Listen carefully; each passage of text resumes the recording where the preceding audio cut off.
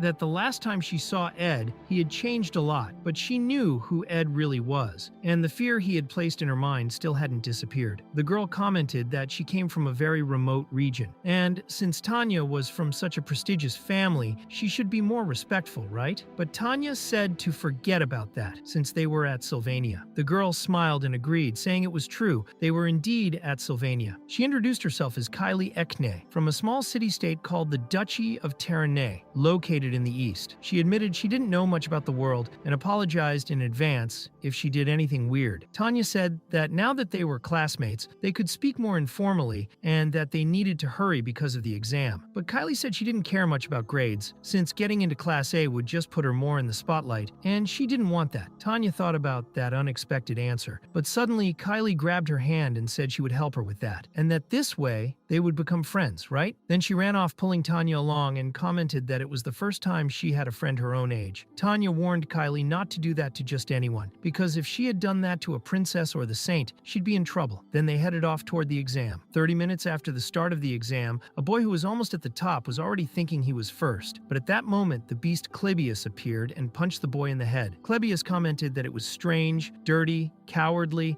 and not worthy of a senior, but Ed said it was still tolerable, wasn't it? And when they asked about him, Ed replied that it wasn't going to be just him. A large explosion occurs in the forest, and Ed explains that Clebius and Anis will be blocking the top of the mountain, protecting the freshmen so they don't reach the altar. Anis thinks that, since it was all her fault, she will do her best. The senior Onyx, a master of flight magic, will be responsible for security, and informs Cleo that she will need to write a report on the change in the exam's content. Cleo says yes, unless she ends up falling asleep again. The professor begins preparing the report. Onyx is in charge of security, Clebius in the south, Anis in the north, and she asks about Ed. He replies that he will stay right there, protecting the altar directly. Cleo comments that she can barely feel his mana and asks if he's okay. Ed says he has a plan and that he's fine. While everything was chaotic, with Onyx rescuing students to keep them from dying, Ed was holding a purple illusion disc. He managed to fix it a little, but it's still cracked and might not work properly. Completely repairing it is nearly impossible. Besides that, Ed still hasn't recovered all of his magic. The magic stone used in this exam, as is typical of the academy, is of extremely high value. He places the stone on the exchange altar and thinks that even if it takes time, by using the altar, he can steadily recharge his mana. Mug appears and speaks to him, but Ed doesn't understand much since he's still out of mana. Even so, he says it's good to see him again. He thinks the others will hold the line long enough and that he has enough magic stones for that. His objective is simple: don't let anyone pass. Then he summons his spirits, thinking he's ready. Meanwhile, the freshmen were getting completely overwhelmed. Tanya confronts a creature and sees that it was Clebius, who tells her to hurry and end it all. But then he hears a large explosion and wonders if it was Anis's magic. In that brief moment, Tanya runs off with Kylie. At that moment, Anis was facing one of the freshmen. In terms of combat, she's only slightly above the rest of her class, but even so, freshmen have no chance against her. But this particular freshman she let pass because he was on a completely different level. Joseph Whitefelts was Dorothy's brother, but unlike her, who had to work very hard, this boy received the title of researcher from the Magic Association at the youngest recorded age and could freely use intermediate level magic. In short, he was a genius and a strong candidate for the top student of that year. Joseph told Anis not to feel disappointed, that she surely had her own areas of expertise, but Anis replied that he was mistaken. She was frustrated, but not because of that, and told him to just go. After he passed, Anis felt a little upset. She thought she had pretended to be perfect and flawless, but in the end, she caused a big problem and didn't manage to offer any solution. To make matters worse, it was Ed who took charge once again without complaining a single time. He led the conversation constructively, while she was defeated by a freshman and failed to block the north altar. More than frustration over defeat, she was angry at herself because the reliable face of Ed was the first thing that came to her mind when she thought about how to fix the situation. Ed then told Joseph that he was the first visitor. He already knew how it worked. He just had to place the magic stone on the altar. But of course, Ed wasn't going to let that happen so easily. Joseph commented that this system was a bit odd. If he defeated Ed and placed the stone on the altar, who would the next ones face? Ed replied that it wasn't his concern. Joseph agreed, saying Ed probably already had a solution for that too. Ed thought that Joseph wasn't that curious. He was just buying time to analyze the environment. Joseph noticed the purple illusion disc, an improved version of the standard one, and deduced that Ed must be from the magic division. But he didn't feel much mana coming from him, even though he knew Ed had used magic stones. Using a magic stone in the very first battle meant Ed had a very low mana reserve. Joseph was disappointed with the academy and then used his fire spell, a concentrated explosion. He thought it was impossible to dodge or defend against it, but then saw Ed easily evade the attack, concluding that he had combat experience. Ed began preparing a spell, and Joseph noticed it was fire magic, something like combust or ignite. He prepared himself expecting a basic spell, but when Ed cast the magic, Joseph was impressed by the size of the flames. He thought Ed must have enough mana for an intermediate level spell. Even so, Joseph managed to defend with a magical barrier and commented that it was a waste. No matter how strong Ignite was, it wouldn't break through his defense. Joseph reflected that in battles between mages, the outcome often depended on mana reserves. If both spent a similar amount of energy with each spell, he would win, since he had more mana. He also thought Ed probably didn't have much experience in magic combat, and that once he ran out of mana, he wouldn't be able to defend himself anymore. But at that moment, Ed grabbed grabbed Joseph and said that a magic barrier could block spells, but not physical force. Then he kneed him in the face and asked if he really thought he would only be facing mages just because he was one. Joseph staggered back after the attack, asking if Ed had really gone through the flames, but warned that he wouldn't lower his guard. Ed realized the opponent was using intermediate-level ice magic, but kept casting Ignite, a basic spell. Joseph asked if he would keep using the same spell and figured he was probably trying to block his vision with the steam. However, Joseph also mastered other elements and decided to use combustion magic. At that moment, everything was consumed by flames. But Ed had the blessing of flame, a temporary immunity to fire, so he passed through the flames quickly toward Joseph. Even so, Joseph managed to defend himself with physical resistance. Joseph wondered where Ed had gained so much skill. When it came to casting speed, he was much faster, but Ed was clearly superior physically. Ed then left his dagger stuck in the barrier and asked Mug to cause a big explosion. Joseph was then launched into the air by the explosion and tumbled down the mountain. All battered, he thought he couldn't lose focus. He concluded that Ed wasn't faster than him with basic magic. That was spiritualism. It was a spiritual technique Ed used, crossing the combustion with his own body using a blessing, and even hid the spiritualism within the flames. Joseph realized that Ed was using magic, spiritualism, and magical engineering items, so he wondered who the hell that guy really was. Joseph admitted defeat, but threw the crystal at Ed's feet and took the opportunity to cast an ice spear at him. Ed dodged it easily, but Joseph went for a close-range punch. Ed thought a punch from someone who had spent his life studying magic wouldn't cause much damage. Then Joseph was hit by a wind spell, more specifically the Blessing of the Storm, which said that when struck by a melee attack, the target would be launched away. Joseph flew down the mountain like a bullet, destroying everything in his path until he got stuck in a broken tree. He admitted he had lost and collapsed while his crystal shattered. Ed commented that he did well and that it was an admirable decision, almost catching him by surprise. Joseph, collapsed and about to faint, asked what his senior's name was.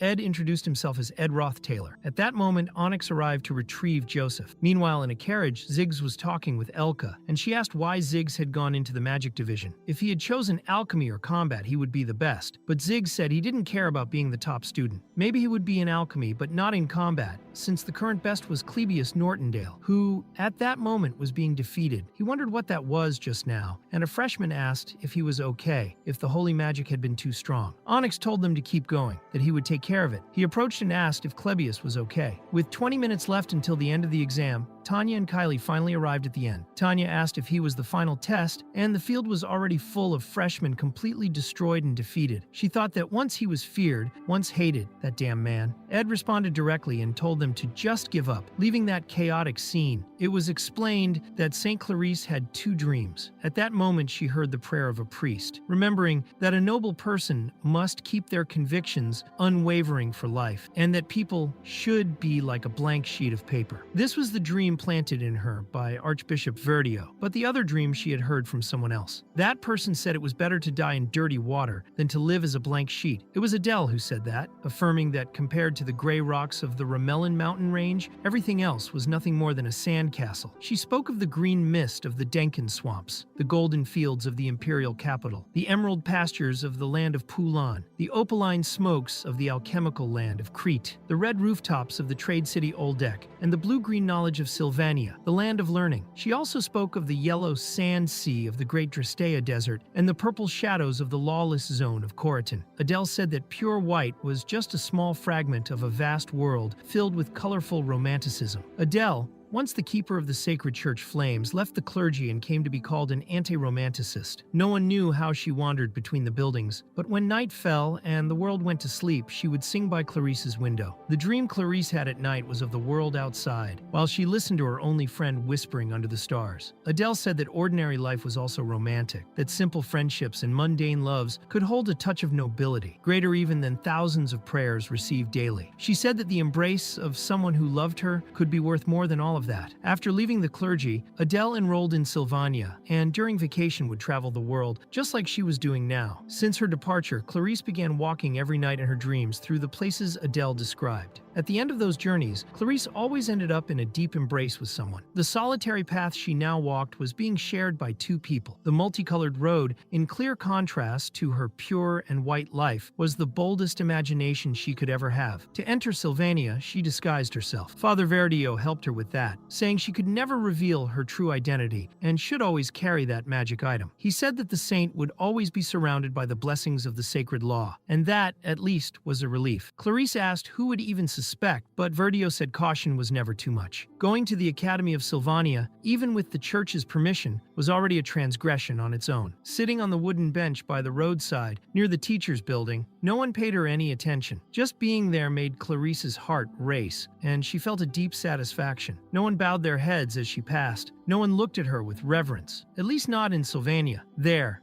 not a single person treated her differently. She was treated as an equal. Who would think she was a saint? No one, except one person. It was then that she saw Ed telling them to just give up. Tanya asked if their final test was her brother, and Clarice thought that meant he was also a Rothtailor. Ed asked if the two of them couldn't just go back, but if they insisted, then they should come, and he summoned the power of Marilda. Of course, that power was far beyond the two of them. Tanya thought that even students who had dedicated their lives to spirit training couldn't do that. She thought Ed had already surpassed graduate level. Even active spiritualists who could control 6 intermediate spirits were considered veterans. But at that moment, Ed was with a high-level spirit. Clarice said she would give up, saying they needed to be rational, and warned Tanya that this was too much already. Tanya thought it was true, it was a high-level spirit, but she remembered the time she gave up in front of Ed in the past. If she gave up now, it would be just like that time. So she told Kylie she wouldn't give up. She said that with great status and prestige also came responsibility, and the burden it carried. Tanya remembered clearly what Ed was like 2 years ago, someone who could barely cast basic spells, and now he was summoning a high-level spirit. She thought it had to be a trick. All she had to do was knock out the summoner, and it would be over. But with a simple breath, Marilda sent the two of them flying. Tanya thought that wasn't supposed to be happening, wondering how it was possible, and if he really had an advanced spirit. The two were thrown far away, and Clarice questioned whether that man was really Tanya's brother. Kylie had always had a fantasy about nobles, imagining impeccable appearances, warm smiles, elegant manners. But upon hearing that Ed, who seemed the complete opposite of all that, was the heir of the Rothtailor family, she became certain he was the misfit of the family. She knew nothing of the world outside sacred purity, but even Clarice, naive as she was, could clearly sense that Tanya held deep resentment toward that misfit. Kylie stood up and told Tanya to follow through with the plan. She said she would act as bait so Tanya could get through. She claimed her body was different, that she could do it, but Tanya said she would end up hurt because of it. Even so, Kylie stepped ahead and asked if he was a horrible person. Besides, she said Tanya was her first friend in Sylvania. Tanya thought that normally she would have dismissed such a ridiculous idea, but on the way to the altar, she saw a veteran charging forward furiously, only to be taken down by a mysterious flash. She wondered if Kylie had some special power, but what surprised her the most was that Kylie, who seemed timid, was charging forward with great courage. Tanya wondered if she had always been like that, but realized she hadn't. She was just crazy. She was serving as bait, and even though she was still afraid, she ran straight toward Ed and Marilda. Marilda didn't take Kylie very seriously at first, until she saw that power, that sacred light. What Kylie used was the blessing of the sacred law, which activates automatically against any hostile being. That actually hurt Marilda, but her breath was so strong that Kylie was blown far away inside her protective bubble. Ed asked if they were done already, but Tanya replied by asking if he really thought she would give up. Then she approached with a wind spell. An explosion aimed directly at Ed's face. He was thrown back for a moment, but it turned out that wasn't actually Ed. It was an illusion created by the illusion disc. By the time Tanya realized it, it was already too late to react. She saw several mana arrows heading her way, and Ed simply told her to stay very still. Tanya thought it was impossible. The person who could barely hold a sword was now using a bow and even creating arrows with mana. Ed said that was just a warning. If he had wanted to hit her, he would have. Tanya, completely terrified, wondered if that was really the Ed Rothtailor she knew. She thought it was just like last time, that no matter how hard she tried, nothing ever changed since childhood. She thought that once again, she had been unable to do anything. But Ed said she must have worked really hard to make it there. But he also had his reasons and couldn't go easy on her just because because they were family. He said that if he did, she would only get angrier. At that moment, he unsummoned Marilda and commented that his sister had been amazing, saying that he himself would have run away in fear. It was just an illusion, but she faced it to the end. Ed said she had surprised him and that he was wearing the brooch she had given him on his tie. He said that she had always been on that side, right? And Tanya thought that something really had changed in her brother. Ed said she should be proud. Of course, Tanya got emotional and began to cry. Ed was confused and wondered if he had said something wrong. Kylie approached and told Ed not to come any closer, warning that if he treated Tanya badly, something bad would happen to him. At that moment, Professor Cleo called out for Ed, saying the exam was over, and asked for help because Clebius had fainted. Kylie asked if the exam was really over, but at that moment she realized her voice was changing. The transformation magic was wearing off. She wondered if she had lost that magical item, the one Verdio had given her. Cleo came closer, asking what was going on, and Clarice thought her true identity would be revealed. But at that moment, Mug picked up the artifact and handed it to Ed, who quickly passed it to Clarice, telling her to be careful and not lose it. Clarice, still confused, took the artifact. Cleo asked Ed why he was so injured, and he replied that it was nothing, he was fine. And so, the freshman allocation exam came to an end. As always, Ed Roth-Taylor put everything in its rightful place on the stage, except for one small flaw, a seemingly insignificant distortion, but one that caused an unexpected impact. And because of that distortion, two ruby eyes like jewels were watching Ed. Clarice thought that Ed had almost used a formal tone with her, as if he knew she was the saint. The professor said Ed was completely exhausted, and that they would let him rest, and the rest of the work would be left to them. She asked if Onyx could help lift Clebius, and Onyx, looking upward, replied that it was fine, but he was puzzled as he thought he had seen something human up above, although he assumed it was just his imagination. Meanwhile, at the altar, Ed was lying down, but Marilda was whispering in his ear. She said that she believed there was a kind of beauty that transcended time and values, and the clearest example of that was the sky. She went on to say that even the most expensive works of art have many interpretations and depend on personal taste, but asked who doesn't think a sunset is beautiful. Ed replied that she was being quite philosophical, and Marilda said that humans, with their lives so short, don't know what it's like to be amazed by every moment. Ed thought that the voice whispering in his ear belonged to a high-level spirit, and, according to Janica, who was probably right, it talked too much. Marilda commented that someone as meticulous and impeccable as Ed, yet so careless with himself, always ended up exhausted and getting hurt all the time. Ed asked what that had to do with anything, and Marilda replied that the point was he needed to fall in love. She called him an idiot and said he needed a kind and cheerful person, someone he would want to be close to, someone strong enough for him to lean on. She said he needed a support person, something he clearly didn't have, and asked Mug if she was right. Mug answered yes, that she was absolutely correct. Ed thought that Marilda didn't have a contract with Janica, they were just friends. And even if Mug and Marilda didn't have a rigid hierarchy like Tarkin's, it still seemed like he was afraid of high-level spirits. Mug said Ed should try what Marilda was suggesting, and Marilda repeated the word try as if she found it curious. Mug said it was nonsense, but quickly corrected himself, saying that actually she was right, and that Ed could do everything she had suggested. Ed then changed the subject and asked if Marilda had noticed whether Janica seemed a little down about something. Marilda asked why he was worried, and Ed replied that it was obvious. Marilda said that if Janica didn't want to tell anyone, she wouldn't gossip about it either, and that she wasn't going to go around spreading it to everyone. But she advised Ed not to worry too much, saying that it would be good for Janica to go through a winter period. Everyone needs difficult experiences to learn and grow. She commented that the world isn't a fairy tale and that Janica would have to wait for spring to come. Then she said she had talked too much for today, that she was draining a lot of his mana by talking non-stop in his ear. Ed commented that her current form also drained a lot of mana. Marilda replied that it was an expensive and in-demand form, but still more efficient. Ed asked if she had other forms, and Marilda asked if he would like a more graceful form, like that of a girl. Ed said to forget it, that he only asked because there was a difference between that small form and her normal-sized form. Marilda then climbed onto his head to scale the tower and asked if he was still a bit slow because of that magic stone. She wanted to know if he really thought he controlled all that magic alone, because a high-level spirit like her wouldn't make a contract with just one person. And then she vanished. Ed concluded that he still didn't have enough mana to maintain a high-level spirit for that long. But if it wasn't his mana sustaining the summoning, then whose was it? Thinking it through, the answer was simple. The other person who had a contract with Marilda besides him was Lucy, who was up at the top of the tower. Ed commented that the place didn't seem very good for a nap, and Lucy replied that she hadn't gone there to sleep, since the cabin was better for that. Ed asked why she was was there then, and Lucy said she didn't like cabins that felt too empty, so she went out for a walk. Ed thought that unfortunately, the exchange altar that walk had led them to mark the end of Act 3. St. Clarice, surrounded by doubt, realized the darkness behind the religious order and began to question them. The apostles of Telos decided to punish her, heading to the island of Archon. Unaware of this hidden truth, many people from the academy followed the archbishop's orders. Princess Fenia's Imperial Guard, the mercenary group from Lortell's guild, the Templar Knights from the Holy City, high-ranking academy staff, and even the Hunter group from the protagonist's generation, along with Director Obel. Within this tangled web, all swords turned toward a single target, a young woman who tried to protect the island of Archon by following her master's final words, Lucy Merrill, the all-powerful prodigy. But no matter what they called her, she didn't voice a single complaint. She was the one who awakened, and after defeating all the major figures on Archon Island and single-handedly eliminating more than half the Hunter troop, her body eventually succumbed to exhaustion. She was defeated by the protagonist Taylor, who had mastered the final technique of the sacred sword. But only after the events was the truth revealed, and everyone came to understand why Lucy had tried to kill the apostles of God. Everyone claimed they didn't know she was a bad person, that there was a story behind it. But even if people say that to someone who lived through it all, late understanding hurts more than the original misunderstanding. However, whether due to her nature or because she believed words wouldn't change anything, Lucy bore the entire burden alone. Of course, he had no intention of stopping Lucy, but he didn't intend to sacrifice her either. He wasn't that cold. Letting things play out this way didn't necessarily mean a completely bad ending, and that was because her grandfather, before dying,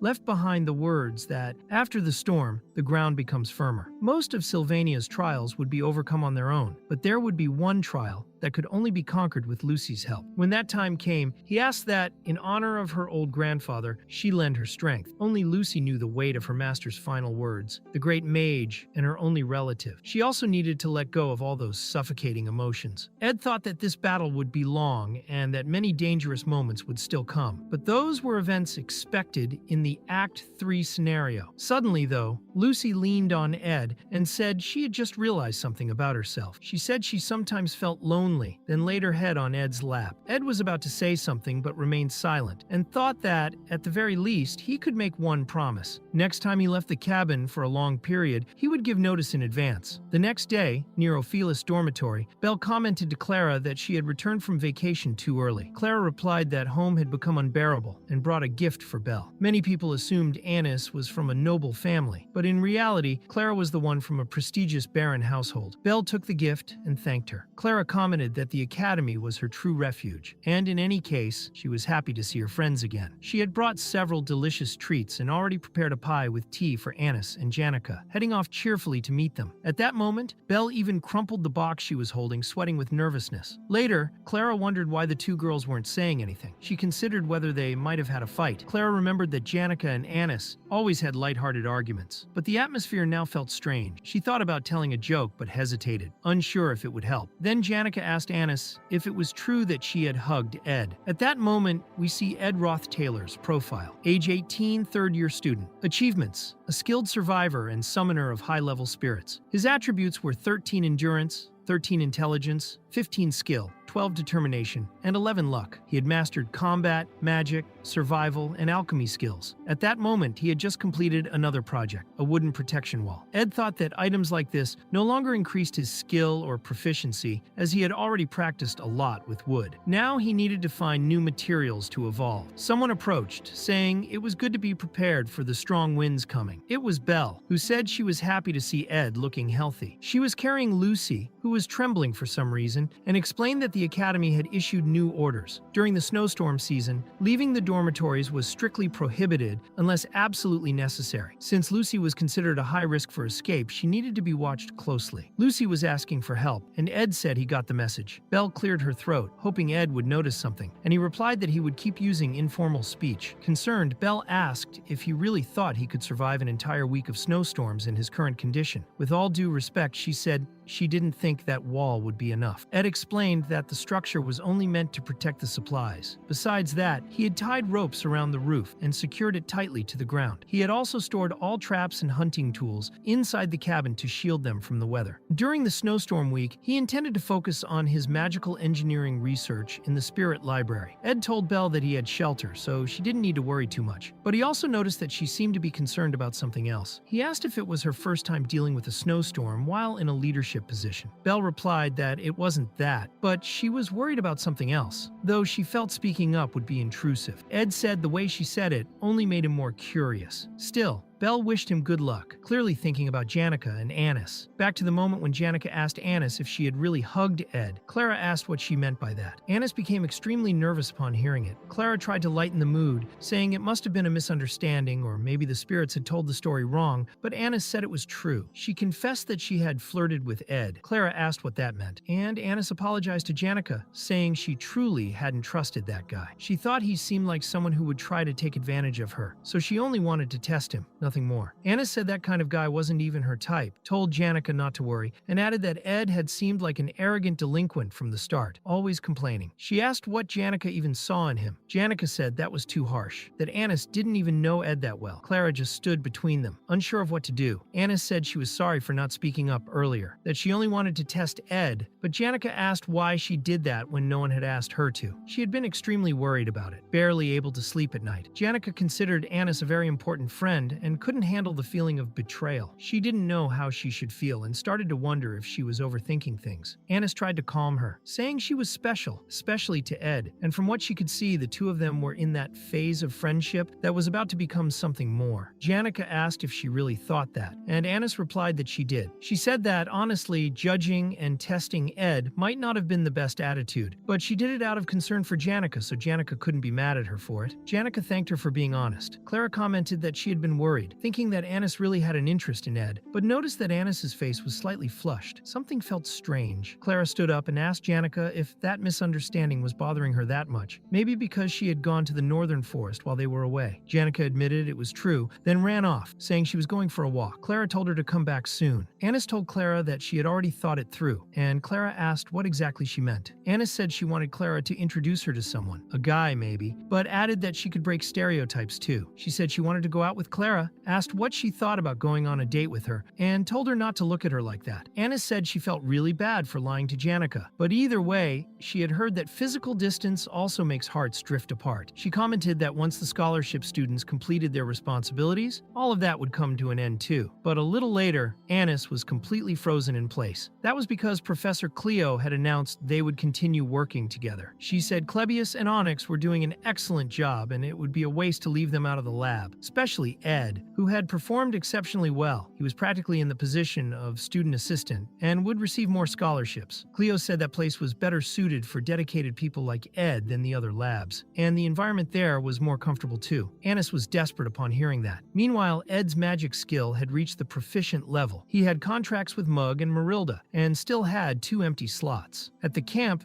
Janica commented that he needed an intermediate spirit. Ed noticed that Janica seemed much more energetic, unlike the last time he had been at the camp, when she had seemed a bit down. Janica asked when that was, and Ed replied that he had already forgotten. He thought that with Janica, he felt more at ease, probably because she was a character who had completely diverged from the original storyline. She was the only person his age who followed her own path. Janica said she knew he had a contract with Marilda, but still found it strange. She said his body wasn't ready yet for a high-level spirit. Ed explained that he had used a few tricks and showed her the golden phoenix ring from Glast. He explained everything the ring could do, and also revealed his future plans. Janica then concluded that if he couldn't use magic at the moment, then making a contract with an intermediate spirit was really impossible. Ed said that once the new semester began, his mana would return. Even so, Janica congratulated him, saying that among spirit summoners, making a first contract with a high-level spirit was like celebrating a second birthday. She also asked if he was really going to stay in the spirit library for the entire snowstorm, saying he was very dedicated. Ed replied that she wasn't far behind either, as she remained the top student student in class. Then Ed remembered that when the snowstorm ended, the student council presidential election would take place. Since Janica was the best student, many people would be paying attention to her. Janica replied that everyone had been telling her that, but she really didn't know, since she was trying to maintain a neutral stance about it. Ed thought that in the original storyline, Janica wasn't very prominent as the top student, and due to her personality, she respected all candidates equally. Janica then remembered something and asked if Ed's sister was also running. Ed confirmed, saying that she was far more ambitious than she looked. Janica asked if he was close to his sister, and Ed replied that since he was exiled, it wasn't something he could say proudly, but they were still family. Like it or not, he would have to deal with her for the rest of his life. He said he wanted to get along with his sister, that he didn't love her deeply, but he cared about her. Janica asked if he liked her that much, then maybe it was just a normal sibling fight. Then she tugged on his sleeve and asked what Tanya liked, saying she wanted to give her a gift or maybe make some food she would enjoy. Ed asked what she had done to Tanya, and Janica replied nothing. But Ed kept staring at her. He thought Janica was terrible at lying, and that it didn't even take 3 seconds for her to confess everything. Ed concluded that, in the end, it wasn't even that big of a deal. Meanwhile, at Ophelia's dormitory, it was announced that the snowstorm would begin early in the morning. Going outside would not be allowed unless there was a very special reason. If students needed anything from outside, they should inform the maids. However, St. Clarice was still thinking about the scene from days ago, which she couldn't get out of her head. The terrifying image of a third-year senior lingered, but what struck her more deeply was a sense of strangeness. It felt so natural that she wondered if she had seen it wrong. It was as if Ed, when handing her that artifact, somehow knew her secret. She wondered if he really did know. She had worked so hard to live a normal school life, and many people had made sacrifices to make it possible, including the priests, to keep her identity hidden. But now her school life seemed close to ending in that way. It was hard for the saint to gather information about Ed. What she heard most was that he lived in a cabin in the northern forest. She thought that once the snowstorm began, she wouldn't be able to leave the pavilion for at least a week. By the time it ended, spring would arrive and the new semester would begin. If that happened, she might lose the chance to resolve everything, whether that meant silencing Ed or through some other means. At that moment, she opened the windows. She thought she was scared, but she would face the intense cold, the darkness, and Ed Roth Taylor himself. She remembered what Adele had told her, that if you spent too much time staring at white walls and ceilings, your vision would start to fail. She needed romance. A world full of colors, something she would never understand without experiencing. So the saint jumped out of the dorm window using her magic artifact, and upon landing, she had already transformed into the identity of Kylie. She thought that she couldn't allow the freedom she had gained to be taken from her. To be sure of that, she needed to find Ed Roth Taylor, so she ran toward the forest. Now, in Clebius's mind, he thought his eyes had long been accustomed to the darkness, since his life had always been filled with shadows. The most vivid memory he had was the moment when everyone in the Nortondale family turned their backs on him. Everyone except his brother. That scene in which he stabbed a sword into his brother's heart might have been a curse. His brother's final words never left his mind. Professor Cleo pulled him from his thoughts, asking if he was going to spend all his time in another lab. Clebius replied that it wasn't exactly that. He just honestly thought that the academy assistant work was too much for him. He mentioned that he had caused a lot of trouble last time, but the treatment there had been great, and he liked the place. Clara thought he had taken it badly, or had received an offer from elsewhere, but said he could stay if he wanted. Clebius said he thought he would, and the professor told him to continue like that. He thought it over and replied that it sounded good. Meanwhile, Ed Roth Taylor, who wasn't born with any physical talent, had pushed his body to the limit through training. The vacation period, during which he focused on his training, was nearly over. Up to that point, he had reached level 23 in spiritual infusion and level 4 in magical engineering, levels that could already be considered specialties. With a little more training, those two skills could be used at their maximum potential. So his final goal for the coming week was to focus on that, studying in the spirit library. Ed asked Ziggs for help and gave him a bit of money so he could use magic to clean up the debris. But in addition to that, it seemed that Ziggs had also organized the books that were scattered around. He had arranged everything with great care, categorizing by theme and title. Ed didn't even know he had done that. Ziggs probably had Elka's help, and the two had fun calling it training. Even so, Ed felt very indebted to them both. Now, however, it was time to begin reading reading all the crafting methods. Studying everything at once would be inefficient, so it was important to choose one path and focus on it. Ed's current goals were to create the Glast's Eye, an artifact that temporarily increases proficiency in all perception-related skills, and the Delheimer Hourglass, which restores the body to the state it was in a few seconds earlier, removing all damage and wounds. Ed wanted to create at least one legendary-level artifact. He had a wind amplifier, a noise generator, a greenhouse crystal, and a magic orb. With these materials, he was practicing intensely to improve his magical engineering skill. Once he became fully familiar with it, he could craft even higher rarity items. He thought that the materials were ready. All that was missing were the tools. But when he reached into his bag, he realized he had forgotten all of them at the cabin. Returning to the surface, Ed kept blaming himself for that terrible mistake while forcing his body to keep working. Meanwhile, Clarice was also in the forest, thinking that if she spent too much time looking only at white walls and ceilings, her eyesight would get worse. She needed something new, like a romance or a world full of colors, but at that moment, everything was white because of the snow. Then she finally saw a river and remembered that they had said the cabin was near one. According to the map, that was the lower part of the river, so she just needed to follow it upstream. She thought it was all starting to feel like a real adventure. Although Clarice only learned sacred magic later on, she was now more skilled than many mages. What truly set her apart was her innate ability to use sacred magic, especially the blessing that automatically activated intermediate or higher level spells whenever any hostile entity tried to harm her, reflecting the damage back to the enemy. Because of that, it didn't matter if it was a wild animal or a human attacker. Clarice never got hurt. Even so, she was very afraid of Ed. As the former heir of the Rothtaylor family, it was possible that he had received the clergy's blessing from Telos, which would nullify her protection. Sacred magic doesn't work against those who share the same faith. Of course, it would be unthinkable for a blessed devotee to raise a blade against a saint, but at that moment, she wasn't a saint. She was just Kylie. Kylie then entered the cabin, but when she opened the door forcefully, she knocked over a bucket full of blood. The moment she saw the spilled liquid, she was horrified. When she looked up and saw the body of a dead boar hanging, she became even more terrified. Everywhere she looked, there was blood. She began to feel like she was trapped in a nightmare. That's when she heard footsteps approaching from outside the cabin. Ed opened the door and looked around,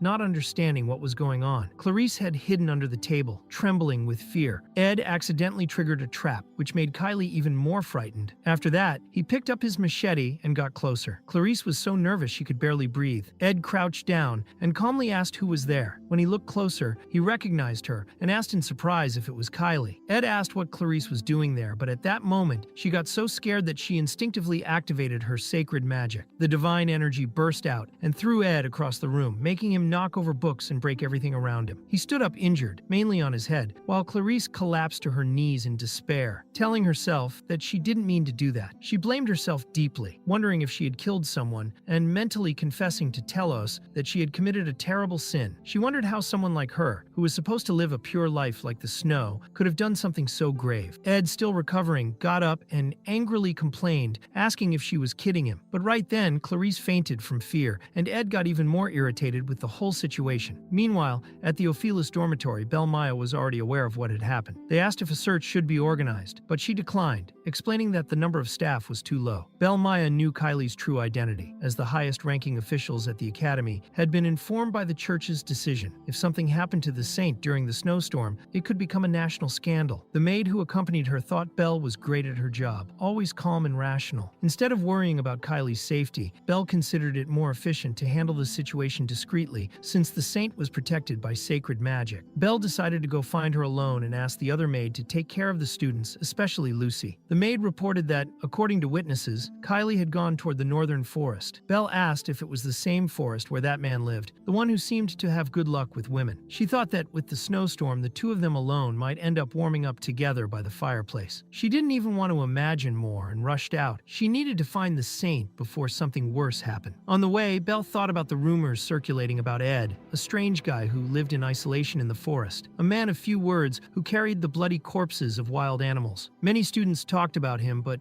Belle knew the truth. The only real danger was people falling in love with him. Despite his cold appearance, Ed was attentive, did his work properly, and even though he was surrounded by girls interested in him, he remained focused. Deep down, he was a reliable guy. Still, just thinking about how relationships could get complicated gave Belle a headache. She imagined that Ed probably didn't know about Kylie's secret identity. When she entered the cabin, she found Ed bandaging himself. He greeted her, and she asked what was going on. After hearing the whole explanation, Belle understood the situation, but reminded him that if they didn't return soon, the snowstorm would get worse. Ed agreed, saying it really wasn't good for the housekeeper to be away from the pavilion for so long. He figured the reason Clarice was there was suspicion, even though he had done everything possible not to give any reason for that. He apologized for his rude behavior and said that the saint. At that moment, they asked if he had known the truth from the beginning. Ed explained that he was also a baptized follower of the Church of Telos, and that when he noticed her illusion magic fading, he immediately understood who she was. He asked her to let go of the chair and explained that since the beginning of the year, his plan had not changed. He didn't want to get involved with the main plot characters, but if he left things as they were, Clarice might end up doing something reckless. So it was better that she knew he was aware of her secret identity. Ed said it seemed like she was feeling suffocated, living a restricted life, and that was why she had infiltrated the academy, searching for a normal life. He said he understood that suffocation, but stepped closer and asked what she thought it meant to live freely in a forest. He wanted to know how she imagined his life was out there. Clarice then understood that it wasn't freedom, it was survival. She remembered Adele and thought that everything in life has two sides, even freedom. If Adele represented the light side of freedom, Ed represented its dark side. Ed apologized for his disrespectful attitude, even in front of someone as respected as the saint. He felt that maybe she had no one to tell her that harsh reality, so he recommended that she return now before it was too late. Then he thanked Belle for coming all the way there, but she replied that she was just doing her job. Clarice would return to the Ophelis Pavilion, where she would have a warm place and soup to heat up, far from the snowstorm. Meanwhile, Ed would stay in that cabin, surrounded by the smell of blood and the weight of reality on his shoulders. Clarice thought it was truly sad when the dream of idealized freedom fades, but felt that, at the very least, fleeing the holy city and coming to Sylvania had been the right choice, because there she found someone truly worthy of respect. Belle noticed that Clarice was blushing and wondered if she had also fallen into Ed's trap, thinking maybe she too had fallen in love. And so, spring arrived. Meanwhile, at the Laplace Bakery, Ed commented that the tea was great and said it was hard to get a reservation at that place. But Lortell replied that she wasn't there to eat, but to talk business. She explained that she could easily get a table there. The bakery's chef said she could feel free to ask for anything she wanted. Lortell commented that having such exclusive power was amusing, and Ed, observing the chef's expression, concluded that she was the only one enjoying that privilege. Lortell countered by saying that she didn't usually torment others without a reason, but admitted that it was fun. She then explained that the snowstorm caused several problems with supply deliveries to Arkan Island. The Laplace Bakery had made a huge order of unnecessary items before that, and when the delivery date arrived, they canceled everything, which was basically a fake order. Since ingredients became scarce, the situation was somewhat understandable, but monopolizing products intended for other clients was outrageous. She mentioned that business ethics still mattered. The chef begged her to ask the merchants to stop doing that to him, but Lortell said it was already resolved, just a finalized contract. Since she had class in the afternoon, she asked if she could go along with Ed, but he said the mood there was a bit heavy. Later, as they approached the faculty building, Lortell said she hadn't meant to be so harsh, but the storm had cut off the central warehouse supply, and the funds in circulation were stretched thin. Even with many assets, it was time to tighten the belt. Ed was surprised to see that even she was facing financial difficulties, but Lortell explained that managing money was her strength, and as long as she didn't increase unnecessary expenses, everything would be fine. That was when Lortell noticed that Ed was going to class without bringing any books. He explained that he would stop by the library to borrow some during his morning walk. Lortell asked if he didn't have his own books, and commented that the academy should provide that material since the costs for a student were quite high. She was almost reaching into her own purse to help and asked how much the books cost, but Ed thanked her for the gesture and said it wasn't necessary. Changing the subject, Lortell brought up the election for student council president. Ed noticed she didn't seem very very enthusiastic about running, and she confirmed it, saying she preferred to focus on commerce. However,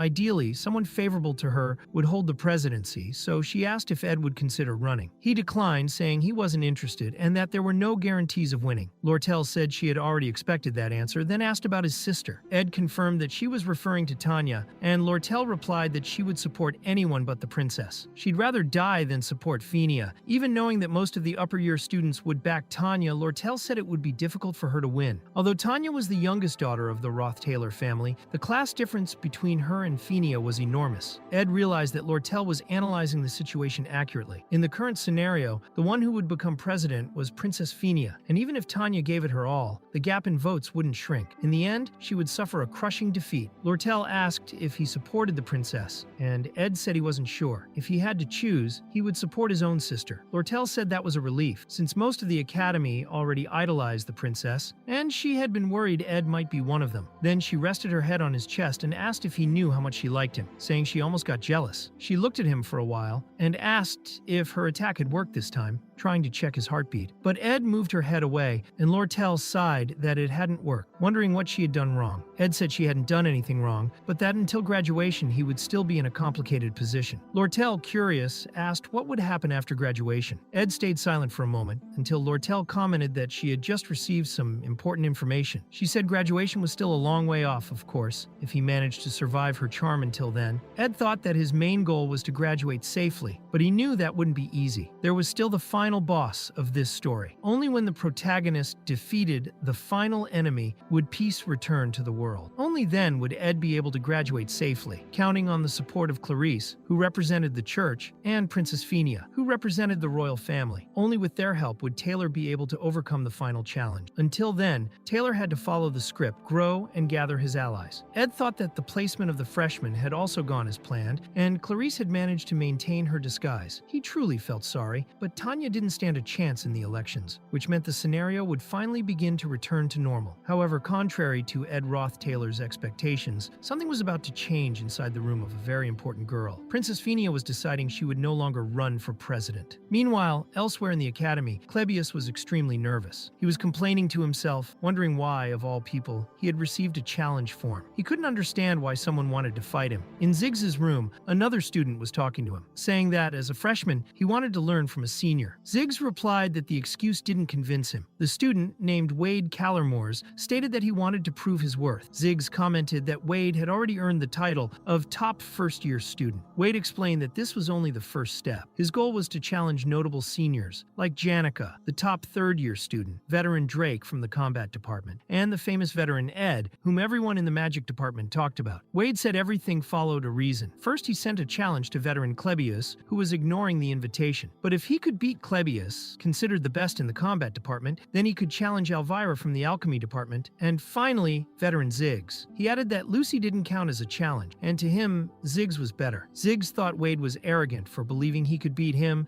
then Janica, and even Ed. Ziggs explained that in Sylvania, one had to learn that being wrong was part of life. Wade said he knew defeating Ziggs wouldn't be easy, but the senior meant something else. He said Wade wouldn't even come close to Janica, Ed, or himself, and that this journey would end at Clebius. He said the boy needed a little more sense. Later on, Ziggs met up with Ed and thanked him sincerely for organizing the entire mess in the library. Then Ziggs explained everything to Ed, who asked if it was Wade, the freshman who ranked first in the first year. Ziggs confirmed and explained that Wade had been challenging all the promising upperclassmen and seemed to be interested in Ed as well. Ed then recalled that Wade Callermore's hunt for upperclassmen was an arc that happened in episode 3, chapters 3 through 5. It was explained that Wade was the son of the Northern Border Commander and was born with a natural talent for swordsmanship. With his overwhelming skill, he secured the title of top first-year student, but he was unsatisfied with that title and began challenging seniors one by one, defeating several well-known figures at the academy. He even managed to beat Ziggs himself, though it was a close victory. Still, it was a win. However, Wade's journey came to an end when he faced Taylor. Ziggs mentioned that there would be a freshman welcome event that night and asked if Ed wanted to go check out the kid's face. Ed declined, saying he already had a commitment, but thanked Ziggs for the heads up. Continuing his morning walk, Ed thought that although Ziggs didn't seem like someone who cared about those things, seeing the lively atmosphere of the academy brought a bit of energy even to him. Ed felt that the fresh air at the start of the semester made every step feel lighter. But Jay suddenly remembered something he had forgotten to mention. He had found out that Princess Fenia had been feeling down about something, but whenever someone mentioned Ed around her, it was clear that she paid close attention. Any mention of Ed's name, and she immediately focused, which made it clear she was more interested than she let on. Later, Lucy thought that the intense cold was already a thing of the past. A butterfly landed right on her nose, and startled, she tried to wave it off while lying on the roof of the cabin, telling it repeatedly to go away. At that moment, Janica commented that Ed's magical sensitivity had really improved, and that now, with his contract with Marilda, he could probably control an intermediate-level spirit with no problem. She said no one would believe how much he had improved in just 1 year, and Ed thought it was the perfect moment to call her Master Janica. He found her pretty cute like that, but since she considered herself dignified, he decided to play along and said all of it was thanks to his master. Janica explained that normally, to make a contract with an intermediate spirit, you had to travel across mountains and valleys until you found one that matched your wave resonance. Just having enough mana wasn't enough. You had to find a spirit that truly resonated with your mana flow. But Ed replied that with Marilda, that hadn't been a problem. Even so, Janica warned him that he had a natural affinity for fire and wind elements, so if he wanted more variety, he shouldn't keep choosing the same ones. Ed thought that made sense. Making a contract with a spirit of the same element he already mastered made control easier, but also limited his adaptability to other situations. He thought that, just like Janica, who could control all elements, he should also try to diversify as much as possible. Still, he knew it wouldn't be easy to find another spirit. Janica explained that this was why spiritualists usually saw their intermediate spirit as a lifelong partner. In the book The Failed Swordsman of Sylvania, there was even an illustration of the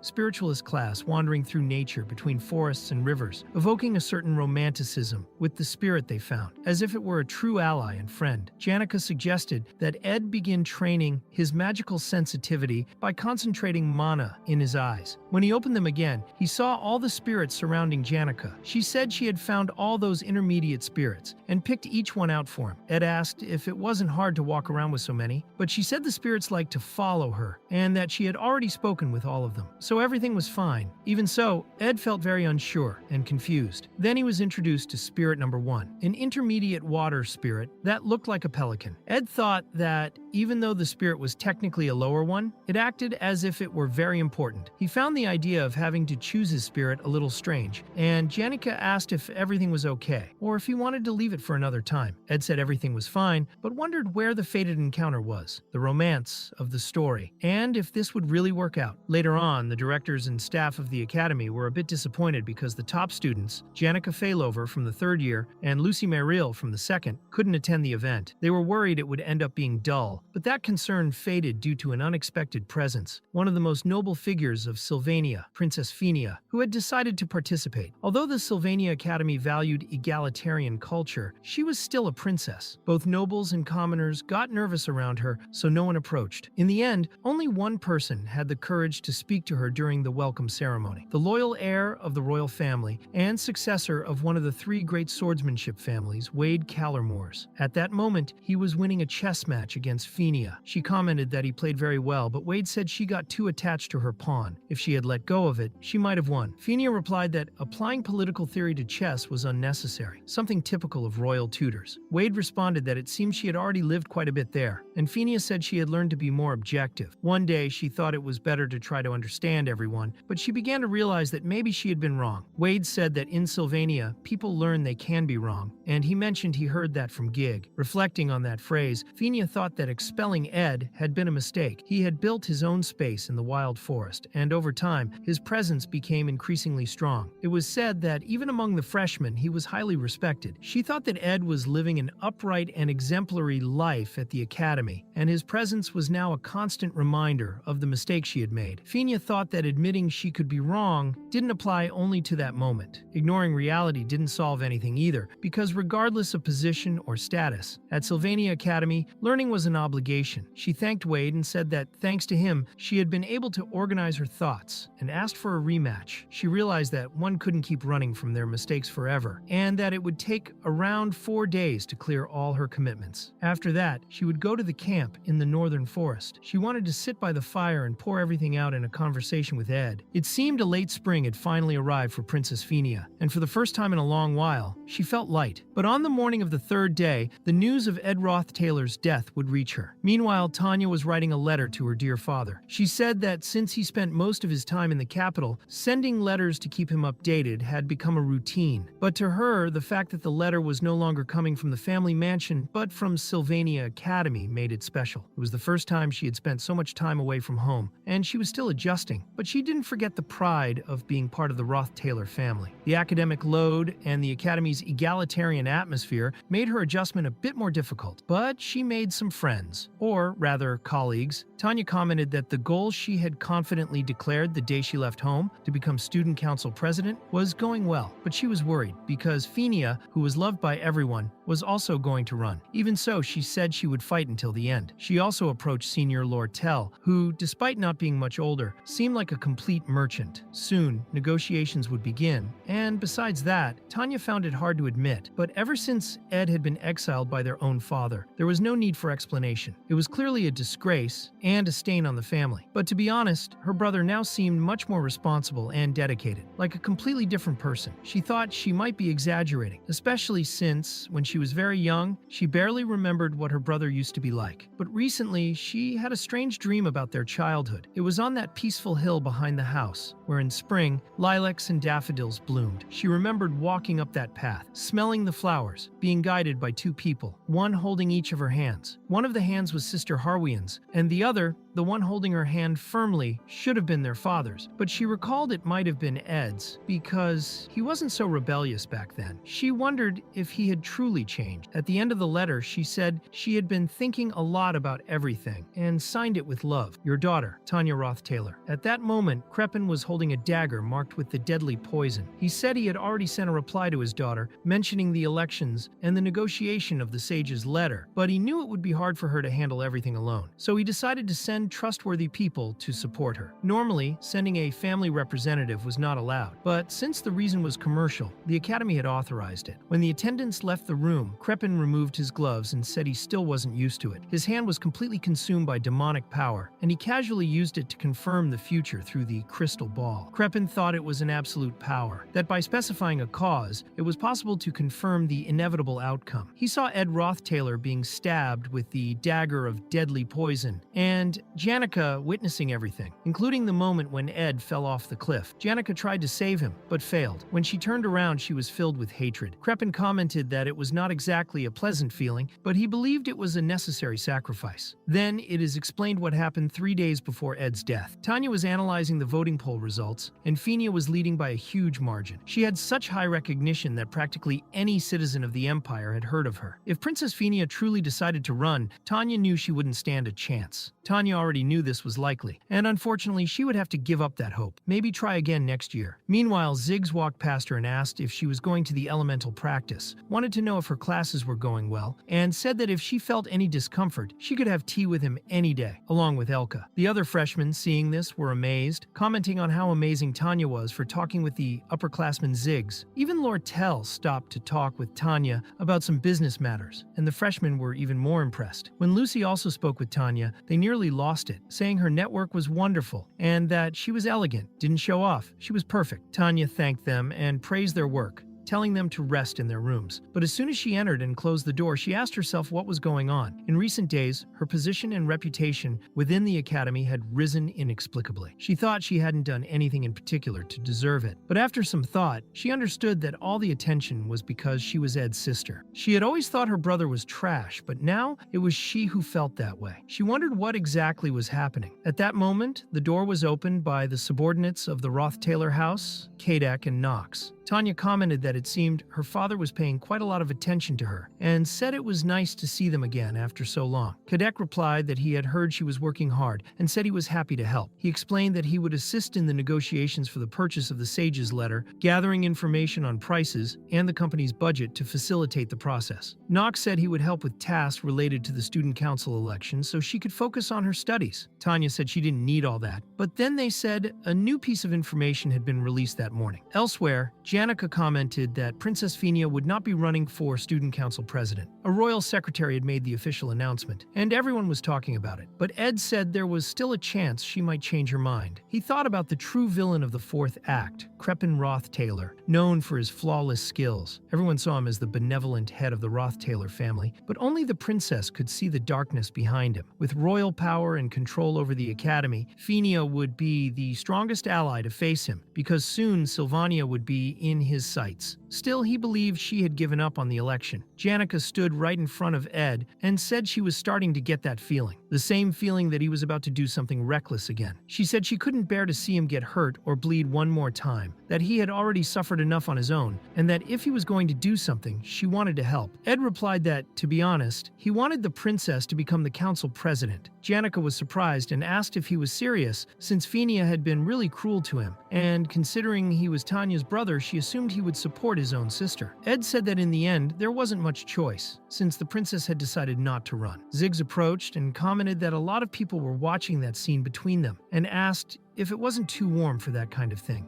at that hour. He apologized for interrupting the moment, but said he might understand Fenia's reasoning. Janica asked what he meant by too warm, and Ziggs explained that the princess was like a lone alpha wolf, who because of poor decisions led her group to their deaths. Even with an arrow pointed at her, that kind of wolf would never react. In Ziggs' eyes, that's what Fenia was going through. It seemed she had lost confidence and could no longer take action. He said he would leave the two of them alone for now, and mentioned that spring rain would begin tomorrow, so they should be prepared. Ed thought that Ziggs' animal instincts were far superior to human senses, and that his intuition was extremely reliable. But in the worst-case scenario, Princess Fenia might have completely lost her animosity toward the Roth-Taylor family, and Ed wondered what he would do if that were true. Janica commented that if it rained, it would be a good setting to train with the water spirit, especially near the sea. She said that the next day they would try to control the spirit at the cliff's edge. Ed, who had been worried before, smiled and thanked Janica, thinking that for now, he would only do what was within his reach. Meanwhile, Lucy was outside, sniffing the wind and wondering if it would really rain. But then she sensed something, quickly came down from the cabin and stared at the forest as if someone were approaching. But it was just Ed, so she lay back down to nap again. Ed thought that spring had finally arrived, but with the constant rain, it was hard to go outdoors, and the non-stop falling droplets left Lucy in a slightly melancholic mood. Still, he thought that if it was going to rain anyway, it would be better for the storm to pass quickly. He approached the cliff and said that the place was good enough, and Mug replied that it was his first time visiting it. Indeed, the cliffs were vast, a desolate and rarely visited area, but perfect for training the water spirit. Mug praised Ed's choice, saying that the intermediate water spirit, Licia, was an excellent choice. However, Ed soon noticed people approaching and asked Mug to stay quiet. These men said it was an honor to see young Master Ed because in Phase 3 of the final battle against Crepin in Act 4, the two who appeared, Kadek and Nox, were the officials who represented the shadows of the Roth-Taylor family.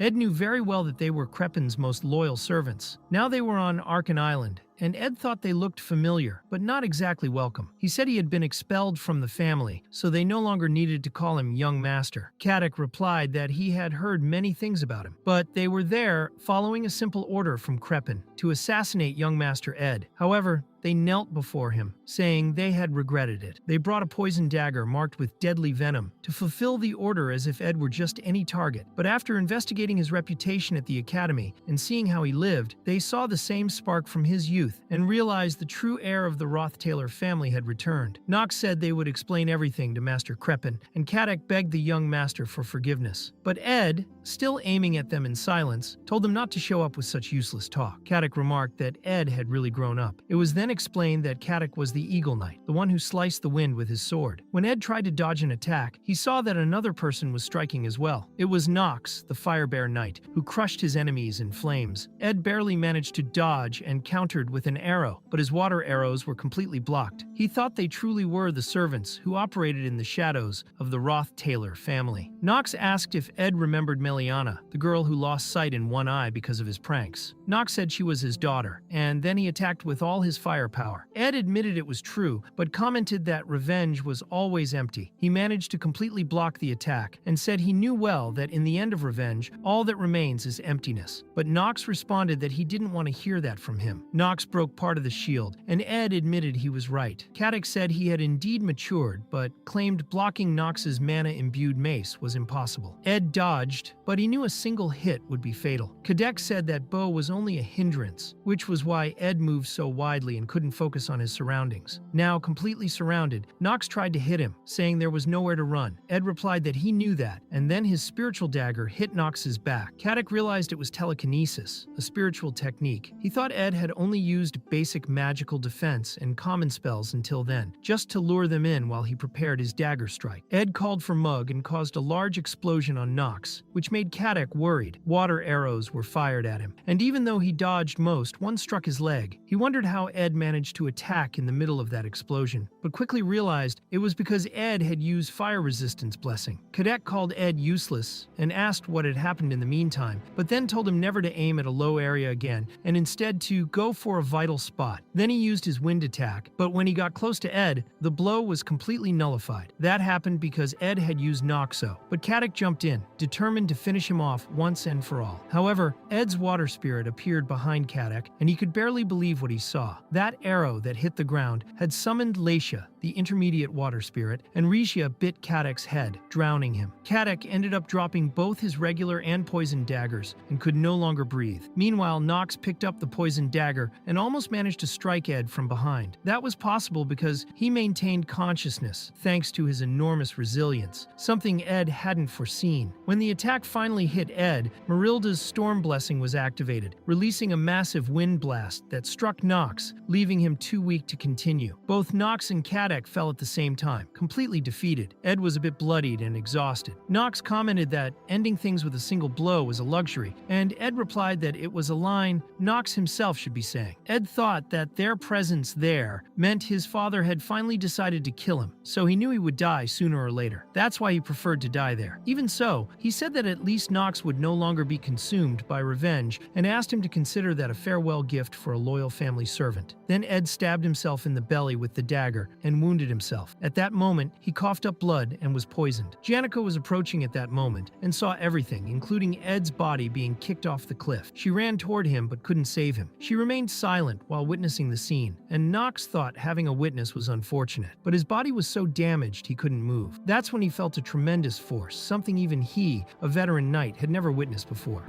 A being superior to high-level spirits emerged there, a unique creature of each natural element. It was the summoning ritual of a supreme spirit, and the only one capable of controlling it was Janica. She asked Nox if he had any idea what he had just done. A colossal magic circle appeared in the sky. Few could understand its true meaning. Janica, a genius being who had already demonstrated her mastery in spirit summoning by calling upon the dark spirit Glaskin, was now achieving something even greater. The scene, melancholic and engulfed in fury, rose as the price of an absolute sacrifice, burning like a scorching sun that turned the land to ashes. The creature's tail was so immense it surpassed the size of entire cities. According to legends, its fury had reduced the Apos mountain range to mere grains of dust. That was the ruler of absolute fire spirit, Theorphis. Even partially summoned, Theorphis was already enough to destroy that entire forest. It was unnecessary to understand the magic circle, to realize that, in the face of such monstrous power, all that existed was pure and inevitable death. Nox was terrified to the point of being burned by that scorching sun. However, something saved him. A wind spirit appeared, and it was Marilda herself who told him to escape from there as fast as possible and tell the whole world what had happened. Janica asked what Marilda was doing screaming and told her to get out of the way. She tried to push her but realized she couldn't. Marilda replied that it was because Janica wasn't the one who summoned her. Meanwhile, in the sea below the cliff, Ed raised his arm. He remembered when Lortell had asked about his research in magical engineering. Ed replied that it was going well. Everything he had done so far was training, but when he finally tried to create something, it was a great success. That happened because he had acquired a legendary artifact, the Delheim Hourglass. As it was single-use, it was completely destroyed. Ed emerged from the water coughing and spitting, thinking that thanks to the hourglass, his body had recovered from the injuries caused by the fall and the curse. However, time had only been reversed for a few seconds, so when the salty water entered his wounds, the pain was still intense. Ed thought that the situation had been a bit unexpected, but he summoned Marilda to solve it, even without knowing if it would work. After having used the Delheim Hourglass, an item that shouldn't even exist until the third act, Ed hadn't expected to be pushed so far, but at least he survived. He reflected that Crepin Rothtailor, with his cause and effect magic, made everything extremely complicated. Even if Ed defeated Caddock and Nox, Crepin would still come after him until he found a future where Ed would die. That's why he had to die in quotation marks. Ed still didn't know the true reason behind the attack, but as long as Crepin believed he had truly died, things would settle down for a while. After all, it was hard to remain on Arkan Island without a valid justification. At the moment, they were using the pretext of helping Tanya with business matters, but as soon as the negotiations ended, they would have to leave. Ed thought that, in short, if he could stay dead until the end of the election and the conclusion of the deals, he would survive. He even thought the phrase sounded good, but the problem was that he could barely stand. That's when Tarkin appeared, climbing down the cliff. Ed commented that he was so sore he had almost accepted his death, but was glad to see her. Janica, however, threw herself on him with a strong hug, knocking him to the ground and leaving him speechless. He apologized to her, saying it seemed to be a habit of his to keep worrying her, and hugged her back. Later, inside a nearby cave, Janica concluded that if Ed disappeared until the end of the election, that really would be the best option. She said he didn't need to worry because she would give him all the support he needed. Ed thanked her but asked her to move away a bit because his body still hurt a lot. She apologized, saying she thought her warmth would help, but then got flustered and told him to forget it. Ed commented that the rain hadn't let up and he still had many things to handle up there. Meanwhile, back at the cabin, Lucy thought that if someone asked what she was doing, she would say nothing, as always. But in truth, she was waiting. The main difference was that this time, she didn't feel bored, but comforted. She could see Ed coming out of the forest, going to the fire pit to check if everything was okay. Then he would use his foot to adjust the wooden base, go to the clothesline to hang the soaked clothes, and upon seeing the tools left outside, gather them and store them in the shed. Lucy thought that, in the end, his routine was quite busy. No matter what happened, he always came back. To end the day, Ed would light the lamp, sit at the table, and start reading his magic books. Lucy would lie on the couch or the floor, and eventually fall asleep to the sound of the rain, the crackling fireplace, and occasionally the sound of pages turning. She sensed a faint smell of magic, perhaps even blood, but she was drifting off. She remembered Ed thanking her for taking care of the house, so she thought she was fine, that she would get up. That was when she came across Caddock and Nox, who introduced themselves as servants of the Rothtailor family. They said they were badly injured and had been attacked by wild animals. Lucy replied she would help, but only if they told the truth. Then she asked exactly what they had done. Later, someone examined the dagger that had been found. It bore the mark of deadly poison. She wondered why such an artifact was there, and stated that if the dagger had been used on someone, that person had certainly died. Considering the height of the fall, it was unlikely they would find the body. She then wanted to confirm the facts. She said she understood the following. Student Janica had gone to the location to train with Ed, but when she arrived, she found him impaled by the dagger and falling off the cliff. Janica confirmed that was exactly what had happened. The investigator commented that it must have been horrible and asked if she knew who the culprits were. Janica said yes, that it had been the Rothtailor family vassals, Nox and Caddock. The investigator replied that he understood. He said that as soon as the sun rose, he would notify the authorities, but then he noticed someone approaching. It was Lucy, who teleported in quickly. Janica asked what Lucy was doing there and told her to calm down. She said the two would return and explain exactly what had happened, but Lucy replied that she had already captured the assassins, Nox and Caddock. At that moment, she grabbed Ed's bow and concentrated a large amount of power. In an instant, she vanished in a beam of energy, and Janica said she needed to go after her immediately. She said she couldn't explain, but had to find her before things got worse. Meanwhile, Caddock and Nox were imprisoned and being tortured. Lucy earlier had asked if they, being vassals of the Rothtailor family, were at the academy under the pretense of helping. She wanted to know what they had really done. Nox replied that they weren't suspects, that they were legally there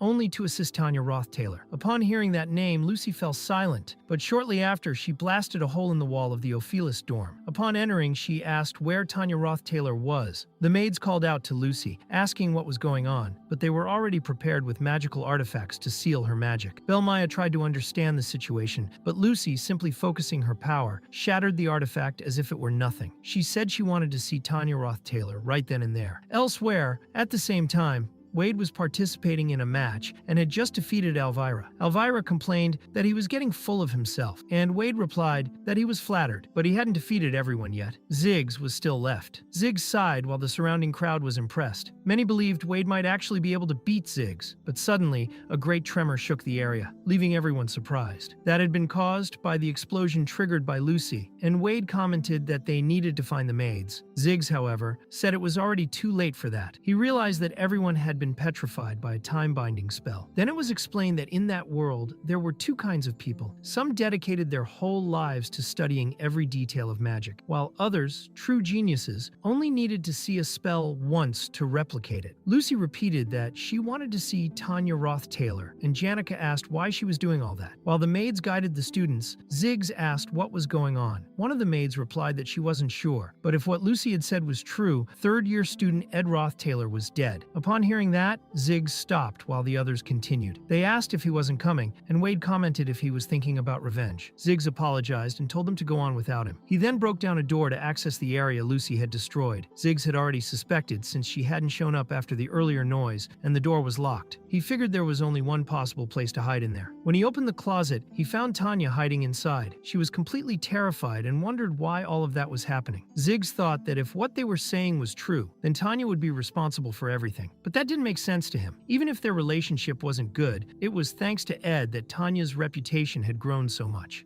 The idea that she would send someone to kill her own brother made no sense at all. Ziggs said he would ask only once and asked her to tell the truth. Was it she who ordered Ed to be killed? Tanya, terrified, answered no, swearing that she hadn't done it. Ziggs couldn't be sure whether she was telling the truth, but he knew that if things continued like that, Tanya would end up dead. Just imagining the possibility that Ed had died made him feel devastated. There were still many things he couldn't understand. Even so, Ziggs told Tanya that when all of this was over, he wanted to hear the full truth from her. But for now, he would hide her and told her that if she left, she would die, so she had to stay hidden. Ziggs didn't want to see Tanya dead, nor Lucy being blamed. He said to Lucy that he would do everything possible to stop her, but Wade asked if he still hadn't understood. At that point, their only option was to follow Lucy's orders. Even so, Ziggs decided to try to protect Tanya and said he wouldn't hand her over. Wade, seeing Tanya's terrified state, said that decision made no sense, but if Ziggs was really going through with it, then he would stop him and deliver Tanya to Lucy. Meanwhile, Lucy was using Ed's bow to fire multiple flaming arrows at the dorm, completely destroying the exterior. Suddenly, someone who had been petrified fell right on top of Klebius, and it was Dorothy, who had been caught in the time-binding spell. Klebius, shocked, wondered how someone of her level had been defeated, saying it was a nightmare. Then he saw Lucy's power above him and, upon catching her gaze, ran off screaming in panic, saying he only wanted peace, but always ended up in those situations. In the middle of his escape, he tripped and fell face first into the mud, getting a mouthful of dirt. Lying there, he thought it was normal, that there wasn't a single person in the world who wouldn't be scared by something like that. At that moment, someone approached and asked why Klebius was like that. It was Elvira, whom he thought was still in the middle of a fight. Elvira explained that she had gone to get materials because she had used everything in the previous battle. She also said that besides the #1 students, no one could hold Lucy off for long. Considering the situation, in the best-case scenario, they would need to hold on for about 30 minutes until the supervisors arrived. Klebius agreed that the situation was complicated, but said he didn't even have the strength in his legs to stand. Since he couldn't fight, he decided to go to the teacher's department to inform them of what was happening. Elvira said goodbye and headed toward Lucy, and Klebius was left feeling awful, calling himself a coward and trash. Meanwhile, at the base of the cliff, Janica warned that the situation was serious, with everyone heading there, including Marilda. She explained that Lucy was completely out of control. When asked where she was going, Janica said it looked like she was heading to the Ophelis Pavilion to find Tanya. Ed, fully bandaged, stood up and said it looked like he would have to resolve everything again. At that moment, Lucy remembered something her grandfather once said, asking if it didn't hurt to fall in the rain. He said it did hurt, but that she should never forget that feeling. Over time, things like that, like being bedridden from pain or injury, would become rare when she met people who had dedicated their lives to things she considered as simple as breathing. Lucy then blocked all the powers that had been fired at her and asked if no one was really going to come get her. Since no one answered, she said it was fine. It would probably take a while, so she would go to Tanya herself. Glast commented that Lucy would become an incomparable existence, a mage of extreme power. Lucy then used temporal imprisonment on everyone around her, and after petrifying them, walked down in search of Tanya. Glast added that one day she would even forget the pain she was feeling, but Lucy replied that he was a liar. At that moment, she stepped on a trap that caused a large explosion. Even so, she blocked everything effortlessly. The one who had said it was Elvira, who was surprised because it was a type of magic she had never seen before. She also noticed that Lucy's casting time was incredibly fast. Lucy then simply hurled Elvira against the wall, making her cough up blood. Elvira understood in that moment why that was happening. Lucy wasn't casting magic like others. She was directly manipulating her own magical power, which was pure and powerful. Elvira explained that mages with affinity to mana could cast spells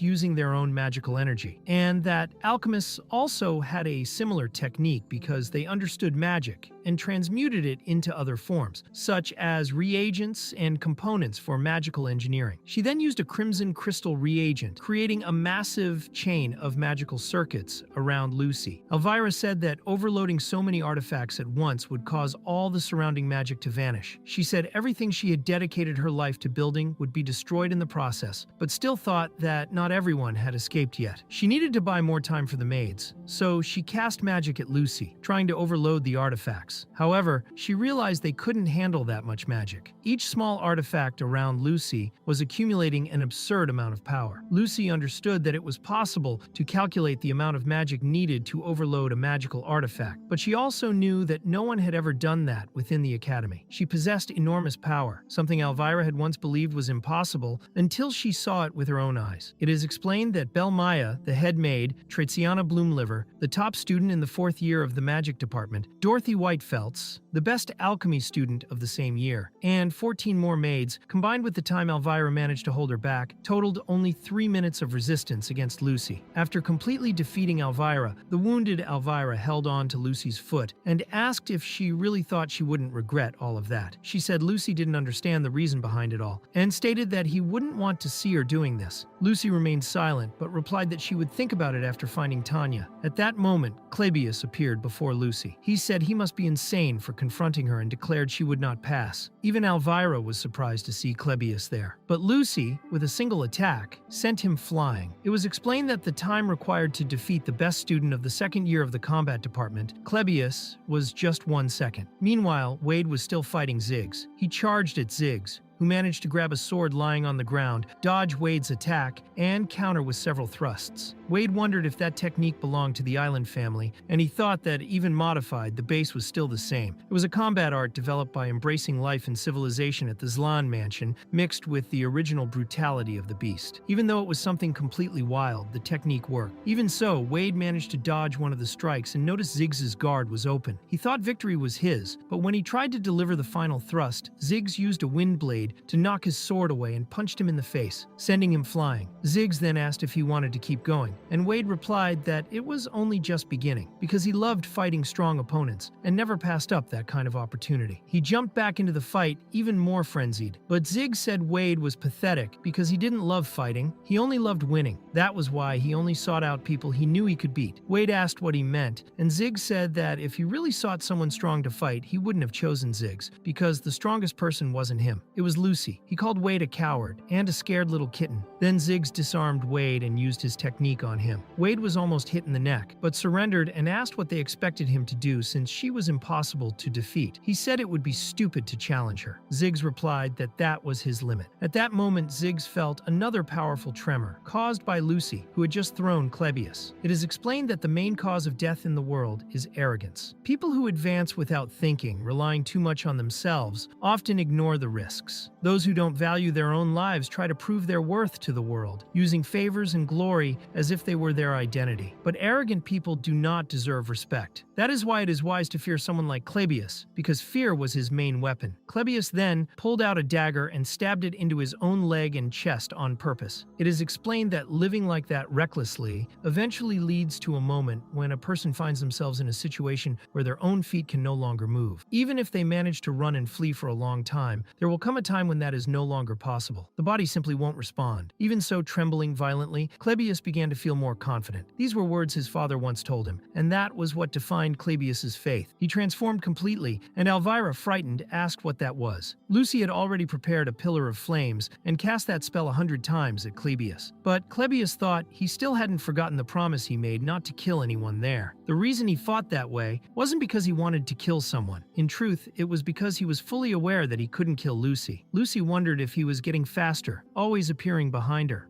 When Clebius struck her, the storm blessing activated and threw him away, but he still managed to stay on his feet. Clebius felt his wounds piling up, one over another, and amidst the coagulated blood, even more blood began to pour out. Lucy thought that, considering how much blood he had already lost, he should have passed out. Even so, the more injured he became, the more his magical power increased. Lucy was blocking the countless attacks Clebius unleashed against her. She began to understand the reason. He was using a cursed sword, a well-known taboo of the Nortendale family, the forbidden technique of the blood sword. Clebius even managed to crack Lucy's barrier with his attack. He was extremely motivated. Lucy then used her spectral magic again and fired several lightning bolts at him, but was even more shocked to see that Clebius didn't feel anything and broke her barrier once more. As a last resort, she created another barrier, this time using repulsion magic, and hit Clebius directly in the chest, sending him flying into the dormitory. At that moment, he looked much more wounded and calmer. It is explained that the blood sword technique consists of using one's own blood as the primary source of magical power. This technique is the taboo of taboos. Clebius remembered his childhood, when everyone said he was a monster who had claimed yet another victim in the family. This technique was forbidden to be taught or passed on, but Clebius's brother consoled him, saying that he was not a monster. In the present, Clebius slowly opened his eyes. It is explained that he was the one who mastered that technique on his own, becoming known as the Sword Demon, Clebius Nortendale. He thought his brother had been right, but there was one thing he couldn't deny. Clebius would never be able to defeat Lucy. She was the true monster in that fight, and it was at that moment that Lucy used heaven's punishment. Meanwhile, in the dormitory, Ziggs was trying to escape, until someone said that was the right way. It was Lortell, leaning against the door, saying that if they passed through the door at the end of the hallway, they would be free. Ziggs asked why Lortell was there, and she said she imagined most of the paths had already been blocked. Tanya had only made it that far because of Ziggs, hadn't she? Ziggs asked if Lortell knew anything about Ed, and she said maybe. He asked what she would have done to Tanya if he hadn't been there, and Lortell replied that she would have dismembered the girl. Ziggs asked if she wasn't being hasty, and Lortell agreed, saying it was true that before that she should have tortured Tanya first. Tanya tried to defend herself, saying she hadn't done anything, but Lortell just told her not to worry and told them to go through the door quickly, saying she would never beat Ziggs in direct combat. Ziggs was unsure, wondering if she was really letting them go just because she knew she couldn't beat him. He thought his now paralyzed body recognized that feeling well. That was something common in Sylvania. One must never make Lortell an enemy, because from the moment she shows hostility, no one knows what she is capable of. Ziggs kept wondering what he should do now. Meanwhile, outside, Elvira was crying, begging Clebius to stop. He had already been struck by extremely high-level magic countless times. Clebius was completely injured, but still conscious. Once again, he remembered his brother telling him not to think too much about it, that he had done nothing wrong. The ones who were wrong were those who challenged the world based solely on their own merit. His brother told him to raise his head and take a look, because that was not a curse. The image he showed Clebius was that of a true hero, someone who charged forward without hesitation toward an army large enough to cover an entire mountain. And it was only thanks to that man, Belkis Nortendale, that their family still existed. With this ability, Clebius might one day become someone like him. Clebius thought that might have been a mistake, but even so, he charged at Lucy again. He knew their family harbored the demon of the sword. No matter how much they tried to act like normal people, the moment they lost themselves, everything around them turned to blood. The Nortendales could no longer apply morality. In that state, the red-eyed monster caused carnage with each swing of his sword. Lucy fired another laser toward Clebius, but he dodged by jumping over her. When he was about to strike, he was hit by a divine punishment. Lucy was shocked because Clebius's blade had stopped right next to her neck. Clebius thought that with that kind of power, he could never become a hero. He remembered the moment when he killed his own brother, who thanked him with his last words, saying that being killed by him allowed forgiveness, because he would never hold a grudge. He asked Clebius not to feel guilty.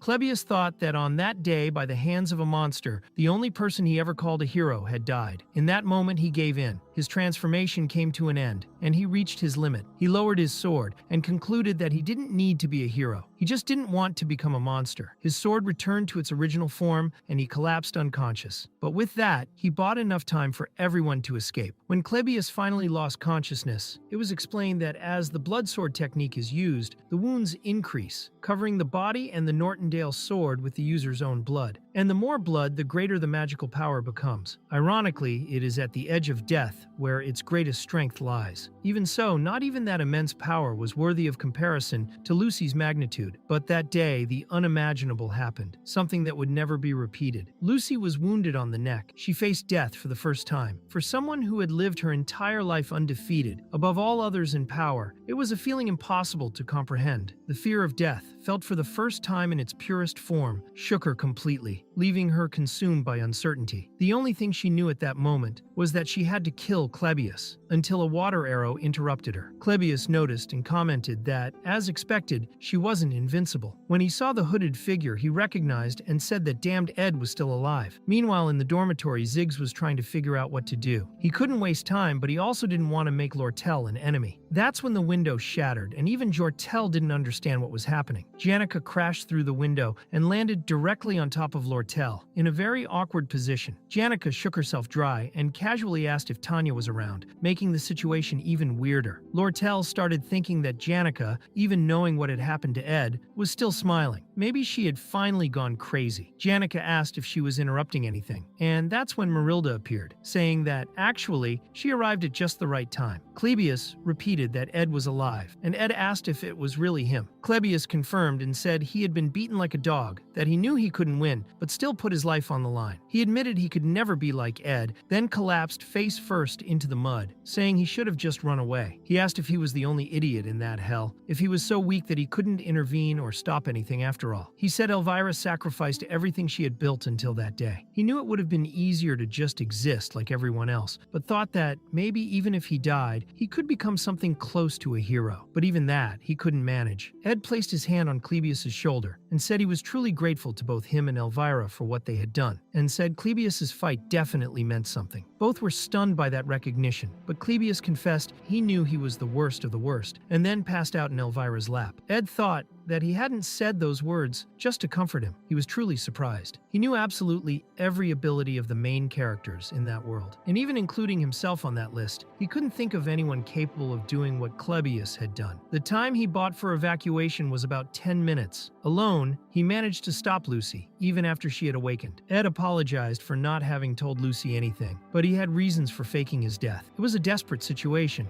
and he saw no other way out. At that moment, Lucy let her hat fall and ran toward Ed, hugging him. She said she thought he had died, and Ed reassured her, saying he was alive, right there with her. They stayed embraced in the rain for a while. Meanwhile, Ziggs's dormitory could take pride in never having felt fear since he began living in civilization. But faced with that sight, even he felt a fear he had never known before. Ziggs thought that maybe Ed's death had driven them insane somehow, but Janica said she had something important to tell about Ed. Even so, Ziggs completely ignored it and cast a wind spell against the wall, catching Tanya's attention and telling her to go that way. He began guiding her toward the professor's department to ask for help, saying that since she was heir to the Roth-Taylor family, they would surely help her. Ziggs said he would stay behind to hold them off as long as he could. Tanya asked why he was doing that for her, and Ziggs replied that it was because she was Ed's sister. Otherwise, he would never have gone that far. With that, Tanya ran off, and Ziggs prepared for the imminent battle against Janica and Lortell. He knew that, no matter what he said, they wouldn't listen. Even so, he said that just like Janica, he also had someone he loved. Janica was confused and asked what he was talking about. Ziggs said that just imagining a similar situation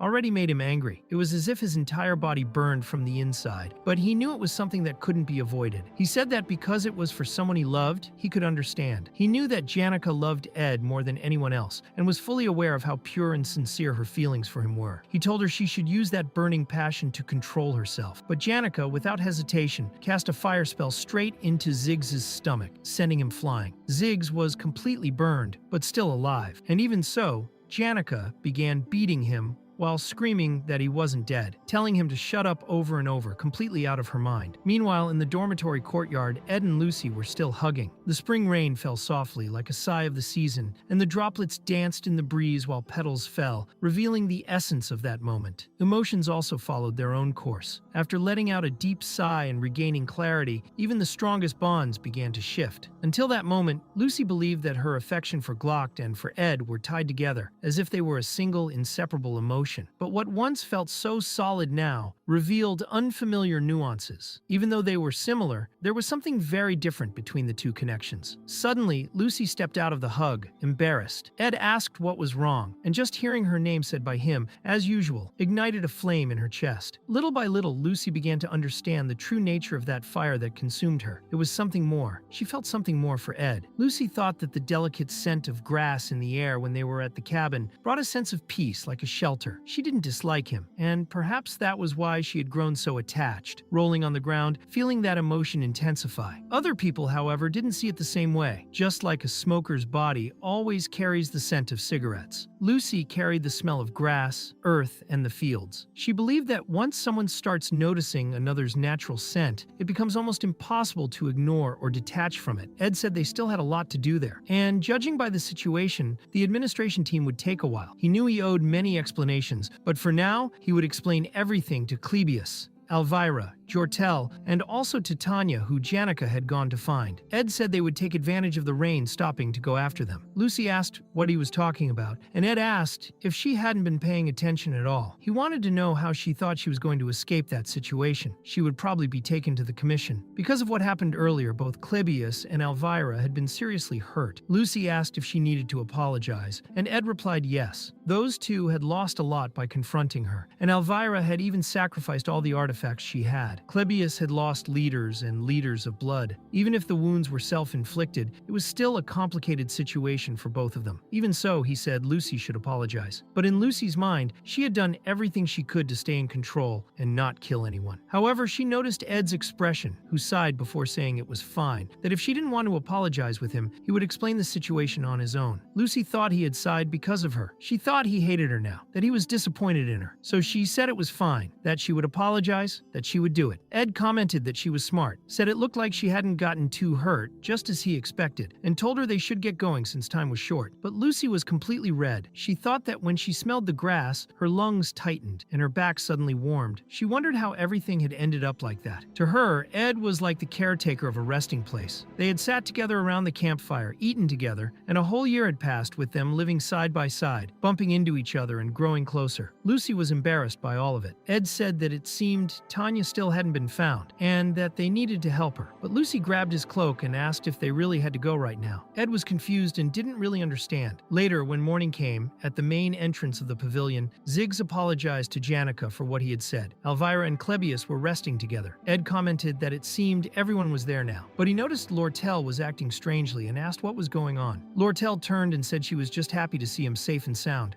Ed thanked her for her concern, but Lortell said that, rationally speaking, it was obvious that wasn't true. Ed wasn't the kind of person who would die so easily. Considering all the magical artifacts he had, it was clear he had used a Delheim hourglass to protect himself. As a merchant, she knew how to recognize that sort of thing. She said she was just confirming the truth. Ziggs responded sarcastically, saying yes, of course, that was exactly it. He said she hadn't shown any real reaction. Despite how serious the situation had been, there was only a small argument, nothing more. Lortell adjusted Ed's clothing and said that of course she had never believed he had died, but seeing him like that was comforting. She admitted that she was a little worried, or rather very worried, and said that now he would have to make it up to her. Then she grabbed him by the collar, but someone interrupted the gesture. It was Lucy who pushed Lortell away. Ed asked what was going on. Lucy just wanted to push Lortell away from him, but when she got close to Ed, she became so embarrassed that the atmosphere turned extremely awkward. Lortell wondered if Lucy was also in love with him. Ed patted Lucy's head and asked what was wrong. He said Lortell was just worried and that she didn't need to act like that. He said he understood why she was so agitated. It was explained that normally Lucy wouldn't care about Lortell's actions, but at that moment, her feminine intuition told her something different. Janica walked up to Lucy and pulled her forcefully, saying that she agreed with her. But Lucy pushed Janica too. The three stood in a silent standoff, vying for Ed's attention. Ziggs observed the scene and understood exactly what was going on. That's when Elvira called out to them, reminding them there wasn't much time. Ed agreed and began explaining the whole plan to those who were present. Lucy finally apologized to Clebius and Elvira, while Ed and Ziggs went out to search for Tanya, who had run off. Before reversing the people who had been turned to stone by the temporal prison, Ed explained everything about the mercenaries from the Rothtailor house. When the two woke up, they didn't realize Ed was alive, because he had already disappeared. Later, Clebius woke up and wondered what was going on. He realized he was completely healed. Then he looked up, saw Elvira, and asked what that was. Elvira responded by asking why all the fuss. Clebius, still confused, asked if this was the afterlife. Clebius had been practically dead, but Elvira told him to relax, since the administration team was on its way, and he would have to tell them how he managed to stop Lucy. Elvira thought that, as an alchemist, discovering something new was always a joy. Lucy apologized and healed Clebius. As for Lortell, she promised to pay a considerable sum of money, as long as Ed kept everything a secret. Even what Ed said at that moment was a surprise. Elvira told Clebius to rest for now. He asked what he was seeing, but then calmed down, sighed, and said he hoped it wouldn't have to be repeated, because in the end, the one who really stopped Lucy was Ed Rothtailor. Clebius confessed he hadn't been able to do anything, but Elvira thought that among so many recent discoveries, that one had been the most important to her. Clebius commented that life was crap, and he already expected Elvira to make fun of him, but she replied no, that this time he was right. She also said that life really was crap. Despite the many words stuck in Elvira's throat, in the end, she just stayed silent. The two of them then raised their heads and looked at the sky for a long time. A sky full of bright stars, stars they had never really noticed until that moment. Meanwhile, Tanya Rothtailor was still in the forest, falling face first into the mud. Even so, she told herself that she had to keep going, that she couldn't stop there. She believed that if she were caught, she would be killed. But unfortunately for her, no one was chasing her anymore. No one believed she was the one who ordered Ed's assassination. But she kept thinking desperately that she needed to run. Ideally, someone would stop her, but there was no one to do it. The next morning, the headmaster announced that the investigation into Ed Rothtailor's death had been concluded. They used a residual visualization spell to reconstruct the scene. Even though they couldn't recreate everything perfectly, Janica's testimony matched what the magic revealed. The vassal stabbed Ed, and he fell off the cliff. The Rothtailor family's vassals, named as the culprits, were imprisoned in a facility beneath the academy, and the punishment would be transferred to the royal palace. Before that, the academy had to report the events accurately. The headmaster said that Ed's death was practically confirmed, and they just needed to organize the details for the royal report. Professor Flubin said everything was already prepared, but the headmaster was still concerned. It was important to bring the matter to a proper conclusion, as the death of a student had a far greater impact than expected. Lucy was completely shocked when she heard about the supposed death of Ed Rothtailor. The professor asked if the students had been evacuated during the night, and the headmaster confirmed, saying that Ed must have been a student with great influence among the others. In the end, Lucy was stopped by a second-year student from the combat department, Clebius Nortondale, and the situation only resolved when Lucy was found in the rose garden. Not even the headmaster knew that boy was so remarkable and said he deserved to be honored. For Lucy's case, they decided to hold a disciplinary hearing, with Vice Director Rachel responsible for overseeing it. They also took statements from the injured students, Clebius and Elvira. The damages included the destruction of the outer wall on the third floor of the dorm where Tanya's room was, the wall across the hallway from the Ophelis Hall entrance, the marble floor of the rose garden, and a gazebo. While not insignificant compared to the hall occupation incident, the damage was far less severe. Rachel thought that if there were at least some sign of remorse from Lucy, it could all end with a light punishment. Other educational institutions, along with the royal family, considered Sylvania the finest academy in existence. That was because it had produced a rare genius mage. For this reason, expelling Lucy was not a viable option. Rachel believed that ideally, it should all be resolved without leaving any disciplinary record. However, Lucy showed no sign of remorse or reflection. The vice director then gave her a long scolding, wrote several pages of reports, and had Lucy sign them. In the end, Lucy's scholarship was revoked, but it didn't change anything since the Glast Scholarship Association paid her tuition in full. Lucy accepted the decision calmly, as she knew deep down it wouldn't bring the major consequences. Even so, she was startled when Belmaya appeared. The woman introduced herself as Belmaya, the head maid in charge of the Ophelis dorm, and said she had a witness. It might have seemed presumptuous on her part, but she wanted them to reconsider Miss Lucy's disciplinary punishment. Bell stated that such a punishment wouldn't truly make Lucy reflect, and suggested the penalty be adjusted. However, Lucy insisted that she wanted to sign, that she wanted to receive the punishment. Even so, Bell picked Lucy up in her arms and explained that sending her back to the Ophelis fearless dorm would not be a punishment, but a reward. So she suggested limiting Lucy's outings for a trial period. The other maids promised to do their best to cooperate. Belle Maya guaranteed that Lucy would be watched 24 hours a day. Rachel accepted the recommendation and decreed 30 days of probation. She thought that, fortunately, there would be no disciplinary record. Lucy, confused, apologized and tried to show remorse, but didn't seem to be truly reflecting. Belle then looked into her eyes and declared that she would prove her ability to keep Lucy from running away again. Rachel confirmed that Lucy would remain under probation for the time being. Meanwhile, down at the bottom of the cliff, Ed commented that, in the end, the punishment had been rather mild. Janica said it was probably because Elvira and Clebius spoke well of Lucy. At that moment, Janica finished preparing the stew and mentioned that she used to cook that meat when she came home. It was her specialty. She also did laundry, taught spiritual lessons, attended school classes, and cooked. She was very stubborn about doing everything by herself. Ed wondered if that was what people meant by someone pure. But his thoughts soon shifted back to the student council election. There were three things that worried him. The first was that Fenia seemed to have completely lost the will to become student council president. The second was the disappearance of Tanya, who was supposed to be the villain opposing the princess. And finally, the two vassals of the Roth-Taylor family, Kadek and Knox, were imprisoned inside the academy. Ed thought he had staged the whole spectacle to make Crepin believe he was dead and stop worrying about him. But everything had spiraled out of control. Kadek and Knox were accused of Ed's murder and imprisoned. Now, he needed to free them somehow to maintain the illusion of his death and make sure Crepin continued to believe he was out of the picture for good. Ed felt that only then could this suffocating, reclusive life come to an end. He still had so much to do. Janica commented that since Ed was the young master of a duke's family, he had already been involved in all kinds of problems after being excommunicated. She, on the other hand, was just a girl from the countryside who didn't really understand Ed's life. That's why she felt like she couldn't comfort him the way she wanted to. Saying anything to cheer him up felt wrong, like she was pretending to understand what he was going through. But Ed told her not to worry so much. Janica had already helped him more than enough. Still, she confessed that she wished he would stop suffering so much, that it hurt to see him going through such hard situations. She admitted she was being greedy. Ed even blushed at her words. The two turned away, and Ed thought that being alone with Janica lately always led to moments of silence. It wasn't an awkward silence, but it made him feel strange. He thanked Janica for always caring so much about him, and she also became quite embarrassed. Even so, they knew the most important thing at the moment was finding Tanya. Janica didn't know where she was or what she was doing, but Ed was clearly worried. He said he knew a place where she might have gone. From the beginning, Ed had been surprised that Tanya wasn't like he remembered. In the game, she was always a strong, fearless, and proud girl. Now, he had seen her strength with his own eyes. Even so, he believed Tanya was fine. She was probably planning her future, with confidence and elegance, as always. However, at that very moment, Tanya was crying heavily beside Fenia. She kept saying she had never ordered anyone to kill her brother. Fenia, in turn, remembered that even before Tanya arrived, she had already heard about the death of Ed Roth-Taylor. To deal with the complicated relationship she had with him, Fenia had canceled several appointments and moved others forward to try to meet with him. But that day ended up being the day of his death. She thought that if she had been faster, maybe it wouldn't have happened. However, her petty pride had stopped her from acting. The goal Fenia had been preparing for, gathering resources since her enrollment, was to become the president of Sylvania's student council. Even though it was a weak power compared to the royal families, it still granted authority within her domain, whether inside the academy or not. She believed she wouldn't end up as a princess, who only relied on her royal status. Becoming council president meant earning her position through her own merit. She believed that, by using her own influence, and not her royal background, she could handle the darkness within the Roth-Taylor family. She was absolutely sure of that, up until the moment she admitted to herself that maybe she was someone who should never have power. It was then that Cleo knocked on the door, and the one who appeared was Tanya, completely dirty and beaten up. Fenia said that, even without knowing exactly what had happened, the Academy's preliminary investigation pointed to a high probability that Ed had been killed by vassals of the Roth-Taylor family. With Ed excommunicated, the only person left on Arkan Island was Tanya herself. Tanya said she understood if they didn't believe her, but she swore she hadn't killed her brother. Fenia then hugged her, saying she knew how much she had suffered, and asked her to tell everything that had happened. Fenia thought she had already made a mistake in the past, but she couldn't afford to make another. She had learned. She decided to believe Tanya and said she would hide her until the situation was resolved. Tanya thanked her deeply, saying she owed the princess, but Fenia Fenia replied no, that it was simply her duty. She reflected on how Tanya was a gentle-tempered girl and felt strange realizing that she had been trying to enter a political battle against someone like her. Right after that, the princess was called to the reception room. Upon entering, she realized that her true opponent was someone else. Lortell was waiting for her, asking how she was and commenting that Ed's death was truly unfortunate, but the Academy's plans needed to move forward. Fenia asked why she had come there. It was explained that in the Academy's current chaotic political situation, the only person capable of analyzing everything clearly was Lortell. She then asked why Fenia was hiding Tanya. 3 hours earlier, Lucy was lying in the Ophelis dormitory,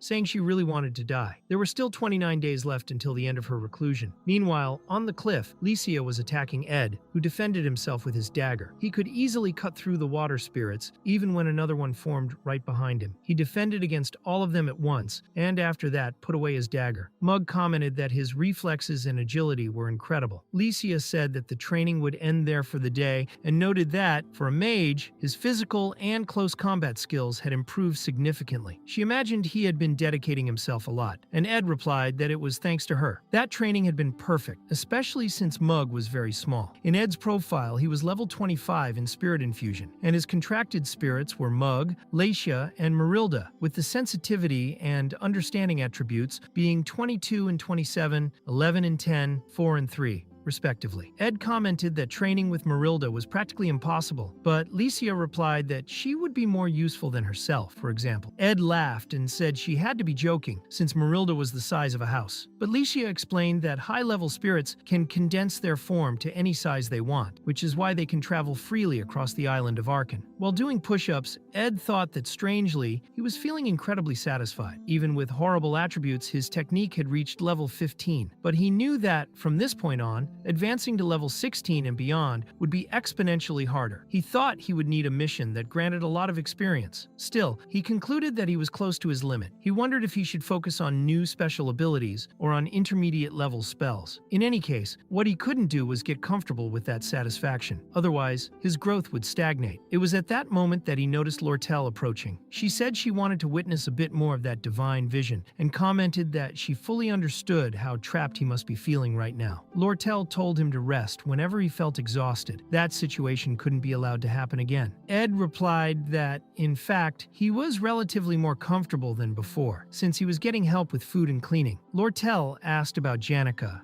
and Ed said yes, most of the time. She then asked if he also had spirits beside him, gave a teasing wink, and commented that they saw everything, grabbing Ed's arm. Mug went into a total meltdown, and Risha silently disapproved of the scene. Ed asked what she was going to do now, and Lortell replied that she would soon visit Princess Fenia, believing it would be a good opportunity to talk about money in relation to the elections. But before that, she wanted to settle their deal. As she had said before, freeing K. Knox wasn't that complicated, but she didn't intend to do it for free, considering she wanted part of the payment up front. Ed asked if it was really up front, and Lortell responded by asking if she could hug him. Ed felt a bit awkward, took a deep breath, and although Lortell was confused by his movement, he gave her a strong hug, pulling her against his chest. Lortell blushed completely, quickly backed away, and placed her hand on his chest, growing even more embarrassed. Ed asked what had happened, and Lortell said that attack and defense were totally different concepts. She said he seemed confused, and so was she, but that was very different from what she had imagined. She then asked why he wasn't wearing a shirt, and said that consent should always be kept in mind. Ed replied that he only did what she asked, and Lortell said she knew that, but still leaned against him again, saying she had also come there because she wanted to hear his answer to what she once asked, that he take her side, even if just once. Ed asked what she was planning to do, and Lortell explained that soon she would have many enemies and wanted him to be by her side, even if the whole school turned against her. Then, during the meeting between Lortell and Fenia, Lortell went straight to the point and said she was there to ask why Fenia had hidden Tanya. She remembered what Ziggs said about Tanya looking for a noble person who could help her, and Lortell thought that since no one at school knew her whereabouts and she had been seen running toward the dormitories, that was the most likely place. Fenia asked why she was looking for Tanya, and Lortell realized that despite the princess's efforts to hide it, her expression was easy to read. She said she still had matters to settle with Tanya, and as the princess knew, she was quite resentful and petty. When she she saw someone more powerful, she pretended to be weak, but when she believed someone was weaker, she treated them cruelly. Fenia replied that the Roth-Taylor family was so powerful that not even the royal family could treat them lightly. And even so, Lortell thought their heiress was weak, asking if that wasn't a rushed judgment. Lortell disagreed, saying she didn't believe all Roth-Taylors were powerful. She stated that considering she herself controlled the economy of the entire island, she didn't see Tanya as someone stronger than her. She explained that if the princess truly decided to help Tanya, the situation would get more complicated. But she had already anticipated that and came prepared. Lortell declared that she would run for student council president, and that if she summoned the princess in the name of the council, Fenia would have to hand over Tanya. However, she admitted that this would only work if she had more power than Fenia, and said that in the princess's current situation, she wouldn't be able to hide Tanya for long. While explaining all this to Tanya herself, Fenia said that the Roth-Taylor family's vassals had been imprisoned, and that Lortell controlled all the routes on the island. Besides that, it also seemed that she was in love with Ed, so even if there was no concrete link between Tanya and the murder, Lortell could consider her guilty. And Fenia admitted that the situation was truly complicated. Tanya thanked the princess for telling her everything, and then Fenia asked if it hadn't been Tanya herself who ordered Ed's death, wanting to know who had done it. Tanya replied that she wasn't the one who gave the order, but admitted that she was the one who caused it all. She said the reason Caddick and Inox came to the academy was under the pretense of helping her, and the one who sent them was Crepin Roth-Taylor. She explained that the reason her own father, someone who had never cared about Ed's existence, made that decision was because she wrote about her brother every day. Crying, Tanya said she was the reason for his death and that, no matter what, she couldn't let this continue. Fenia asked what she planned to do, and Tanya said that in that environment, which was meant for learning, her brother had shown how much a person could change when they fought to survive. That's why the only way she could survive now was by uncovering the truth behind Ed's murder. And to do that, she needed to become the student council president. Fenia said that wouldn't be easy, since Tanya was being accused of killing a member of her own family. But Tanya said that for the sake of everyone who helped her,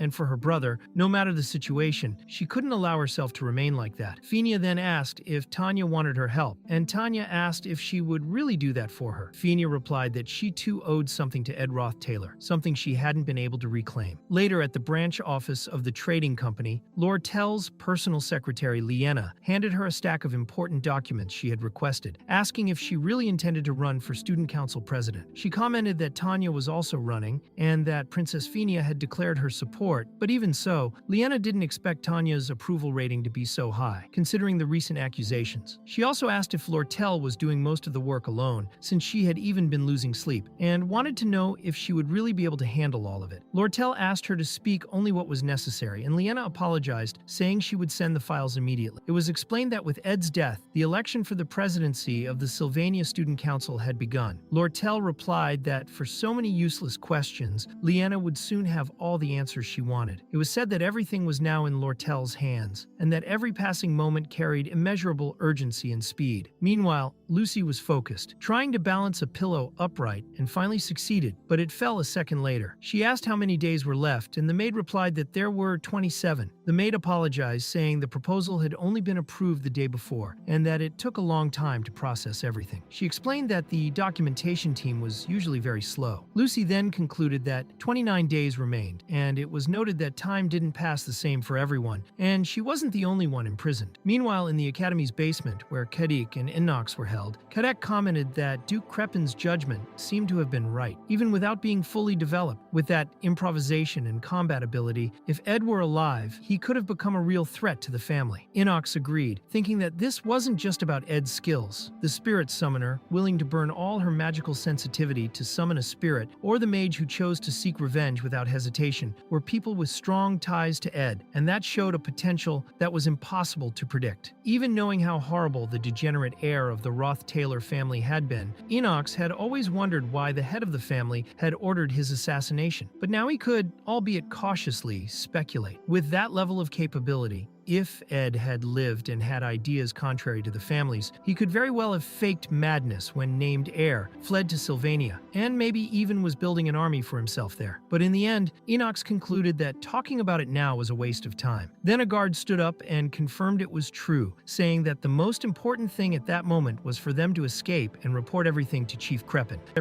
Everyone was stunned by that, but the guard ordered them to be quiet and not to worry, as there were people who would benefit from their escape. He introduced himself as Dune and revealed that he was an agent of the Elte Trading Guild. Meanwhile, Lucy was thinking about Ed and asked Belle Maya how much time was left. Belle immediately replied that there were 24 days and 3 hours remaining. Lucy asked to be killed, but Belle said she couldn't do that. Lucy apologized, simply repeating sorry in silence. Near the dormitory, a girl very different from the other students walked calmly. Everyone was struck by her appearance, the aura she gave off, and her shining hair. When Kylie approached, the girl vanished and commented to herself that she looked like a student, but wasn't wearing the academy uniform. She admitted there was still a lot she didn't know, and said she needed to learn a lot that year. She intended to live every day to the fullest at the academy. However, when she looked at the paper in her hands, she grew discouraged. She had thought that after reclaiming Pavilion Is, she would soon meet Miss Tanya again. But now, Tanya was missing. She was also surprised to read in the academy newspaper that Tanya had entered the student council race and was competing against Lortell. But the most shocking news was Ed's death. The Roth-Taylor family's servants, the same family that disowned him, were among the prime suspects. She thought that the image of that cabin during the winter snowstorm was the perfect representation of how her senior made her reflect on the meaning of freedom. She could still feel as if it had all just happened. Knowing that the first friend she made at the academy, Miss Tanya, was being named as responsible for this murder made everything even harder. Even trusting Tanya, the news that the servants had escaped from prison further damaged student morale. The atmosphere at the academy was gloomy and depressing, especially around Cleo. The headmaster went as far as to say that a significant workload seemed directly tied to the death of student Ed,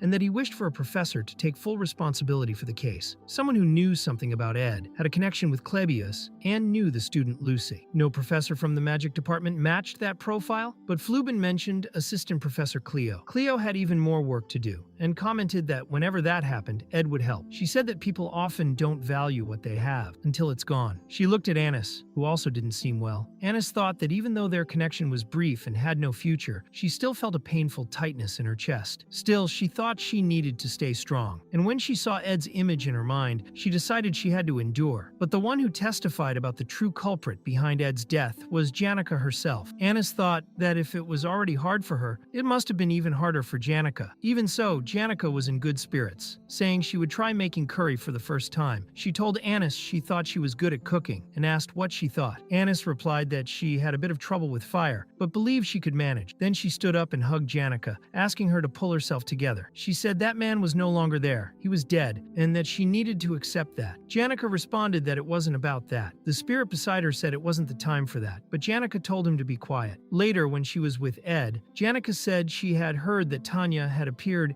again at the academy. She had been hiding with Fenia all that time, but now seemed to have decided to actively cooperate with the investigation to prove her innocence. Princess Fenia made an official statement supporting Tanya, which helped recover part of her popularity. However, the students who supported Lortell gathered in much larger numbers. The registration for candidates hadn't even ended yet, but the atmosphere already seemed completely in favor of Lortell. Janica then asked if Lortell had done anything while she was there. Ed realized that this was going to be a problem. Janica commented that it wasn't her business, but if things continued like that, something bad would happen. Ziggs appeared next and said that Lortell would probably end up becoming the new student council president. He explained that he came because of the promise he made to Ed, but he also saw that Janica was there. He said that personally he didn't mind if Lortell became president, but the escape of Kedek and Knox had further strengthened the accusations against Tanya as if she were responsible for Ed's murder. Ziggs said he had gone to see Fenia and Tanya at the princess's request. Even after their conversation, he realized that Tanya was not doing well. Tanya was,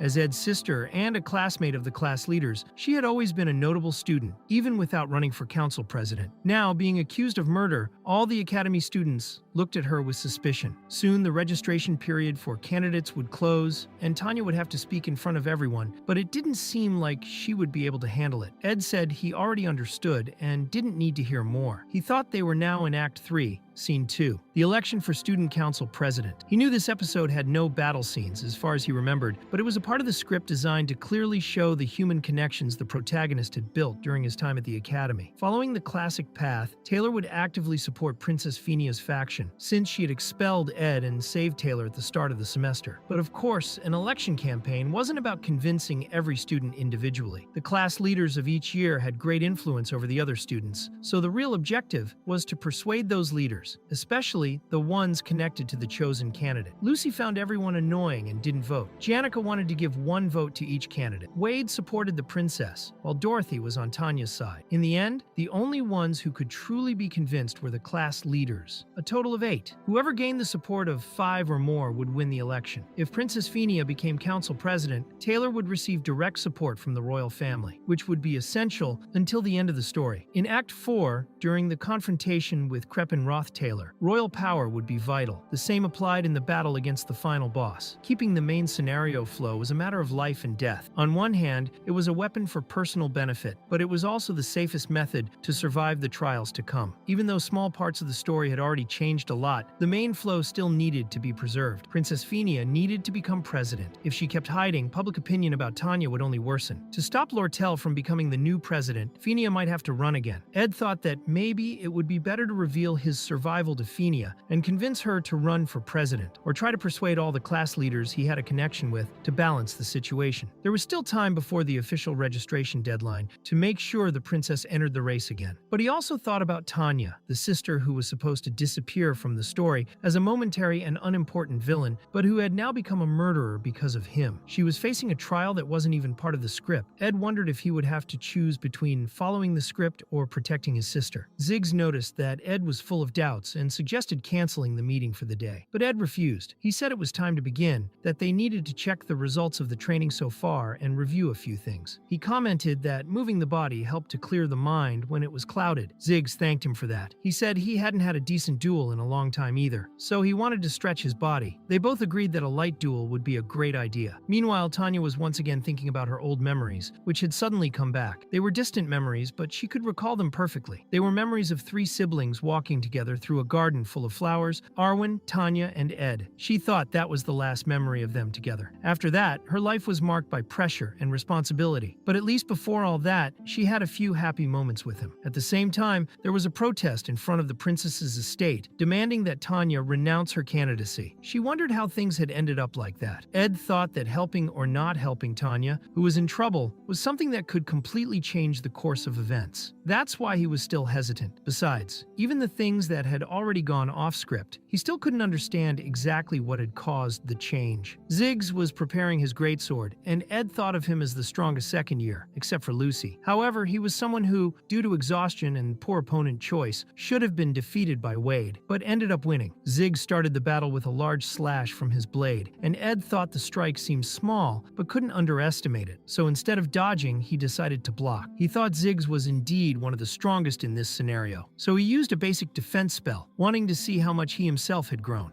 In the middle of the smoke, Ziggs took advantage and moved quickly, and Ed was surprised by the speed, unable to understand how he moved like that. Ziggs nearly landed a deep blow and was even shocked himself, as it should have been hard to dodge. That's when he saw the spiritual dagger stuck in the ground, and thanks to Mug, Ed caused a huge explosion. But he noticed that Ziggs's evasive movement wasn't normal. That was it. Ziggs was using telekinesis to move his own body during combat. Ed concluded that no matter how precise your physical or magical movements were, this wasn't something you could copy. It was a skill that required practice and senses far beyond theory. Then Ziggs launched ice spikes toward him, and Ed thought the attack was strong, but clearly just a distraction. Ziggs was buying time to use an even more powerful spell. Ed commented that they weren't supposed to go easy, and Ziggs replied that at first, yes, that's why he had planned to use only a sword. However, he decided to prepare a high-level spell, Mana Armament, because he remembered that training should be just like real battles. Another massive explosion followed at that moment. Meanwhile, Janica was wondering if Ed would complain about the curry. She had put in a lot of carrots and hoped no one hated the food, since everyone would be hungry afterward. After a long time of destruction and intense exchange, Ed was quite injured but still able to block Ziggs's attacks. When his barrier broke once more, he prepared his water arrows and fired 3 of them. Ziggs managed to defend with wind magic, and Ed thought about Wind Mana Armament. It was a magic that turned the user's magic power into weapons. Generally, mages didn't even need to use weapons, but since Ziggs could wield them so easily, this type of magic had become perfect for him. him. Then Ed realized that Ziggs had used telekinesis again and appeared right behind him. He thought that kind of movement was impossible to predict, but at the exact moment Ziggs was about to land a direct hit, Ed activated Marilda's Storm Blessing, which pushed him back with a very powerful blast. Even so, Ziggs managed to hold his ground and didn't get thrown too far, although he was quite injured. That was when Ziggs stepped onto one of the spells Ed had prepared. Ed was impressed by how fast it happened. What he had set up was a spiritual field called Manifestation. From the small bubbling puddles, several clones of Rhea emerged. Ziggs quickly eliminated the first one, but it distracted him, and he didn't notice that Ed was right behind him, ready to use the single-point explosion. Ed had already expected Ziggs to be incredibly strong. By learning mana armament, he became someone capable of growing in accordance with the scenario. Thinking about that, Ed concluded that if things continued this way, they wouldn't have any trouble dealing with the enemies to come. Ziggs commented that it had been impressive, and as he thought, he couldn't let his guard down against Ed. He said he would now fight seriously and activated the advanced mana armament called Convergence. Ed immediately realized what it was and sent Rhea to attack, but when she got close, she was easily destroyed by the gravitational force caused by the resonance of the Convergence. Ed thought that at the beginning of Act 3, he believed Ziggs had already shown all of his potential in this scenario and didn't expect to see him use that form so soon. The only time he had witnessed it was in Act 4, Chapter 7, during the Cathedral invasion. That was Ziggs' final combat form, the Spear of Nature. Ziggs explained that to fight someone like Ed, the best option was to use brute force rather than trying a psychological battle. He then launched several convergence blades at Ed, who used fire magic to defend himself, striking each of the blades. Even so, he thought he was running out of mana. Although the single-point explosion was a low-cost spell, he didn't have many options left, and the real problem was that a second attack was coming. Ed placed one hand on the ground and prepared his defense. Inside the barrier, he grabbed his magic tool, the enhanced shockwave orb. Ziggs noticed it and said that if Ed was using a tool, it meant his mana had run out, so this would be his final move. He charged with the Spear of Nature straight at Ed's face, but was surprised when Ed used wind magic to protect himself, despite supposedly being out of mana. Ed replied that if Ziggs was going all out, he would return the favor the same way. Then he activated Glast's Golden Phoenix Ring. He thought he wouldn't be able to use it for long like last time, but he would extract the minimum amount of magical power and materialize it at the right moment. After a great effort, someone finally spoke to him. The voice said he had managed to summon her without Lucy or Janica's help. It was Marilda, who appeared in her human form and said that Ed had made great progress. Meanwhile, the protest at the academy continued. People wondered why there were 4 candidates, since the result already seemed obvious. They said the winner would be Lortell, who had a massive following and was the head of the company. Liena asked Dune what he would do if she really won. Dune replied that, in that case, no one inside the academy would be able to stop Lortell. Lortell, for her part, said, "Oh heavens," when she saw Tanya, commenting that she looked beautiful and asking what had happened. She said Tanya looked nervous, but Tanya walked by confidently, only saying that she did not kill her brother. Lortell was impressed by that presence. Tanya stood in front of the microphone in front of everyone and began her speech, introducing herself as Tanya Roth-Taylor, currently running for Student Council President. The crowd fell completely silent. She, visibly nervous, continued her speech, while Lortell watched and thought it wasn't bad at all. Tanya was managing to keep up appearances as if nothing had happened. Maybe she was trying to prove her innocence, or maybe she truly had a knack for politics. But Lortell noticed that 10 minutes had already passed since the speech began, and no one had reacted to Tanya's words. In the end,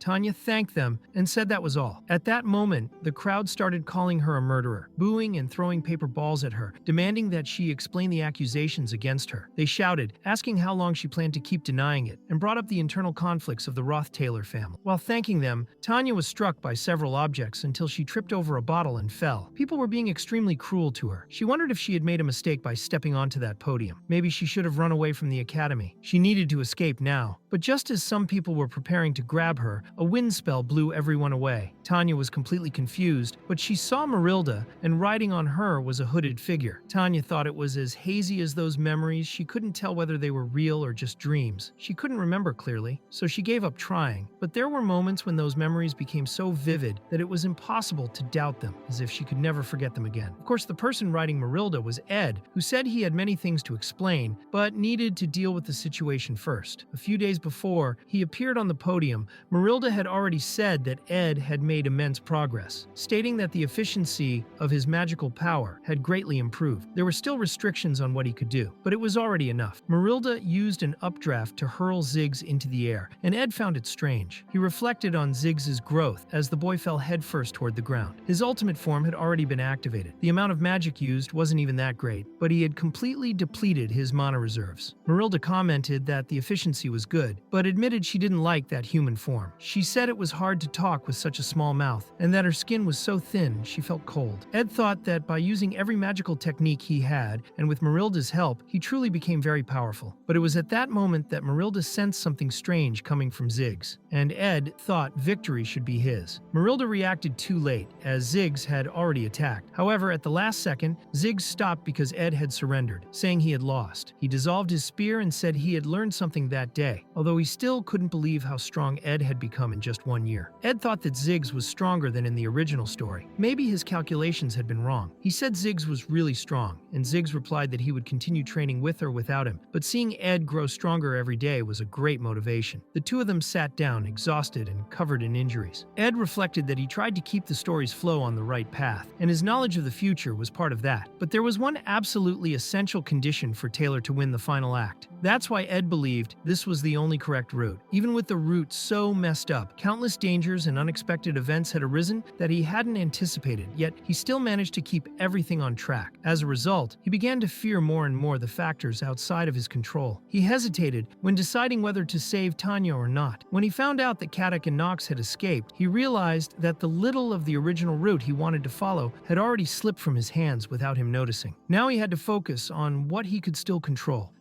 Ziggs, who would become an essential ally for Taylor in the final act, needed to get stronger, and as a precaution, Ed became stronger too. Above all, he had gained reliable companions. Even if it seemed naive to think that way, he felt it was okay. Maybe straying from the original route didn't mean the ending would be bad. At that moment, everyone started running and fleeing the podium, but Joseph asked for calm, saying he had seen that high-level spirit before. Others also said they recognized him. It was Ed Roth Taylor. He had really been alive all along. Ed took the microphone, introduced himself as Ed Roth Taylor, and said he had not been murdered by Tanya Roth Taylor. He stated that, first of all, he was there to support his sister more than anyone else. It was then explained that Janica, the top student of the 3rd year, Lucy, the top of the 2nd year, and the Imperial Princess Fenia had already declared their support. The top student of the combat college, Klebius, the top alchemy student Elvira, the 2nd-year student Ziggs, the top 1st-year student of the magic college Joseph, and the best overall 1st-year student Wade were also on his side. But before all of that, Ed said that as part of Tanya's family, he had always supported her and wished her vision as a candidate to be presented fairly. By saying that, Ed finally felt he could breathe a sigh of relief. Later, near the administration office, the administrative director asked if it was true that he had been stabbed with a poisoned knife, used the Delheim hourglass to survive, lived alone in a cave, and was rescued by Janica Faylover. After that, he went straight to the podium to save Tanya. And yes, all of that had really happened. Ed, with the expression of someone who hadn't slept in 30 days, confirmed with a simple yes. The administrative director replied that it was fine. This would be the last interrogation. Ed had already lost count of how many he had gone through, especially after reaching double digits. He was too exhausted, but he was called again. Someone announced the 3rd-year student from the School of Magic, Ed Roth Taylor, and the one calling him was the director himself, who told him to come in. The director explained that he had read all the reports and acknowledged that Ed had gone through difficult times. He apologized for the academy's and the security team's inexperience for allowing that incident to occur. Ed replied that it was by no means their fault, as the other party had prepared carefully. Even with security measures, it would have been difficult to prevent something like that. The director said he appreciated that perspective, but pointed out that,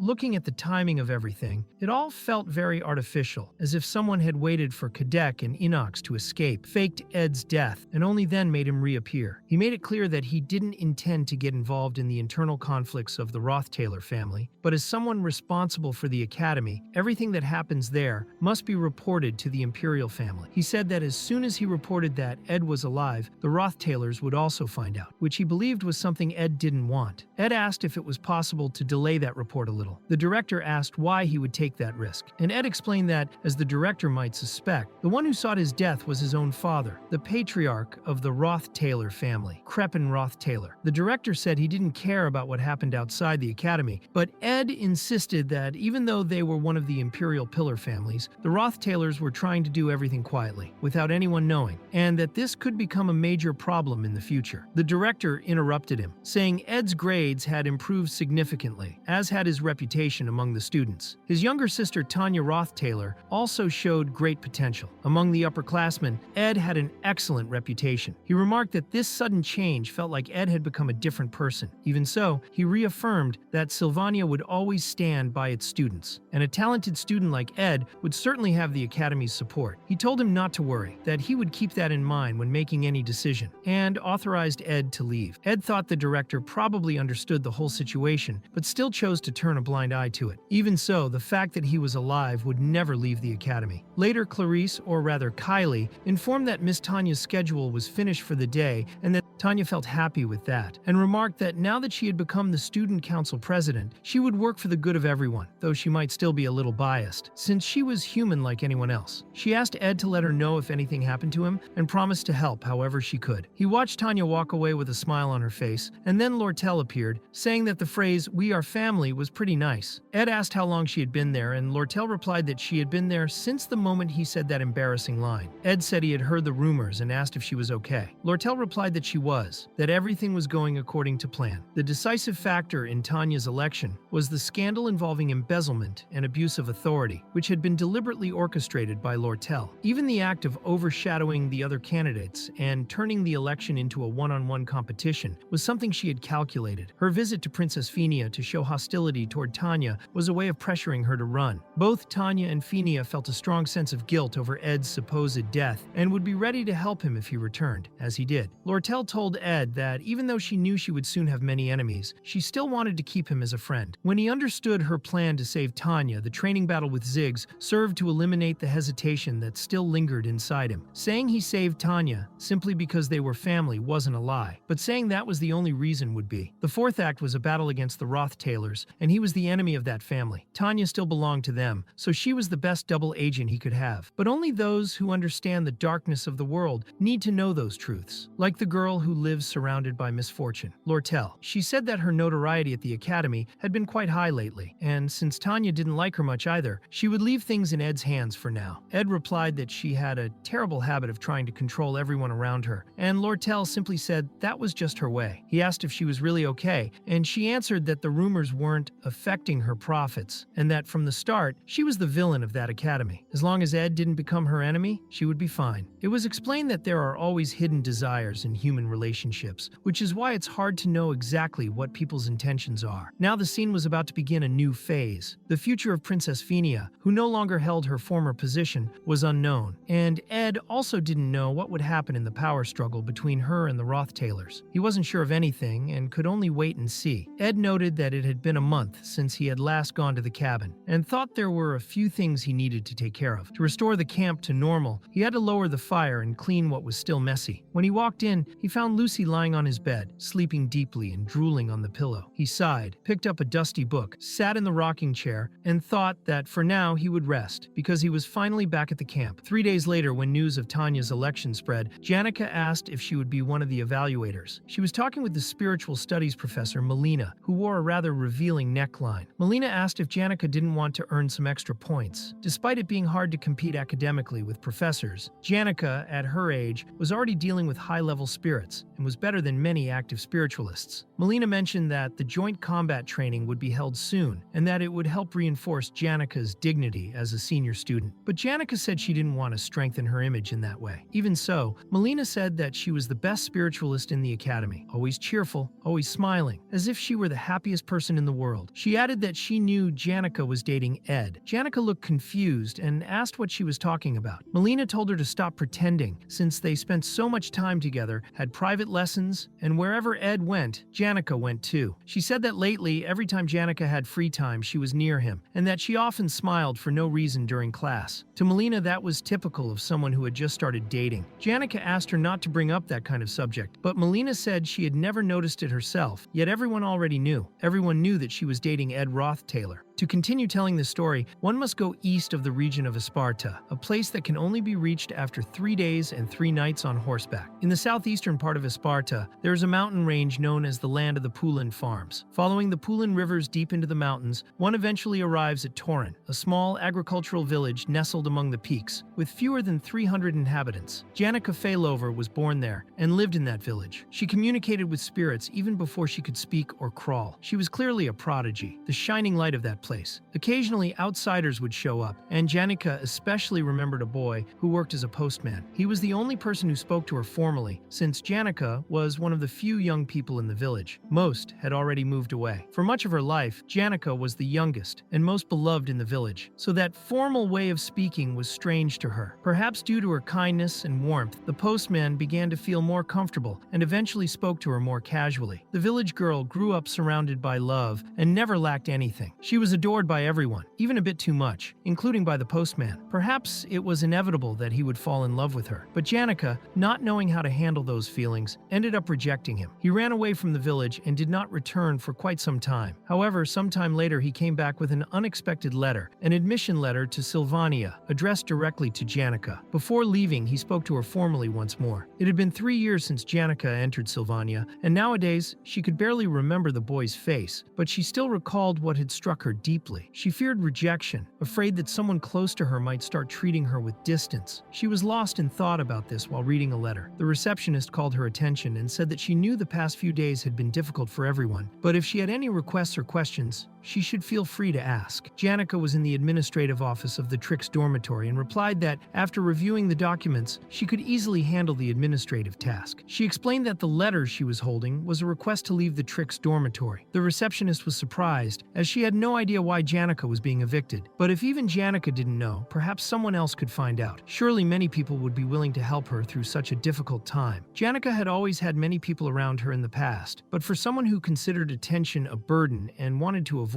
that kind of involvement, bringing up such a topic was difficult. This became a subject of conversation with her closest friends. Annis remarked that she should have realized Ed was alive, since Janica had been very cheerful lately. Janica apologized, saying she had her reasons. Annis replied that it was fine. She was sure Janica had no other choice, but she wanted to know what her concern was now. Janica explained that, as Annis well knew, she was very bad at turning people down, and also not the type to ask for something out of fear of rejection. Annis agreed, but said that if she kept doing everything for Ed without asking anything in return, she would end up as his personal maid. She asked whether Ed could continue living in isolation, doing everything as he pleased, while Janica cooked and cleaned everything. Janica replied that no, she did it because she wanted to. Ed had never asked her for any of that, and this time, she was the one who wanted to ask something of him. However, because they were so close, she felt uncomfortable. Maybe the kind of relationship they had made it harder to make that request. Annis suggested that maybe they should create a little distance between them, which might make it easier for her to make that kind of request. She said that if Janica was that aware of what was happening between the two of them, maybe it was time to calm her heart a little. Annis grew nervous, wondering if it was really possible to create any distance between her and Ed. First of all, asking something like that of Janica was practically impossible. Maybe if she did truly pull away, that man would be left alone. But at that moment, Janica stood up, interrupting Annis, thanked her, and said she had a great idea. She walked out beaming,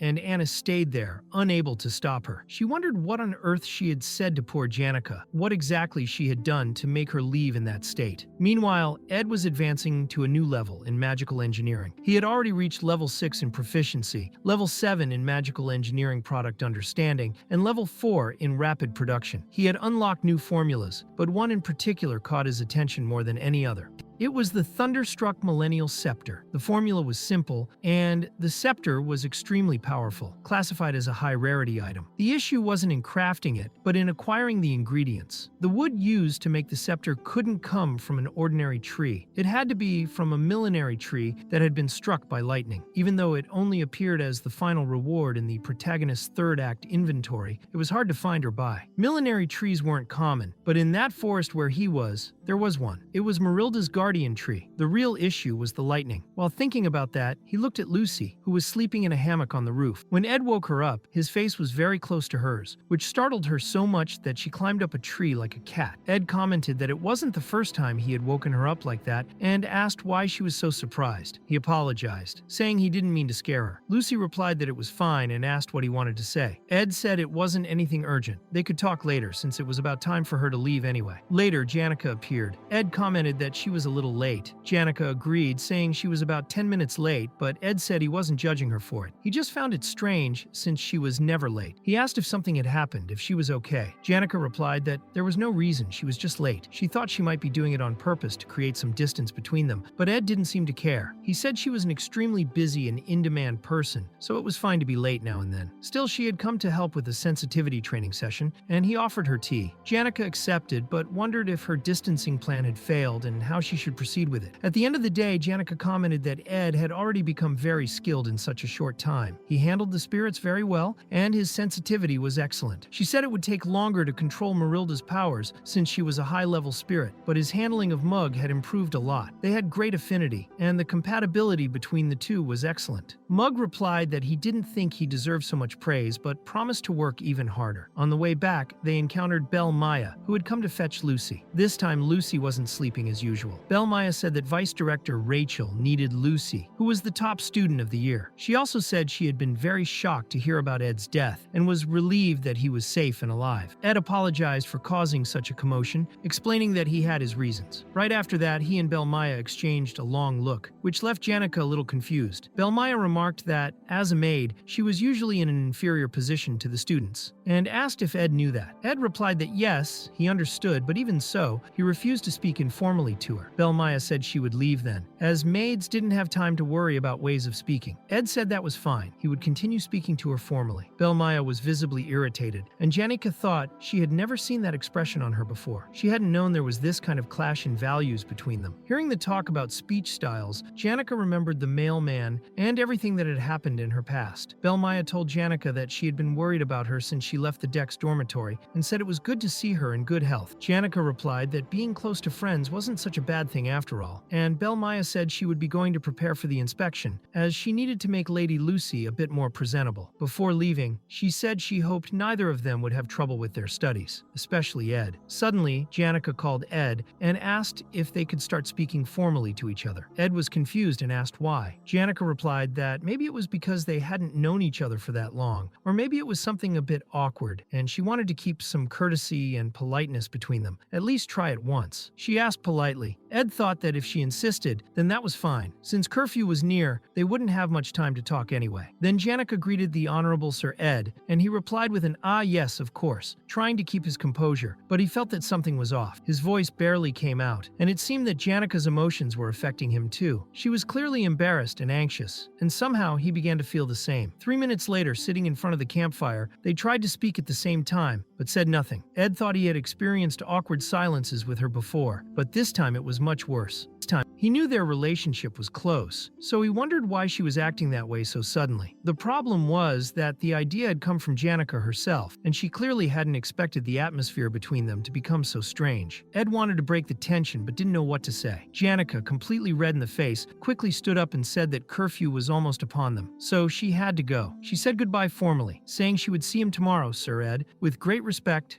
and ran off. Ed stood there not understanding what had just happened, wondering what the hell that had been and whether it would stay that way from now on. The next morning at Marilda's guardian tree, she asked Ed if he intended to keep speaking so formally with Janica. Ed asked why she was asking that if she could see everything that happened. Marilda explained that it wasn't exactly like that within the academy she didn't have that kind of omniscience. What interested her was what had happened during the lessons. Ed replied that it had been the same as the day before. They said a bunch of nothing, just a strange and uncomfortable atmosphere. He thought maybe Janica was going through something and showing her stress in that unique way. He had never considered that before, but now it seemed possible. Marilda then asked if that meant Ed was worried about Janica, and he replied that of course he was. Marilda smiled mischievously, and Ed, changing the subject, asked if he could take 1 or 2 branches from the tree, since he needed to craft the thunderstruck millenary scepter. Marilda asked if he was going to make another tool, saying she thought he was just distracted thinking about Janica, but in the end he was always busy. tree. She also said he didn't need her permission to take a few branches from the tree, but Ed insisted, saying it was literally her tree since her name was attached to it. Marilda explained that it was a bit confusing because she only protected the forest, but didn't exactly own it. The forest, according to her, belonged to an old friend, and it was this friend who had given the tree her name. Ed commented that it didn't mean much since her life was so long that she must have had many friends over time. Marilda then asked if he knew why spirits had animal forms. She explained that all spirits have a spiritual form from the start, but taking on an animal shape is easier, as animals are more familiar and convenient in terms of accessibility. She said she had copied a human form in the same way, and that by making a contract with Ed, she was able to read his thoughts. Her appearance, according to her, was the ideal type of woman Ed secretly liked. Ed was surprised by the revelation, but Marilda laughed and admitted she had lied. She said that reading thoughts wasn't possible, and that the transformation itself was an extremely difficult kind of magic, so she couldn't just copy anyone. Marilda said she had lived for a long time, long enough to witness all the twists and falls of the Academy, as well as its rebirths. She had lived on that island before it was populated, even before the Academy was founded. Marilda said that girl was there back then, but never sought attention, dressed simply, and seemed refreshing, carefree, and free. According to Marilda, she was a unique type of person she had met in her entire life, and that woman had infused her mana into that tree, using it as a core. That same person was the one who established the Academy on the island, and who assigned Marilda to protect the forest. Ed thought that this connection wasn't taught in the game, and he had no idea how the two were related, but he realized that Marilda's appearance was identical to Sylvania herself, the great mage who founded the Academy. That night on his way home, Ed was approached by Janica, who acted extremely elegant and formal. Ed asked if she wanted an apple, or rather, if she would like to eat some apples. Janica said yes, then went silent. Ed asked her to extend her plate, and after that she started eating the apple. The atmosphere was terrible. Janica didn't know what to do, so she buried her face between her knees to avoid speaking or looking at Ed. Ed asked if she was in pain,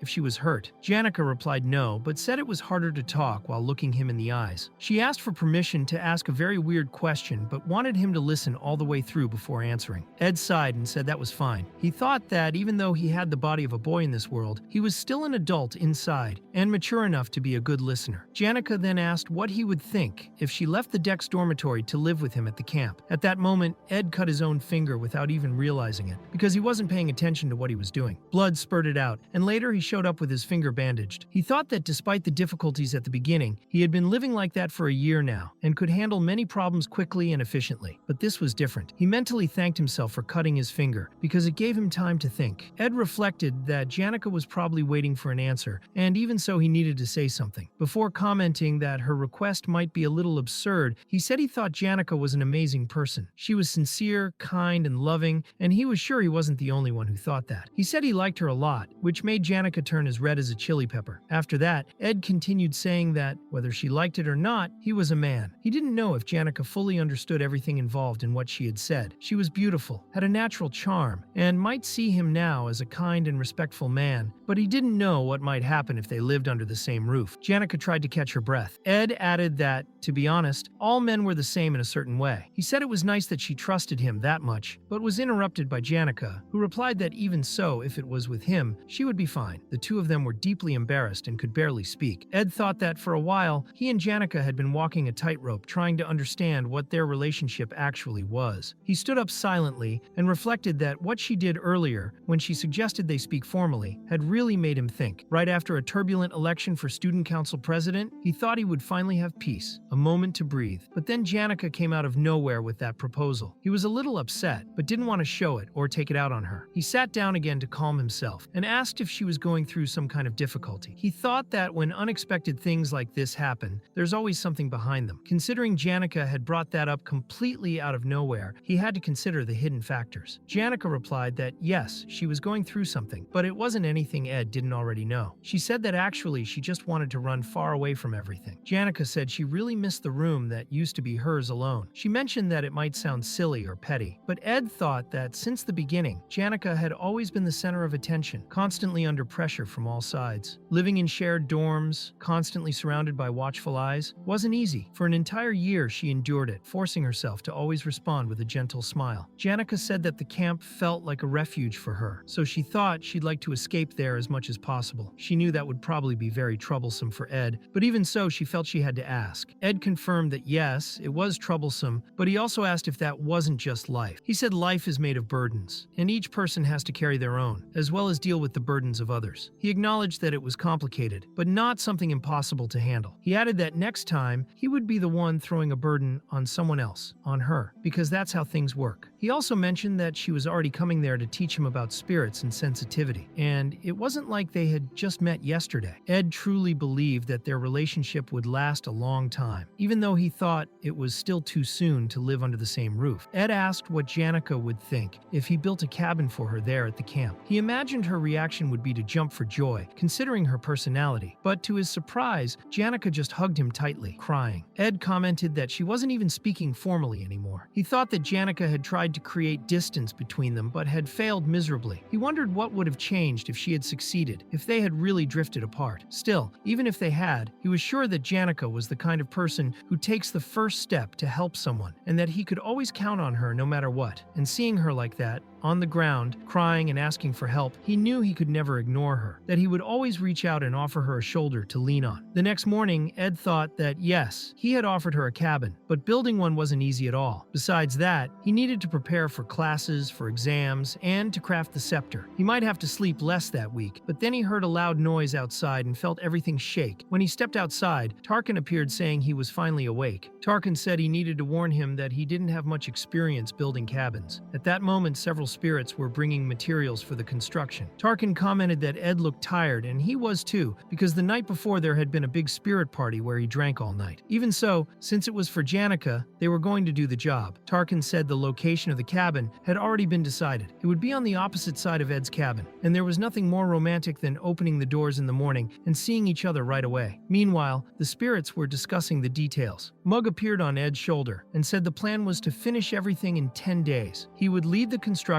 coordinate everything efficiently, and make the work function properly. Tarkin was surprised to hear 10 days, and Mug explained that considering the strength of the lower-ranked spirits, the work shifts, rotations, and breaks, that was the time needed. Tarkin grumbled that, in his time, spirits stayed summoned for 3 days straight, working for weeks in the mountains and ready to fight the next day. Now, in Mug's time, spirits needed breaks and time off. Tarkin asked how, at this rate, the lower-ranked spirits expected to reach the intermediate rank. Mug said he could adjust everything and finish in a week. Tarkin told Ed he would start soon. Then Mug outdid himself and said he could complete everything in 5 days. Ed asked if he could really do that in such a short time, since it had taken him months to build his own cabin. Mug replied that if Tarkin ordered it, he had to do it. Ed thought he was starting to feel bad for Mug, since he hadn't done it out of malice. Even so, he had his own work to do too, but at least with the spirits handling the cabin, his schedule was a bit lighter. Now Ed needed to deal with crafting the millennial staff. He thought Janica had already done so much for him, and of course he wanted to repay that debt. He felt that just giving her land to build a cabin next to his wasn't enough. Even though Janica already had many staffs, received from family and friends, and even though he didn't know if she would actually use that type of staff, he still hoped she would like the gift. He planned to make it with all his care. Later that night, Lucy couldn't sleep. That was because of the loud noise from the spirits carrying materials everywhere. But what really kept her from sleeping wasn't the construction, it was Janica's presence. As always, Janica was glowing with happiness to see her, and that was exactly what made Lucy even more uncomfortable. The two of them had already had this confrontation before, right after that battle. Janica wasn't very good at expressing her feelings either, but she still didn't intend to lose. Arrogantly, Janica said she was going to live there with Ed, which made Lucy very angry. Meanwhile, Ed was at the academy building with a piece of dried meat in his mouth, picking up several elemental magic books. He thought he needed to learn new spells. He knew his direct explosion spell was practical, but it didn't have very high firepower. He remembered what Ziggs had said before the duel, that using overwhelming power was the best way to deal with him, since Ed didn't have great firepower. On the way, Ed was distracted by music. It was Adele, the romantic, who was playing. That surprised him a little, because although she had appeared since the first act as Taylor's teammate, she wasn't a character who showed up frequently in the game and didn't have many interactions with Ed himself. Even so, she spoke to him and asked if he was busy as always. Again, Ed wondered why she was talking to him. Adele said she had heard a lot about him. both from Taylor and Ilya, and that both of them had complex feelings about Ed. He replied that it wasn't his business, but still felt a bit curious to know more. Ed had heard that Taylor was growing strong, as expected, since he was the protagonist of the story. That way, he would easily get through the next act. Adele asked if Ed wanted to hear something. She was a fairly famous bard on the continent and used to travel, although she was currently just staying at the academy. Ed replied that he was in a hurry. The books were heavy. Adele said it was a pity. Before he left, she commented that if one day he were to take the Rothtaylor throne, he would have to kill with his own hands the person he respected the most. If he hesitated at that moment, he would be the one to die. Ed wondered if that was a prophecy. He thought Adele seemed calm at all times because she was a prophet. She had the ability to predict the future, but since not all prophecies came true, he decided not to worry too much about it. Even so, he felt uneasy because he also knew parts of the future. Based on the scenario of the third act, Adele was going to die. Later, Ed was being rejected. He was thinking about creating 2 thunder-infused millennial staffs, one for himself and one for Janica, since that staff was great for spirit magic.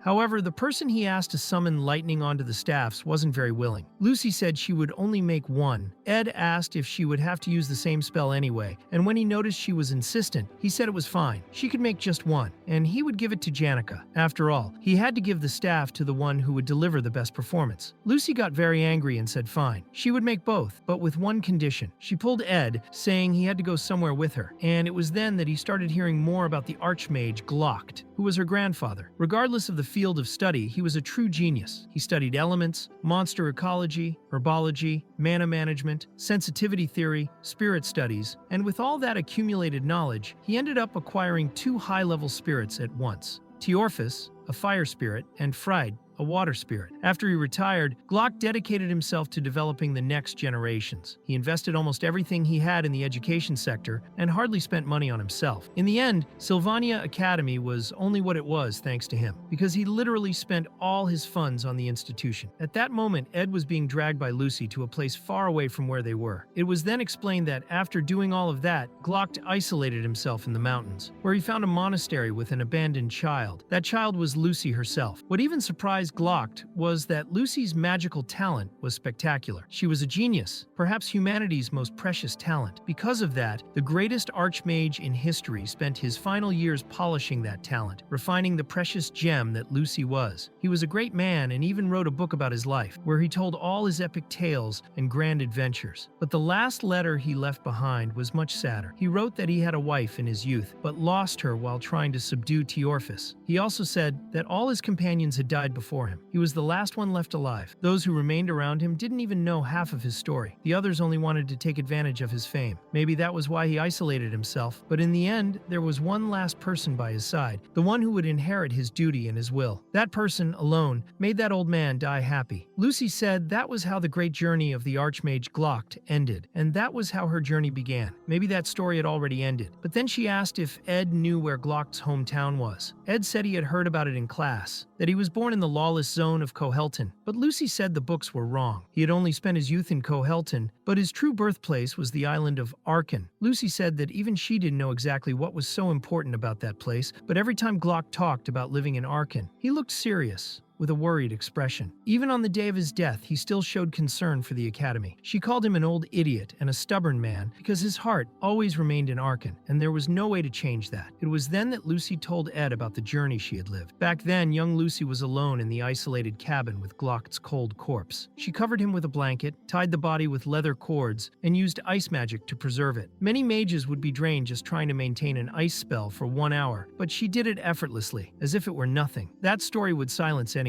Glock's cabin was in the mountains of Ramelin in the northwest of the continent. Lucy went alone, taking the coffin all the way to the south of the continent. She passed through forests, crossed the great lake of Ica, the alchemical city of Crete, the plains of Malin, the holy city, until she finally reached the borders of the Cloel Empire. After that, she crossed the county of Teldanil, followed the river, passed through the merchant city of Uldek, through the county of Awulin, the barony of Islan, the county of Sale, the duchy of Rothtaylor, the marquisate of Feder, and the county of Tees. She crossed the entire continent, carrying Glock's coffin until reaching the Mexis bridges bridges, which connect the continent to the Arkan Islands. Lucy made that entire journey using her mana to maintain the ice spell. By the time she reached her destination, she could barely move her own body. She said it took her a total of 3 months, including a whole week she got lost trying to find the right place. Then the two of them went to the spot she pointed out. Lucy explained that, according to the records left by that old man, it was at that place where the Archmage and the Great Sage exchanged information, knowledge, and experiences. That was where her journey had come to an end, and there it was, the book titled Introduction to Effectual Magic. Author, Glocht Eldervin. That was Glocht's travel diary through the southern lands, containing his reflections on magic across the southern continent. In the game, that book is sold for 7,000 gold coins. It's one of the greatest books in history. His posthumous work, containing only the analysis of effectual magic. It is so valuable that its price can't even be calculated. Lucy said Ed could keep the book, since she had already learned everything it contained. She remembered every word her grandfather had left behind. Even though she hadn't lived half the life Glocht had dreamed for her, Lucy still thought about fulfilling the promise she made. If any danger approached the academy, she would do everything she could to protect it. It wasn't a happy story, and she knew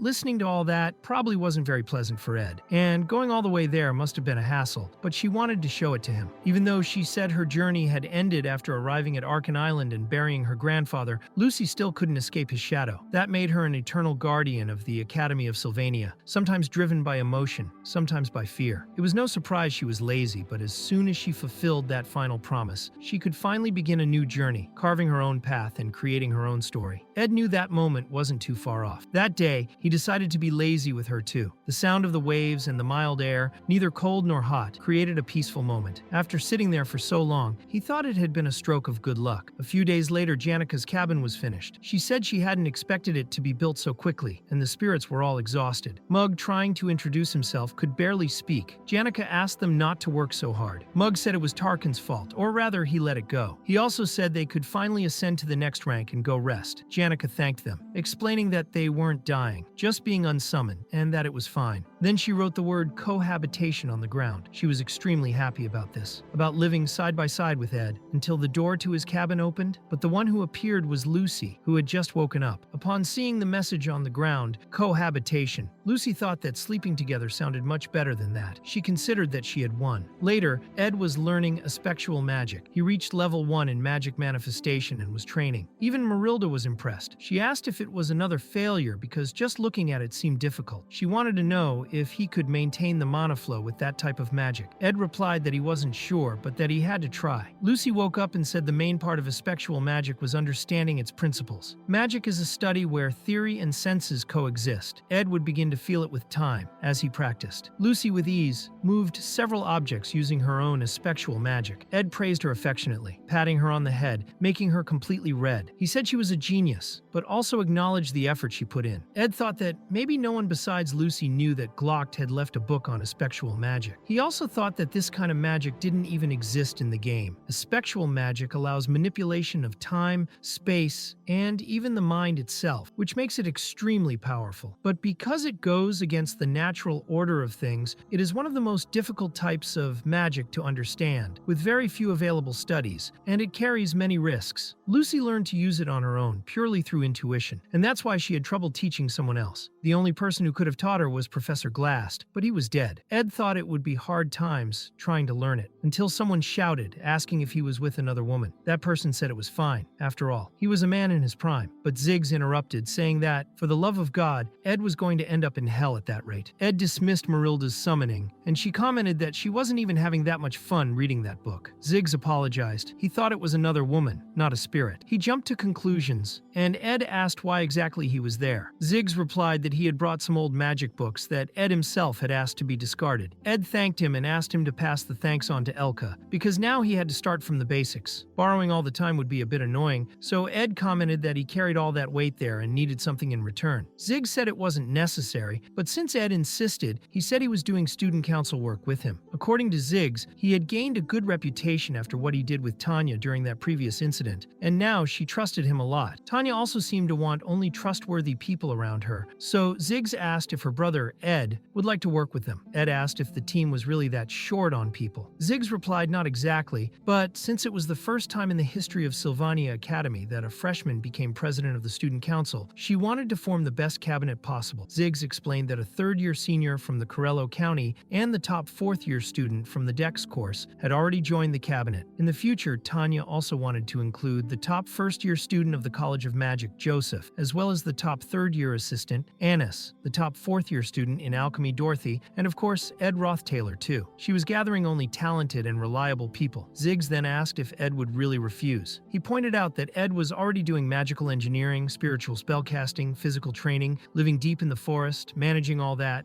studying, and still learning a new type of magic. Ziggs said he expected a refusal, but maybe Tanya would be disappointed. It was at that moment that Ed's ADH hit, as he noticed the new cabin. He thought that maybe, after saving Tanya and changing the whole scenario, it was expected that the predictions no longer mattered. The mere fact that Ziggs was on the student council was already surprising. The whole list was coming together in completely unexpected ways. According to the schedule and timeline, the joint combat training was approaching. This would be the biggest event of the third episode of The Failed Swordsman of Sylvania, and also the final event of Chapter 3. In this event, an incident occurs where the top first-year student in alchemy, Cloud, loses the final battle, and, in order to win, takes the forbidden drug known as the blood of the evil god. Ed remembered this event well, because it had a very unpleasant ending. However, now the scenario was completely different. He had no idea what might happen. Everything could take a new and unknown turn. Meanwhile, an extremely elegant carriage was approaching Sylvania Academy. If it weren't for the mages who had spent the night casting weight reduction spells, that giant carriage would never have been able to move. The strength of the escorts was comparable to an army. The residents of the Holy City nicknamed it the Palace on Wheels. The resources used were excessive and unnecessary, and inside the palace, there were only two people. One of them was Verdio, the archbishop responsible for taking care of the saint before she was sent to the academy. Verdio commented that it was farther than he expected, but that it was good to see the situation of the saint with his own eyes. Next to him was Eldine, the pope, who said that thanks to Verdio's plan to visit nearby noble territories, this visit became possible. He praised the planning and said they would soon arrive in Sylvania, and since he was the pope himself, there should be no problem with the preparations. Meanwhile, Tanya was losing her mind with everything she had to organize. She said that not only the pope was visiting the academy, but also Verdio, and both at the same time. She was going crazy. The official purpose of the visit was to spread the word of the god Telos and perform a new type of baptism, but Tanya knew that was just a cover. They were there for a meeting. In the office, everyone was in a panic, running back and forth, papers flying everywhere. Tanya knew the real reason for the visit was concern about St. Clarice, who was the heart of the Holy Order. Then she noticed another meeting request. For some reason, the Pope had requested a meeting with Adele, a second-year student. Tanya said she didn't mind, and asked them to schedule a meeting for her with the saint as well. At the same time, Clarice herself was getting ready. Today, the Holy Pope would visit the academy, and she would no longer present herself as Kylie, but as Saint Clarice. After a long time, she would appear publicly before the students, as the true saint she was. Clarice asked if the joint tournament started today, and Belmaya confirmed it, explaining that fortunately the event would cover the Pope's visit. Clarice thought it was unfortunate, as she was really looking forward to interacting with the other classes. She thought she didn't want to return to the imperial capital. Student life felt like a dream, something she had always wanted, but she still hadn't found the person she was supposed to meet. The girl responsible for the sacred fire who always looked toward the open world, the wanderer Adele. Clarice remembered she had walked a lot through the academy and crossed paths with second-year students, but Adele was so good at entering and leaving places that she never managed to see her. Even so, she wanted to meet her soon because she wanted to share the stories she had lived with her friend during the trials, like the time she found herself in the middle of the night in a snowstorm. After so many years of only listening, now she also had stories to tell. Of course, she wouldn't tell all that to Verdio because some problematic things had happened, like the Academy's top student almost destroying the institution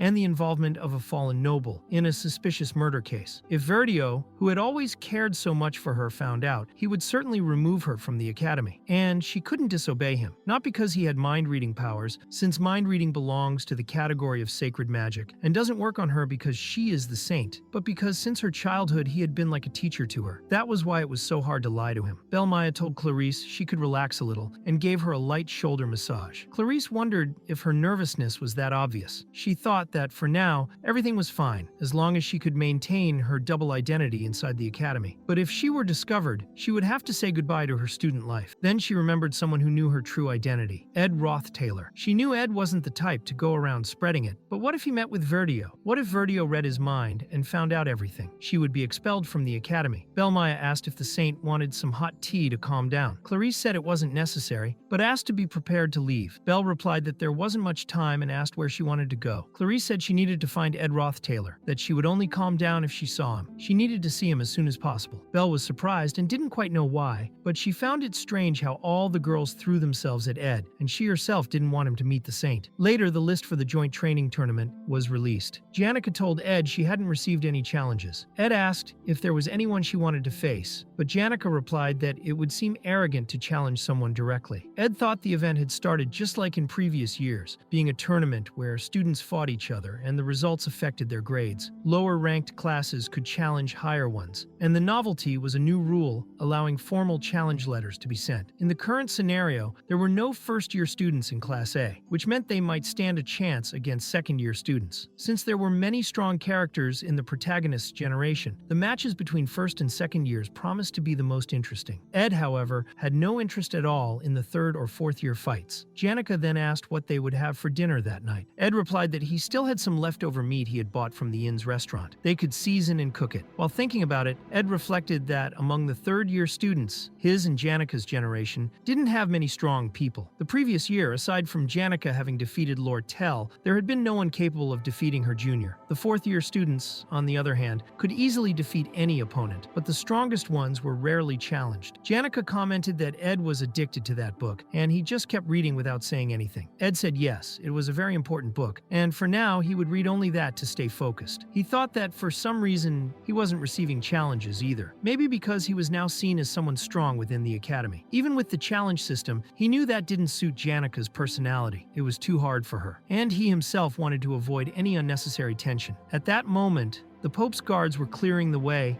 because the traveling palace was arriving. Ed realized the situation had changed a lot. It was strange that St. Clarice wasn't going to participate in the joint tournament because of the Pope's visit. He wondered why this visit was happening now. What variable had changed so much that it led to the Pope's arrival being brought forward? What exactly had he altered in the story to cause this? It was then that St. Clarice herself approached. She said she had planned to send a letter to Ed, but preferred to meet him in person. With a small smile, she pulled out a chair to sit, saying she couldn't stay long, but wanted to exchange a few words with him. Ed replied that it was an honor, and Janica, nearly crying, said it was also an honor to see the saint in person. Ed thought that even though Janica was from a rural region, a third of the empire believed in Telos, so it was natural for her to be nervous. She desperately asked Ed what she should do. He thought that seeing the saint like this made it even harder to believe she was Kylie. Thanks to her hours of training, the saint's movements were graceful and elegant. There was no trace of the clumsy girl he once knew. Ed commented that he had heard the Pope and the Archbishop would be there soon, and asked if it was okay for her to stay there for a while. Clarice explained that the Pope would visit the Trick's dormitory, and that it was a relief that it coincided with where she was staying. She also mentioned that the announcements for the joint combat tournament matches were about to start, and commented that she didn't expect to find Ed there. Ed wondered if she had come just to talk to him. Why? Clarice said that although the Pope was very intelligent, the Archbishop was even more so. It almost seemed like he could read minds. The way he seemed to know exactly what others were thinking was fascinating. Maybe it was some kind of sacred magic. There were rumors that the Archbishop could see people's thoughts. As she spoke, Ed started to piece everything together until he realized the true reason for that awkward conversation. The reason Clarice came to talk to him was that she knew he had already discovered she was Kylie, and now she was worried about her identity being exposed. Ed replied that indeed the Archbishop was amazing, but there was no way he would ever meet someone like him. After all, he was just a fallen noble with a horrible social status. Besides, Ed explained he would be busy with the Academy's main event, so it was unlikely he'd cross paths with the Archbishop. Clarice looked relieved to hear that. Janica then asked if the saint had come there just to see Ed. Clarice answered maybe. Janica, still nervous about the Pope's visit, wanted to confirm if she really had taken the carriage just to talk to Ed. Clarice said yes, but added that she was human too. She was curious and nervous. She stated that there were other people she wanted to see too, not just him. Clarice, completely nervous, said she just wanted to see Ed for a bit, but got so restless that she ran off with the guards following behind. She returned into the carriage and left, with everyone looking at Ed at the same time, who thought that dealing with Clarice or Kylie was equally complicated. Later, the event finally began. People were talking about the rumors involving Ed, saying he now seemed like a much more powerful student than before, and maybe that was why he had received a challenge. Ed then wondered why he was in the arena until he saw the challenger approaching, wielding a huge axe and saying Ed should get ready. Ed explained that there was a rule for first and second year students stating that mages could not use intermediate rank magic or magically sharpened weapons. However, for high-class students, it was different, and he made it clear that this would become evident after that duel. The opponent was Kordek, a fourth-year student from the combat faculty, someone of high rank. The audience was impressed by his presence, as Kordek was known for being extremely strong and dangerous. Many were even frightened just by seeing him in the arena, especially because he truly seemed ready to kill Ed with that weapon. The judge for the match would be Melina, who announced the start of the fight between Ed Roth-Taylor, third-year student, and Kordek Valetarek, fourth-year student. As soon as the match began, Kordek rushed forward, saying his body was already warmed up and that he never held back, even if it was just a practice duel. But Ed responded with a concentrated magical explosion that not only blocked the attack, but scorched Kordek and threw him to the ground. Fallen, Kordek wondered what kind of magical reaction that was. He couldn't believe Ed was really a third-year student and thought that not even among the seniors was there someone at that level. At that moment, Ed summoned the spirits Mug and Lacia, launching a joint spiritual attack of water and fire. In just 5 seconds, Kordek was completely defeated. Ed thought he didn't want to hurt him, so he resolved everything as quickly as possible and even praised Kordek, saying he had done a good job. The crowd went wild. Even so, Ed was distracted, still thinking about the unexpected visit from St. Clarice. After that, he guided Janica to the stadium since she had trouble finding her way around. On the way to the other combat field, where he would face Kordek, he ran into an unexpected figure, Adele, the prophetic novelist. Ed asked why she was in Glocked Hall when she was supposed to be in Adele Hall. Adele said it was a big coincidence, but added that she had already heard the winds announcing that fate would prepare that encounter. She believed the two of them were connected in some way. Ed noticed she seemed uncomfortable and thought that once the tournament ended, Adele would die. Normally, he would intervene to prevent it, but he had already interfered too much, especially because of everything that happened with Tanya. He reflected that, as arrogant as it might sound, it was wrong to influence events beyond his control. He thought about the people he had to let go so the scenario wouldn't be completely altered, but it was still painful to accept. That's why he called Adele one last time and told her she would die soon. Ed thought it would be hard for her to believe, but she replied that she already knew. She said with certainty that she would die soon. After the match, Ed kicked the door open and left, wondering if Adele really knew she would die or if she was possessed by something, just as he once had been. He thought he needed to find Taylor immediately and understand how much the scenario had already changed. However, suddenly, an earthquake began. Ed wondered what that sound was. Even with all the changes in the scenario, he could still predict some things with his intelligence and imagination. But what was happening now was completely unexpected. A tsunami was approaching the academy, and all Ed could think was, what the hell was that? Ed thought that creature was only known as a legend. It wasn't certain whether it had ever truly existed or had gone extinct. It was a calamity that couldn't be contained by human strength. What stood before him was the final boss of the game, the failed swordsman of Sylvania, the legendary dragon of the sacred spear, Wellbrock. Then it is explained what happens in episode 3 of the game. In the third act arc, the protagonist Taylor defeats all his most powerful enemies, even crushing Claude, who had drunk the blood of the evil god. Soon after, he receives news of Adele's death without even knowing how she died. The innocent and naive St. Clarice completely loses her faith in the sacred order and becomes a totally different person. Players considered this personality shift a complete character destruction and nicknamed her the Unfaithful Saint. To contain Clarice, all the knights of the Sacred Order were sent to Arkan Island, but in the end, the one who destroyed the entire army was Clarice herself, awakening her light. This was the final boss of the third act, and this was how the story was supposed to progress. However, now, standing right in front of Ed, was the final boss of Act 5, Wellbrock, who was only supposed to appear at the end of the main story. Ed wondered what was happening, as the threads of fate had been completely altered. Just by raising one of its claws and stepping on the ground, the dragon destroyed everything it touched. Simply by walking, it had already wiped out half the dormitory, everything reduced to ashes. Ed realized he only survived because he wasn't inside the building at the time, and his survival was purely based on luck. He jumped through the window and thought that he might be unable to use magic for years after this. But if he died now, everything he had done so far would be meaningless. So he used the maximum power of the Phoenix Ring to summon Marilda and escape. He thought there was no point in saving that power if he was going to die anyway, so he told Marilda to run because they were going to need her. Meanwhile, in the Trix dormitory where St. Clarice was, the soldiers were telling her to flee immediately. But the very soldiers escorting her were killed by Wellbrock's scales, which pierced the walls and destroyed the building. Clarice only survived thanks to the sacred shield she wore. Terrified, she asked herself what the hell was going on, trying to understand how the dragon, just by moving its scales, could cause such destruction. The commander ordered the carriage to be prepared, but the coachman said everything was already destroyed, including the carriage. He told the saint to mount the last remaining horse and flee. The commander explained that with that horse, she could escape the island, but Clarice said she didn't know how to ride. That's when she noticed the commander was badly injured. He simply told her to hold tight on the horse, and when she climbed on, he slapped the animal's hindquarters, making it run away. Clarice had always thought stories like this were exaggerated, things from books or myths. But remembering what the archbishop had told her, she understood that this was real. Wellbrock,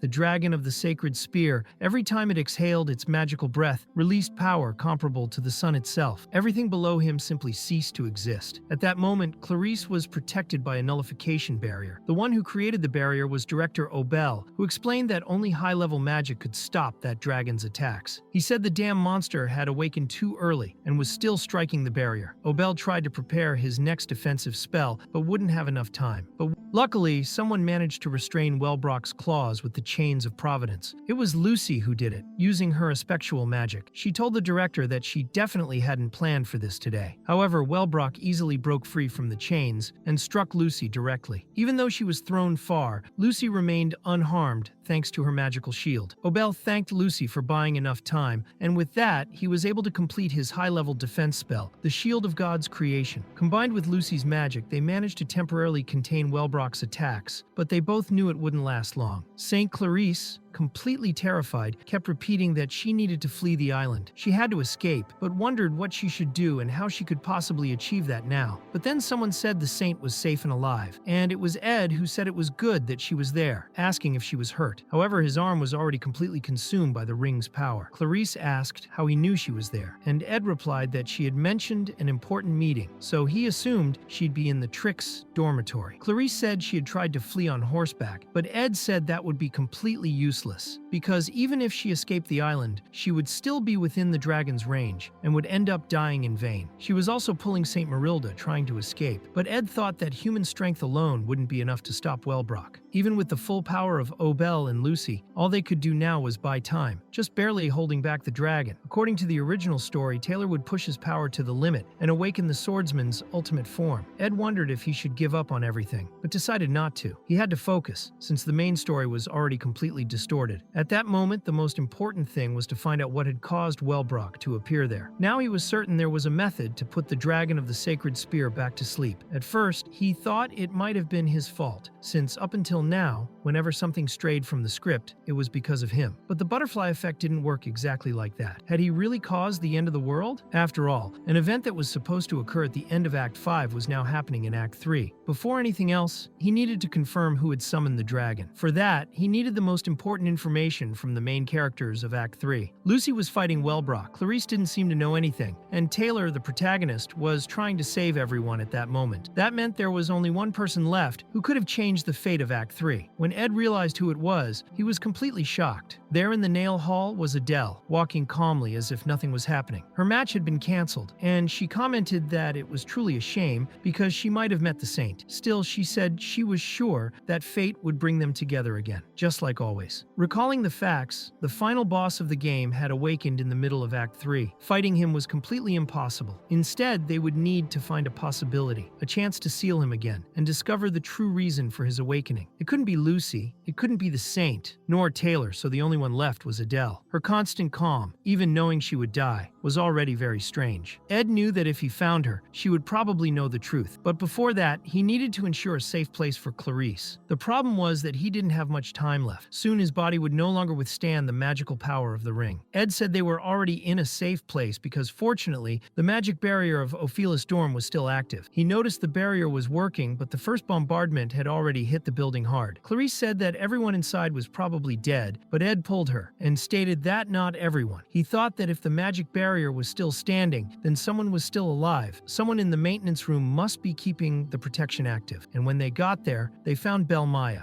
on the verge of death, sustaining the magic barrier all by herself. Clarice said she would try to heal her with holy magic, but Ed knew there was no salvation for her. She had been a victim of the attack on the lower floor and still crawled up the stairs just to protect the other survivors. Unable to speak, only spitting blood, Belle handed the master key to Ed. Then she departed from this world. Ed thought she probably wanted to say her last words, but he already knew that situation. He had lived through it in the war. Belle, in the last moment of her life, simply did what needed to be done. Clarice, in shock, asked how that could have happened, but Ed just closed Belle's eyes and remained silent, while the saint was still trying to save her. But Ed pulled the saint away. He also had a duty to fulfill. Ed explained that since there was a high-level magic active in her room, as long as she wasn't attacked directly, she would be safe, and said that she needed to become strong. Then he said he would go outside to see how things were. But the saint asked if that wasn't too dangerous. Ed replied that he would just look through the window, if everything was still the same, but his words were interrupted by an unexpected scene. He saw an aspectual magic, a blue aspectual magic, and he might have known what method that was. Immediately, he began to search for a book on aspectual magic, thinking it had to be there, since that was the saint's room. He found the title Introduction to Aspectual Magic, written by Glast, and paused for a moment to gather his thoughts. Recapping, the sacred lance dragon had suddenly been resurrected, Adele had disappeared, Clarice didn't know anything, and a great spectrum of aspectual magic had appeared in the skies. That wasn't the work of Obel or Lucy. It was a method not even he knew. Meanwhile, Wellbrock was becoming increasingly powerful. The magical blockade was about to break, and one of the attacks that escaped the defenses came directly toward Ed. He thought he had finally understood everything. Everything had been switched from the beginning, and maybe that was really part of the original story. When Clarice asked if he had discovered something, the dorm wall was hit directly, and a huge explosion happened. Everything was scorched. Anyone in the path of that attack would have died. When Clarice opened her eyes, she saw Ed pierced, protecting her body, about to die. Ed said that no matter what happened, if she ever felt she couldn't go on, she should ask him for help. Clarice saw he was dying, said she couldn't go on without him, but Ed just said the number was 160, until he coughed up a lot of blood. Clarice tried to heal him with holy magic, but he died before her. Ed Roth Taylor was dead. Then the aspectual magic intensified even more, filling the entire academy. Clarice asked why all of that was happening, why so many people had to die for her. She begged him not to leave, not to,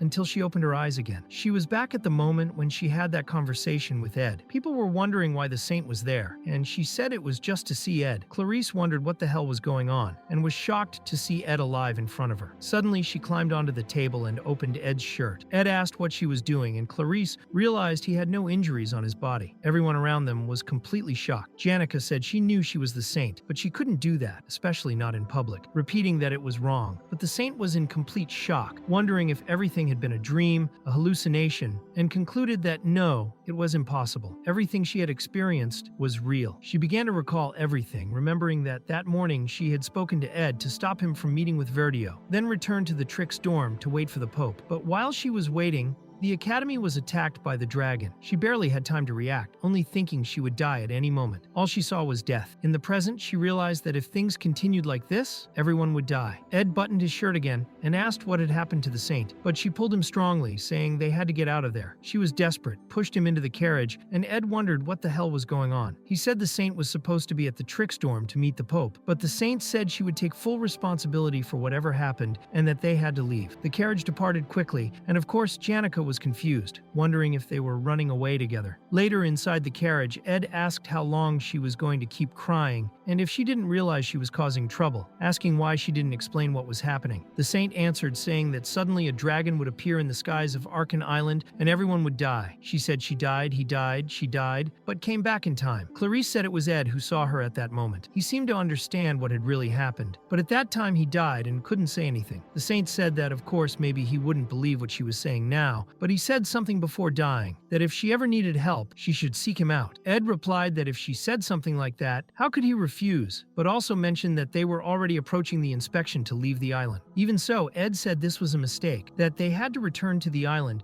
because she needed to meet the Pope. That's when Clarice recited the complete number. She said 15500 51616, and that left Ed completely shocked. The coachman commented that everything was chaotic there, and said the saint wasn't supposed to be meeting with the Pope right now, saying that because of his committee there was a long line. Ed, however, told the coachman they had to go through immediately, that it was an emergency, and said to just go without stopping, that the saint was in danger and they had to leave no matter the method. They held on tightly and rushed forward with the carriage, pushing through the line and trampling over everyone. Ed thought about the saint's words, that soon the sacred lance dragon would appear and everyone would die. He could barely believe it, as absurd as it sounded, but the number she recited was a number only he, Ed Rothtaylor, could understand. 1500160 was his military service number before entering that world. Later, Ed said he understood the whole story. If even the Ophelis dorm had fallen, then there was no safe place on Arkan Island. Now he understood why she chose to escape. Ed said that if she really went back in time, then a spectral magic must be involved. Among the magical theories currently known, only a spectral magic could interfere with the flow of time. Ed asked if the saint was listening, and she replied that yes, she just wanted to stay hugged with him for a little while longer. She said he could go on, that he was talking about a spectral magic. Ed confirmed, but explained that on such a large scale, it would be impossible for a human to have that much magical power. At that moment, on the horizon, the dragon itself appeared. Clarice thought that this time they had managed to escape the island, but even so, everything happened again, the same nightmare. Ed asked if she was all right, and when she turned around, she saw Ed once again about to die. She tried to save him with holy magic, but Ed told her to let him go, that she needed to flee. Clarice responded no, that he would be all right, and promised he would survive. She apologized again, saying she couldn't help him the first time, and now everything was happening all over again. She said she always depends on him. Ed said she didn't need to apologize, that there was no reason to cry either, that he would help her again, and just asked her not to cry and not to despair. Then he died again. Clarice thought that she had that damn blessing, but someone like Ed should have it, not her. Once more, that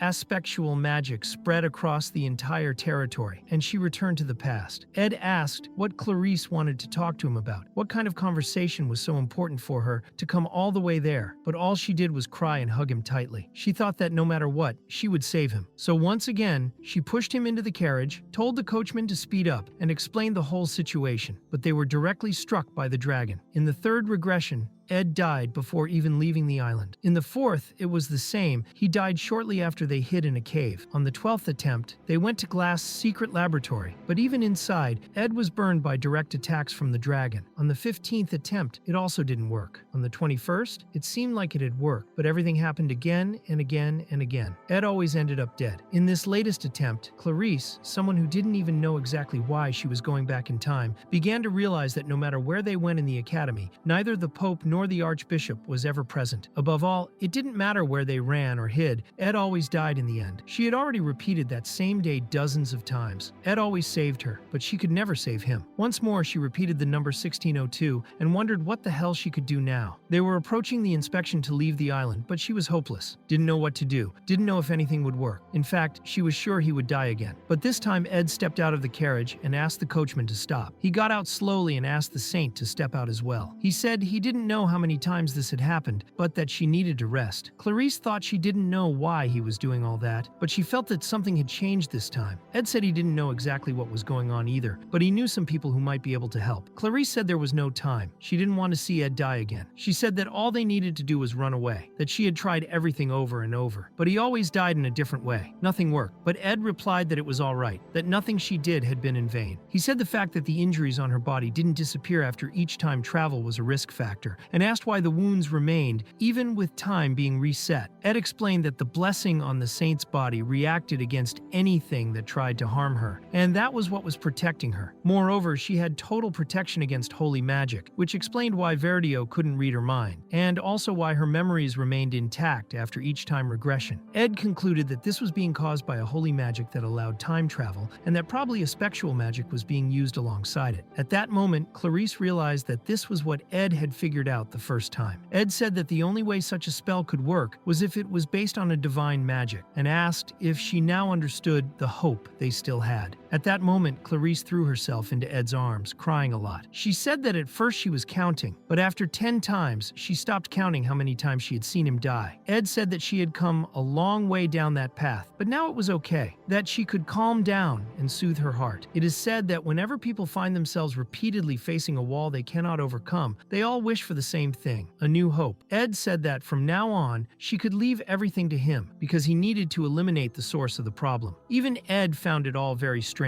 because even back when he played the game, Clarice had changed very quickly after Adele's death, becoming the unfaithful saint. The way she changed so suddenly didn't make sense to anyone who played the game. It felt like the complete destruction of her character. But now that Ed stopped to think, she must have experienced something that changed her personality. It was impossible to know just by playing, but Clarice had witnessed the death of many people over and over. After realizing that the Order was behind it all, her becoming a faithful saint made total sense. That was how Ed realized that, deep down, nothing had changed. The main story was still the same. Later in the nail hall, Ed was kicking the door, thinking that what Clarice needed to do now was obvious. Even if she ran from the sacred lance dragon, time would always reset. And besides that, they couldn't defeat the dragon directly either. That's why Ed told the saint to listen carefully to what he had to say. They were going to prevent the resurrection of the sacred lance dragon. The first step was to find the Pope and the Archbishop, since only they would be capable of casting holy magic of that level. The saint commented that in the other attempts, he had also tried to find them, but no one knew where they were. Clarice asked if it wasn't strange, everything they were doing, since they were drawing too much attention. Ed agreed that they were attracting a lot of eyes and ears. Everyone was watching the saint alongside him. Even Taylor, in the middle of a match, got distracted because of them. It was a fight Taylor could have easily won, but because of the distraction, he took a hit to the head. That happened because Ed and the saint were interrupting everything. Ed thought that he had really changed the story, but now wasn't the time to think about unnecessary things. He covered the saint and said that soon the dragon would be resurrected. The most important thing at that moment was to find the Pope and the Archbishop, and there was only one person who might know where they were. Ed went straight to Lortell to ask for information, saying he wanted to buy it. Lortell said it was a pleasure to see them and asked if he was planning a profitable deal. She immediately grabbed his arm and pressed it against her softer parts, saying she would listen to what he had to say. But at that moment, she noticed the saint, and Ed didn't even look, just to avoid witnessing the confusion that might happen.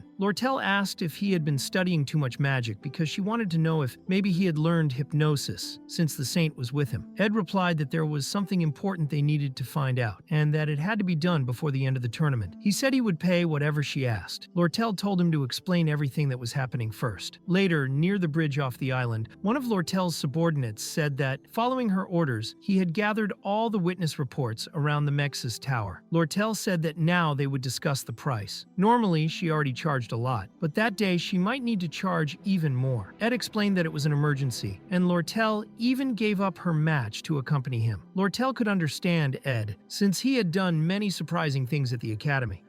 But when she looked at the saint and saw how much she had changed so suddenly, Lortell didn't understand anything anymore. Ed commented that she had been waiting for the match, so it took them a while to get there. The joint training tournament event was almost over. Lortell confirmed, but wanted to know what difference that made. Ed replied that Lortell always kept her calm no matter the situation, and stood out for her rational judgment and precise actions. Lortell asked why he was suddenly saying all that. Ed said that, especially in times like those, Lortell shined brightly, and asked her to stay calm no matter what happened, and to believe what he was saying. Lortell was already starting to feel a bit uneasy with him, and asked if he was running out of time. Ed replied that yes, and that was exactly why he was saying all of that. Then, once again, the dragon's attack began. Everyone around was killed, and this time, Ed threw himself in front of Lortell when everything was destroyed by the sacred lance dragon. Lortell wondered what was going on, and in front of her was Ed, extremely wounded. Even so, he asked how much she would charge. Lortell gave a small smile and said that compared to his life, it seemed like she would be the one who had to pay back. Ed replied that he didn't need anything from her, and she said that in that case, it had been a very profitable deal. Lortell explained that according to 13 witness accounts, the Holy Pope and the Archbishop used a concealment rune and went down isolated paths, escorted by troops. Ed asked what their final destination was, and Lortell replied that it was the Academy's cathedral. From the fallen carriage, the saint came out, destroying everything with her power. She jumped over Ed, crying again, saying he couldn't do that. She asked if he was all right, and he was still bleeding. Lortell, staring at the horizon, said it was time.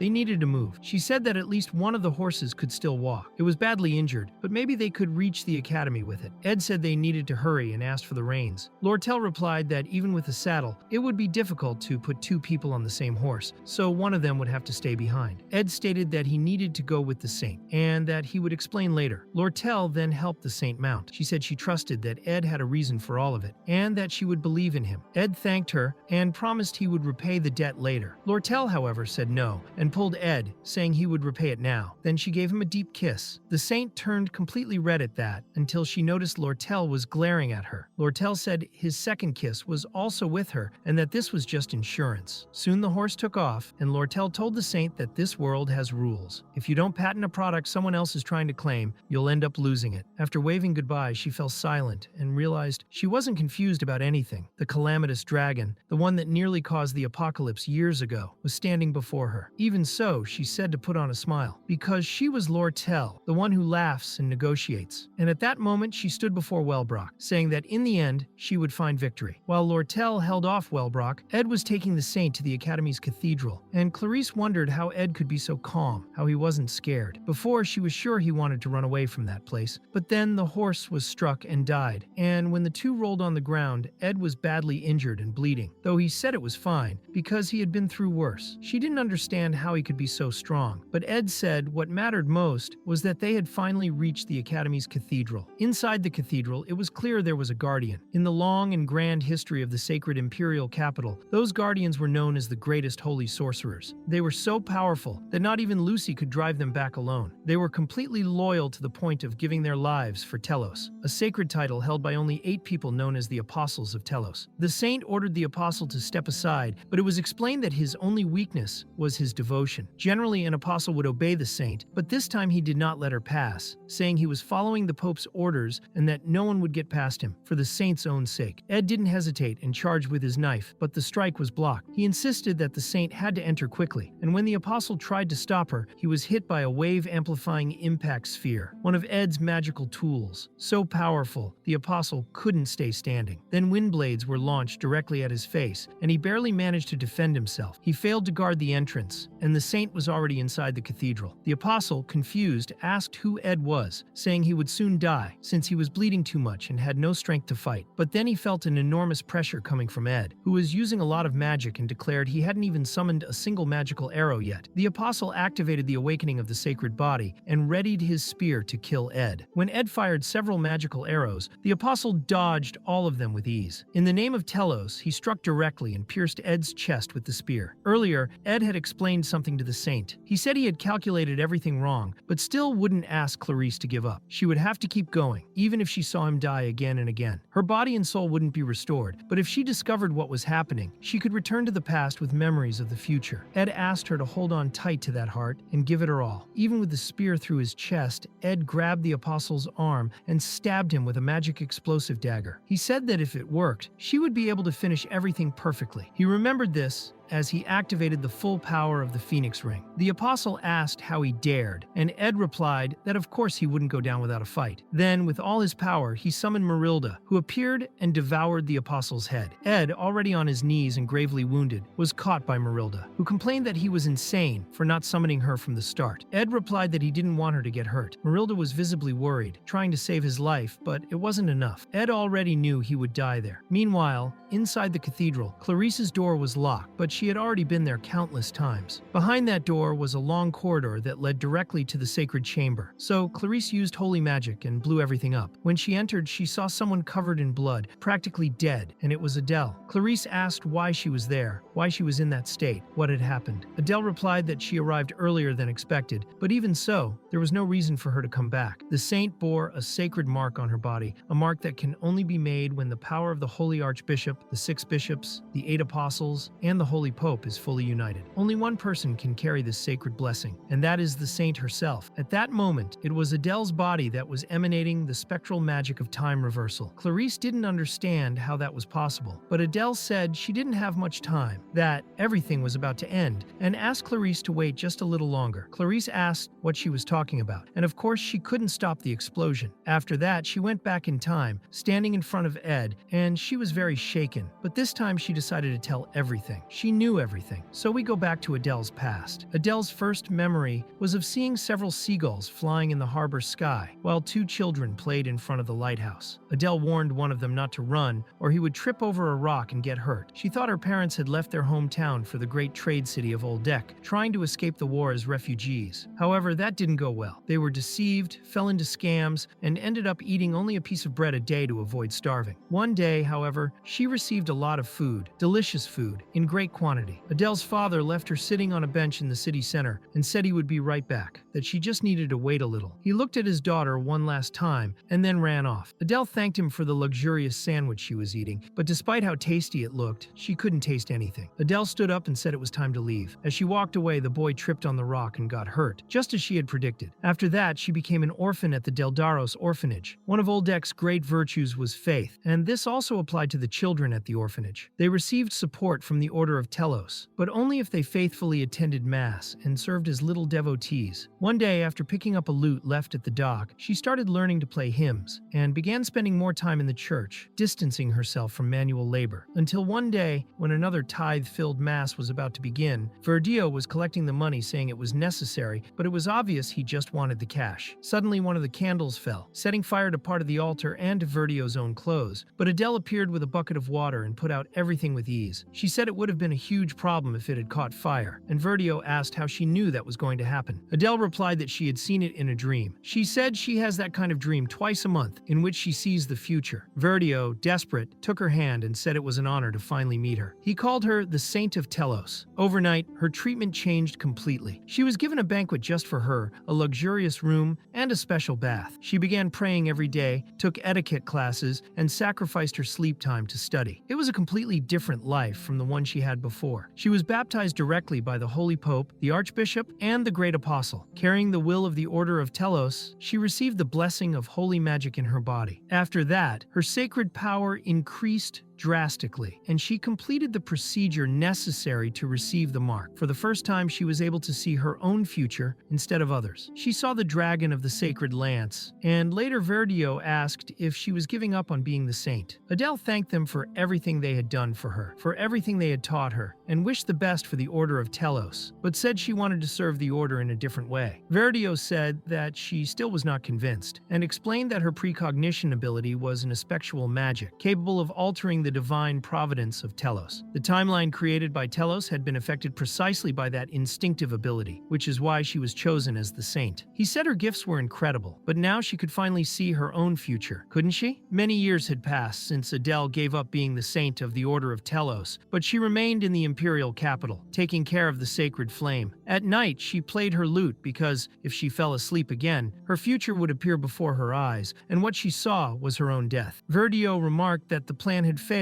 and if they wanted to calm the dragon of the sacred lance, they would have to offer the saint as a sacrifice. During her time in the capital, Adele heard many things, including possibly secret information. The world was entering a time of peace thanks to the extraordinarily wise government of the Holy Emperor Cloel, but in a peaceful world, no one sought God anymore. As a result, the Holy Pope's influence had diminished, and Verdio, who was more of a businessman than a clergyman, knew exactly what was needed: fear of ruin and a miracle from God. The plan was to revive the dragon of the sacred lance, put everyone in danger, and then use the apostles to defeat, in quotation marks, the dragon. But to perform that miracle of God, a sacrifice would be needed to seal the dragon again. That sacrifice would be Adele, the original saint. She believed that by fleeing, she had prevented that future from happening. However, many years later, the future came to her. Adele thought that Clarice was not talented, did not have great control over magic or sacred power. She was just a girl with incredible potential who didn't know how to use it well. Still, in terms of qualities, she seemed born to be a saint. She was full of grace, intelligence, and elegance, but all she wanted was to live a normal life. Adele thought that was not possible, and maybe she would have to tell Clarice everything, say that she was the original saint, explain why she had fled, and also talk about her effort and determination to stay alive. However, all Adele could do was turn her words into songs and poems. She said she would rather die in the sewers than live a blank life. The message she wanted to pass on to Clarice was that she should run, escape, sleep, just as she had done, but she could only express that indirectly, through beautiful words. She couldn't say it directly, but she hoped Clarice would escape and live the life she longed for. Every night, she sang romances and recited poems about freedom, hoping that maybe Clarice would understand and run away. Even so,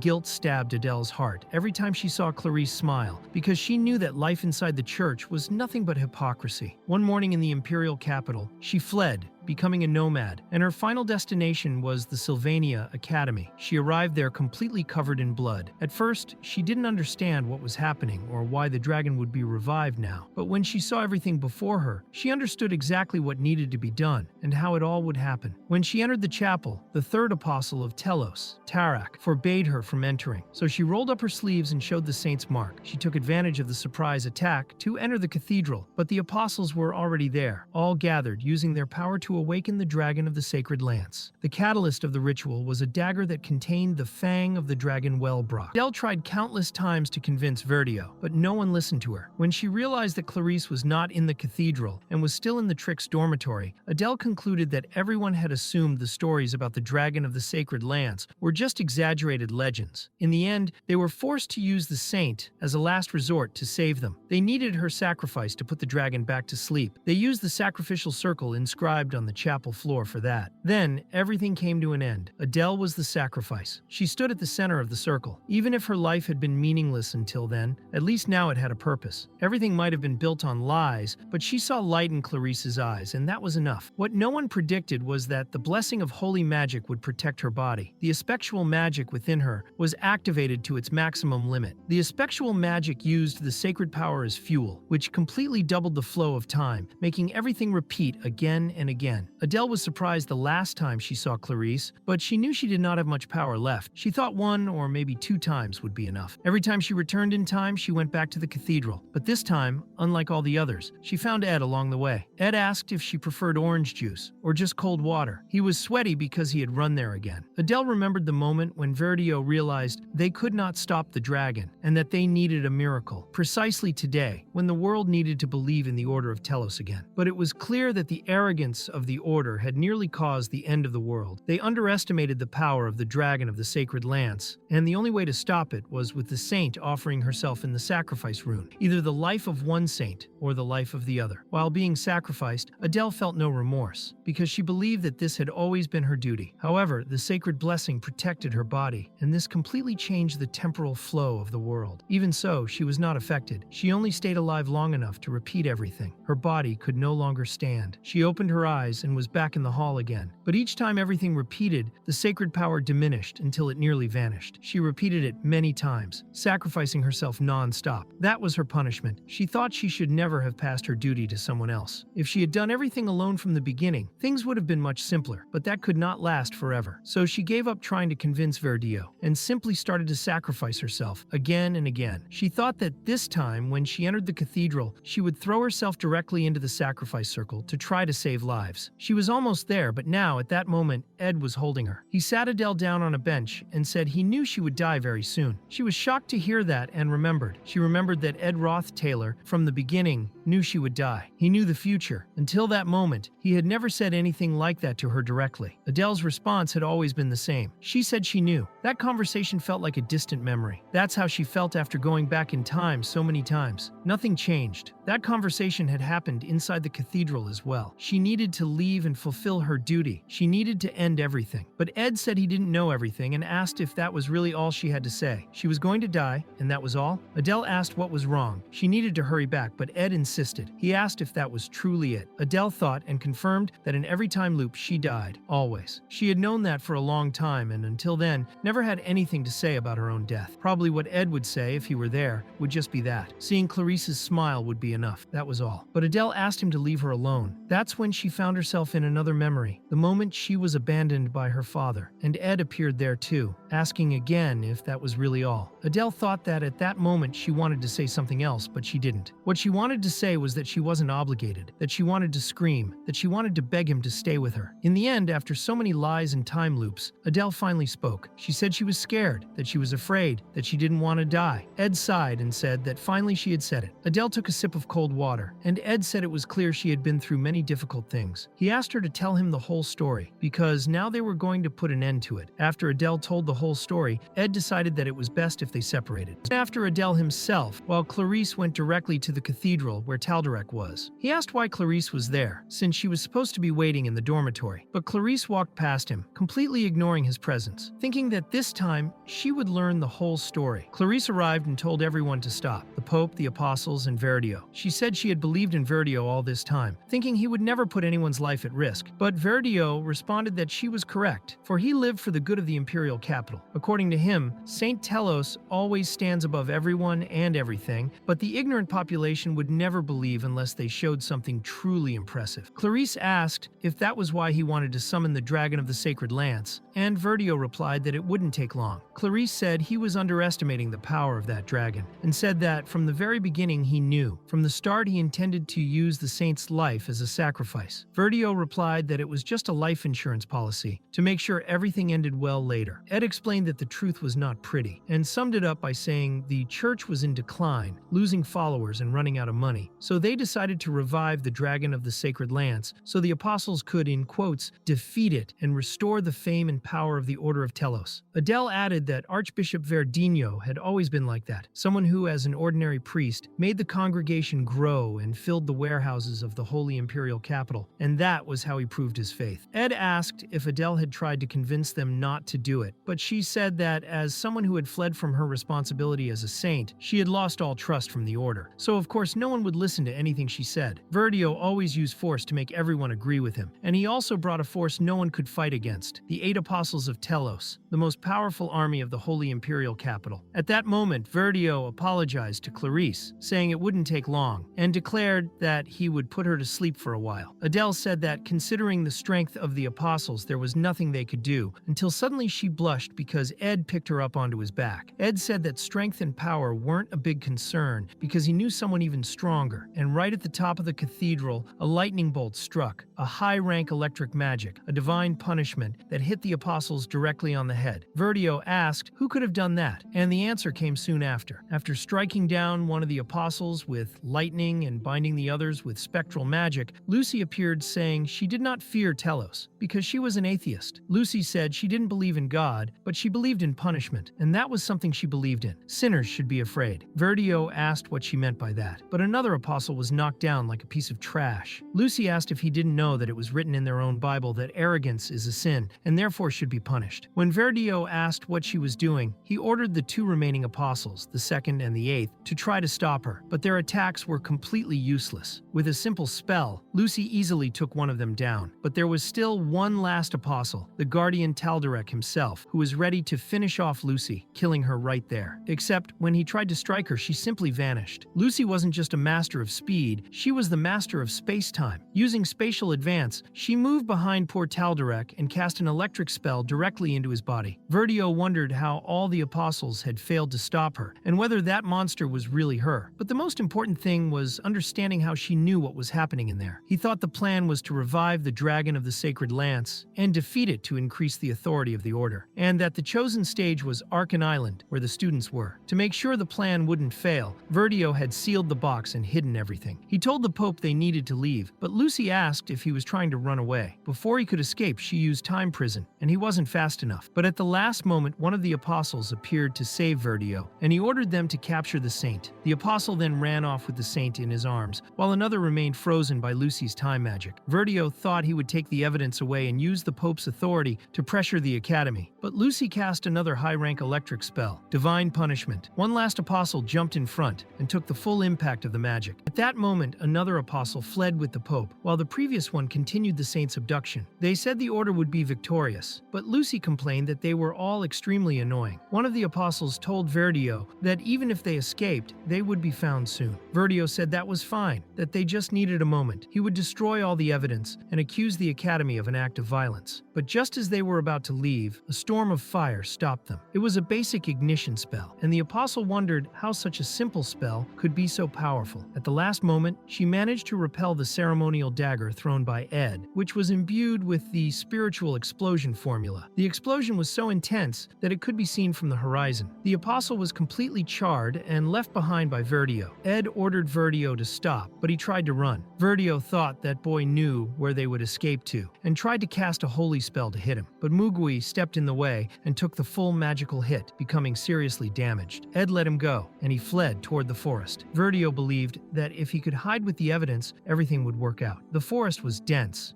and according to him, no one would be able to move through it. But Ed knew exactly how to move through that forest, and was about to cut Verdio's neck. He ordered him to hand over the necklace, grabbed Verdio by the hair, and the two of them tumbled down the slope. Verdio ended up on top, with his sacred staff, and managed to hit Ed with a direct shot, but Ed counterattacked and stabbed him in the chest. Still, Verdio didn't let go of the evidence. Ed shouted, demanding that he hand it over at once. Earlier, Adele had warned that the Archbishop was very strong, even compared to the Apostles, and that he was still extremely dangerous. But what worried Ed was the time. They had to stop the dragon from awakening, and they knew that the church's plan had been in preparation for a long time. Even with Lucy's help, the chance of failure was still high. It would be good if they could go back in time one more time, but judging by Adele's condition, that seemed impossible. Adele said it was fine, that if Ed failed, she could still go back in time a few more times. But Ed knew that was a lie. Her power was already nearly exhausted, and she could drop dead at any moment. With no time to waste, Ed killed the Archbishop. When he picked up the Wellbrock Fang dagger, it was still charged with magic. Verdio, even while wounded, said the dragon would soon be resurrected, that the apostles would deal with it, and that the saint would fall, and then everyone would recognize the greatness of Lord Telos. At that moment, the awakening finally began. The dragon of the sacred spear was coming back to life. Now Ed understood everything. To prevent the seal from being broken, the church members had ordered the Archbishop to take the necklace off the island. The problem was that no one would remember that. He needed to find a way to keep that information safe. Adele needed to make the sacrifice one last time. If Ed couldn't pass the information to her, everything would fail again. Even if she had shown her true feelings in the end, everything would still end the same way. Ed said it was already too late again, but someone interrupted him, asking what difference a little delay made. It was Lucy, still standing despite all her wounds. Ed said Lucy had to hear his words, that she had to pass them on to Adele or to Clarice, but Lucy simply pulled Ed down to sit. She said there was no need to rush, that she wasn't going anywhere, and that all she needed to do was pass the message to Adele or to the saint. Then she wrote on the magic scroll the words, "You must steal the necklace of the Wellbrock fangs as soon as possible. Leave the cathedral. Verdio is planning to use the authority of the order to cover up the crime." Ed commented that it wasn't just her mana, but all of Lucy's magic was amazing. She replied that with enough practice, anyone could learn. Either way, Ed thanked her. The dragon of the sacred spear had been revived once more, but this time, all the information was preserved, recorded in the scroll. Everything was there, the location, the method, and the escape route. Ed wondered if Adele, on the verge of collapse, would be able to remember all of it. The real problem was time. He thought that if he were to lose his memories, how could he come up with a plan so quickly? Could they really defeat the apostles, steal the necklace, and still escape the island? Then Lucy said she had made a promise to that old man, promising to protect the academy from any danger, and that she would fulfill that promise at least one last time. Ed replied that he knew that she had already said that the last time. Lucy said that was exactly why, even if she went back in time many times, she would face that dragon every time. Ed agreed, saying he would do the same. Lucy said she had come to the academy to fulfill the old man's final promise, but perhaps she had been waiting for that moment all along. Now, she was tired of the endless wait. However, time would rewind one last time. Trying to stop the dragon would be useless, so Lucy said she would rather die in Ed's arms. She said she was sure the two of them would forget everything. Ed agreed, saying he thought so too. Lucy said there was something she wanted to say, something she had never found the right moment to reveal. The walls of the magic barrier began to collapse. It wasn't a romantic moment, but if she didn't say it now, she never would. Lucy said she couldn't live without Ed anymore, and that he couldn't leave. Ed replied that it wasn't a particularly difficult request for him. The dragon attacked again, and it started raining scales from the dragon of the sacred spear. Neither of them resisted or cried in pain. They simply held each other for warmth. After a long time, the rain stopped, and they remained in that position, in each other's arms. Then time rewound once more. Adele realized that her holy power was completely burning out. She could no longer be affected by time magic, and could no longer go back to the past. She thought she could finally die, but in the end she hadn't been able to stop the dragon's awakening. When she saw Clarice for the last time, it was painful, but still, she felt happy. Even if her smile for Clarice had been a lie, she felt truly happy in that moment. In contrast, the reunion with Ed Roth-Taylor was detestable. His will to survive had destroyed all her plans. Now, in agony,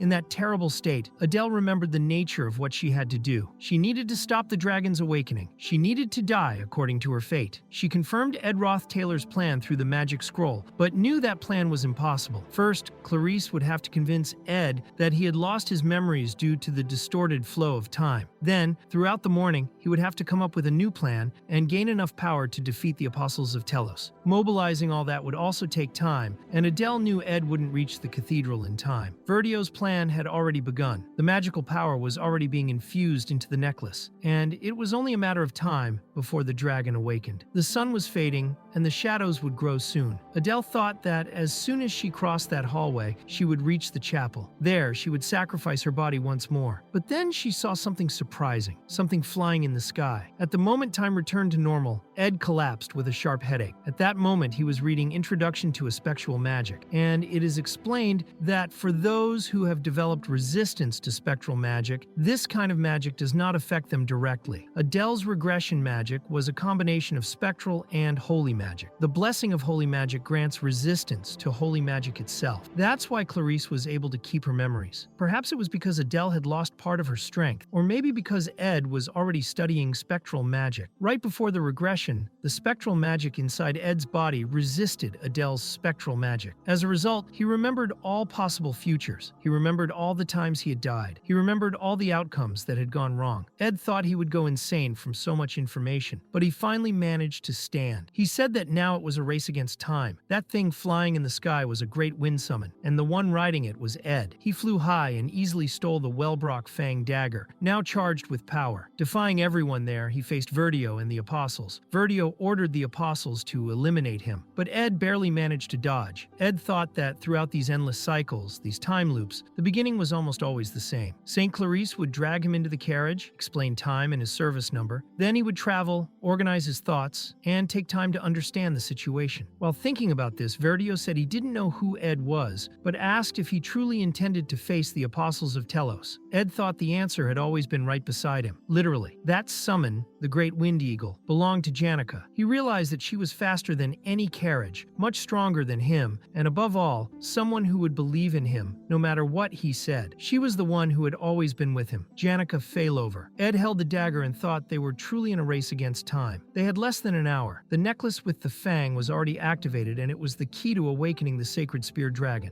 Once it started resonating, the dragon sealed beneath Arkan Island would awaken. That meant there was only one solution. Before the dragon could be revived, they had to throw that fang far enough so the magic wouldn't resonate with it. Verdio asked what they were doing. He ordered the Apostles to go after Ed, but Ed left a little gift for them. His dagger, now with explosive power, detonated everything around. At that moment, Ed and Janica took off flying on the eagle. Soaring so high they broke through the clouds. Ed told Janica to find a way to escape as far as possible, because he didn't know exactly where they would end up. But Janica said she couldn't leave him behind. Ed explained that the last incident might have happened over a year ago, but if she got involved in another one, she would be expelled from the academy. If everything wasn't resolved, she would be considered a fugitive who attacked the order. Still, Janica spoke of her homeland, Ulan, a remote desert, isolated, and lawless region. She said that if they needed to hide, no one would ever find them there. Janica then held his hand and said she knew Ed had been suffering alone all this time. Ed wondered how she could tell, and Janica replied she could see it just by looking at his face. She said that if he were expelled, then they would be expelled together. She said it was easier to endure everything if they shared the consequences, even if treated as fugitives. She would never let Ed suffer alone. Ed barely had time to find that moment beautiful, because they were already being chased by the Apostles. All 6 of them were after them, and he told her to speed up. They had no time to lose. Meanwhile, in the cathedral of the academy, Verdio was badly injured, and St. Clarice walked past him. When Ed regained all his memories, he told Clarice there was something only she could do. He said she knew everything that was going to happen, how it would all end, and that while he tried to stop the dragon's awakening, she needed to stop the Archbishop. Clarice was destroying everything in the cathedral. Ed explained that the Archbishop was a terrifying fanatic, willing to do anything for his beliefs, and that he would try to use the order to cover up everything that had happened. Clarice asked how long he would stand there watching while she confronted the Pope. Ed replied that she needed to win over the Pope, not the Archbishop. so Clarice demanded that the Pope excommunicate Verdio once and for all. Meanwhile, in the skies above the academy, a real war was taking place. Janica and Ed dodged arrows launched by the apostles until wind blades were hurled at them. Ed realized they couldn't dodge, and so the two of them had to jump from the wind summoning. In the air, slicing through the clouds, Ed managed to catch Janica, but the apostles were still in pursuit. The priority was to protect the necklace. Janica then whispered in Ed's ear, asking if he could handle the rest. Before he could answer, she pushed him away and threw herself into the air. Janica said she believed in him. Then, she activated the Ring of the Golden Phoenix, and the light that emerged illuminated the entire sky above the academy, surprising the students. The airflow in the atmosphere was completely altered, and all the air above the academy was used to generate wind summons. Among the various summoned spirits, one stood out. Even though it was a sunny day, something blocked the sunlight. Some said it was the presence of the spirit of spirits. The first one, the Elder. It was the first water spirit to come to life, the only existence of its kind in nature, and the most powerful water spirit known, Fried, the blue whale. While the apostles were distracted by the wind eagles, their attacks barely harmed Fried. Ed and Janica were on her, advancing toward the cathedral. Ed realized he was sure the necklace was losing its magical power, and at that pace, they would succeed in preventing the awakening. However, he also noticed that Janica was using too much power. She was flushed, sweaty, clearly under the effects of the ring. Janica commented that she would probably be bedridden after that, and almost fainted, but Ed quickly held her and asked if she was okay. He even touched her to check if she had a fever, which made Janica turn even redder. Not because of a fever, but because she was being touched by Ed, saying that at that rate, she would only get worse. Meanwhile, the apostles reworked their strategy. The best alternative was to focus on the whale, while the others cleared the way for Tal'Dorek. That's exactly what they did. Tal'Dorek advanced with his spear, cutting through everything in his path, heading straight for Fried. He asked how she could control so many spirits, since that could be dangerous even for herself. He said he didn't want to kill her, but he would have to. However, there was another spirit behind Tal'Dorek, and Ed ordered Tarkin to deal with him. When Tal'Dorek turned around, his spear was grabbed by Tarkin, and Ed had already launched an attack from behind, locking the apostle in a chokehold, forcing him to escape by flying. Janica then begged Tarkin to protect Ed, and they both crashed forcefully onto the forest floor. Tal'Dorek said that not only had he summoned a high-level spirit, but he was also controlling another one solely to protect Ed. The apostle acknowledged that Janica had extremely high power and immense talent, but said that the apostles of Telos, for bearing the duty of God, were even stronger. He demanded that Ed hand over the necklace immediately, or else both he and the sorceress would die. But Ed said he was wrong. He knew he could no longer go back in time, as he no longer had the hourglass of Delheim, and even though his mind was filled with memories of his many past deaths, he could not allow himself to die again. That is why he decided he would survive. His opponent, however, was the third apostle of Telos, Tal'Dorek, who activated the awakening of the divine body, becoming practically a living armored wall. Ed remembered all the previous battles against Tal'Dorek, knowing that his speed surpassed that of sound, which made it impossible to dodge with the naked eye. Unable to see the attack, Ed closed his eyes, and at the moment he would have been struck in the neck by Tal'Dorek's spear, he activated Marilda's windshield, a counterattack that could only be used once. He took advantage of the opening and launched a concentrated explosion, causing great damage and sending the apostle flying. Tal'Dorek then asked if Ed would be able to endure until the end, and Ed thought of his old problem. His firepower was extremely limited. That was when Tarkin said to leave the firepower to him. He simply devastated what was left of the apostle and also destroyed part of the forest. However, Tal'Dorek managed to dodge with his high speed and came down with a precise spear attack, striking Tarkin's head and undoing the summoning. Tarkin apologized to Janica for not being able to protect him, and Ed understood that this was the worst possible scenario. Janica's magic was nearly depleted. She would not be able to summon Tarkin again, and on top of that, Ed also needed time to recover. As a last resort, he fired magical arrows, but his water arrows were turning to steam due to the intense heat. Ed created a mist to try to obscure Tal'Dorek's vision, but the apostles said it was an obvious trick and struck Ed's chest, tearing it. Ed had already expected him to be that powerful, because in one of his time loops, the only way he managed to kill him was with Marilda's help. But at that moment, the Golden Phoenix Ring was not with him. It was with Janica, and he would never be able to summon Marilda on his own. He thought there had to be another way. Desperate, he kept blocking Tal'Dorek's strikes with his magic barrier until it broke, and he was thrown far on the verge of death. Tal'Dorek approached to finish him off, and Ed Roth Taylor once again faced death. He remembered all the times he died, all the times someone tried to save him, but now that he had recovered all his memories, he had also regained all the levels he had earned through his battles. Now he understands. Now he can. It doesn't matter if it's divine power or spiritual resonance. The way he learns magic is different. It was countless countless failures that taught him, memories of pure determination, desperation to survive. That story that once seemed meaningless had become the full manifestation of Marilda. As the old saying goes, practice makes perfect, and Ed landed a headbutt on Tal'Darek. Even so, Tal'Darek retaliated and tried to strike him with the spear, but Mug stepped in, deflecting the attack. From the water arrow that followed, Rhea appeared, biting the apostle's arm. With the last magical arrow he had left, Ed thought he would not regret it. He would not regret killing someone who took so many lives in the name of blind faith. So he drove the arrow straight into Tal'Darek's heart, and he didn't stop there. He kept beating him until he was sure he was dead. Even as the body twisted, the flesh burned, and the teeth gnashed in hatred, Ed finally understood. The only truth in this world is life. It is survival. He left the forest with that thought, knowing he did not have much time left because there were still things to be done. Meanwhile, at the cathedral, Clarice was still trying to convince the Pope. She said it was necessary to excommunicate the old man, but the Archbishop made that typical good boy face, pretending to be kind, asking if the Pope would really trust the saint, especially her, who according to him knew nothing. Verdio replied that everything was for the future of the order. Clarice questioned him, saying that if she knew nothing, how did he explain the plan to use the necklace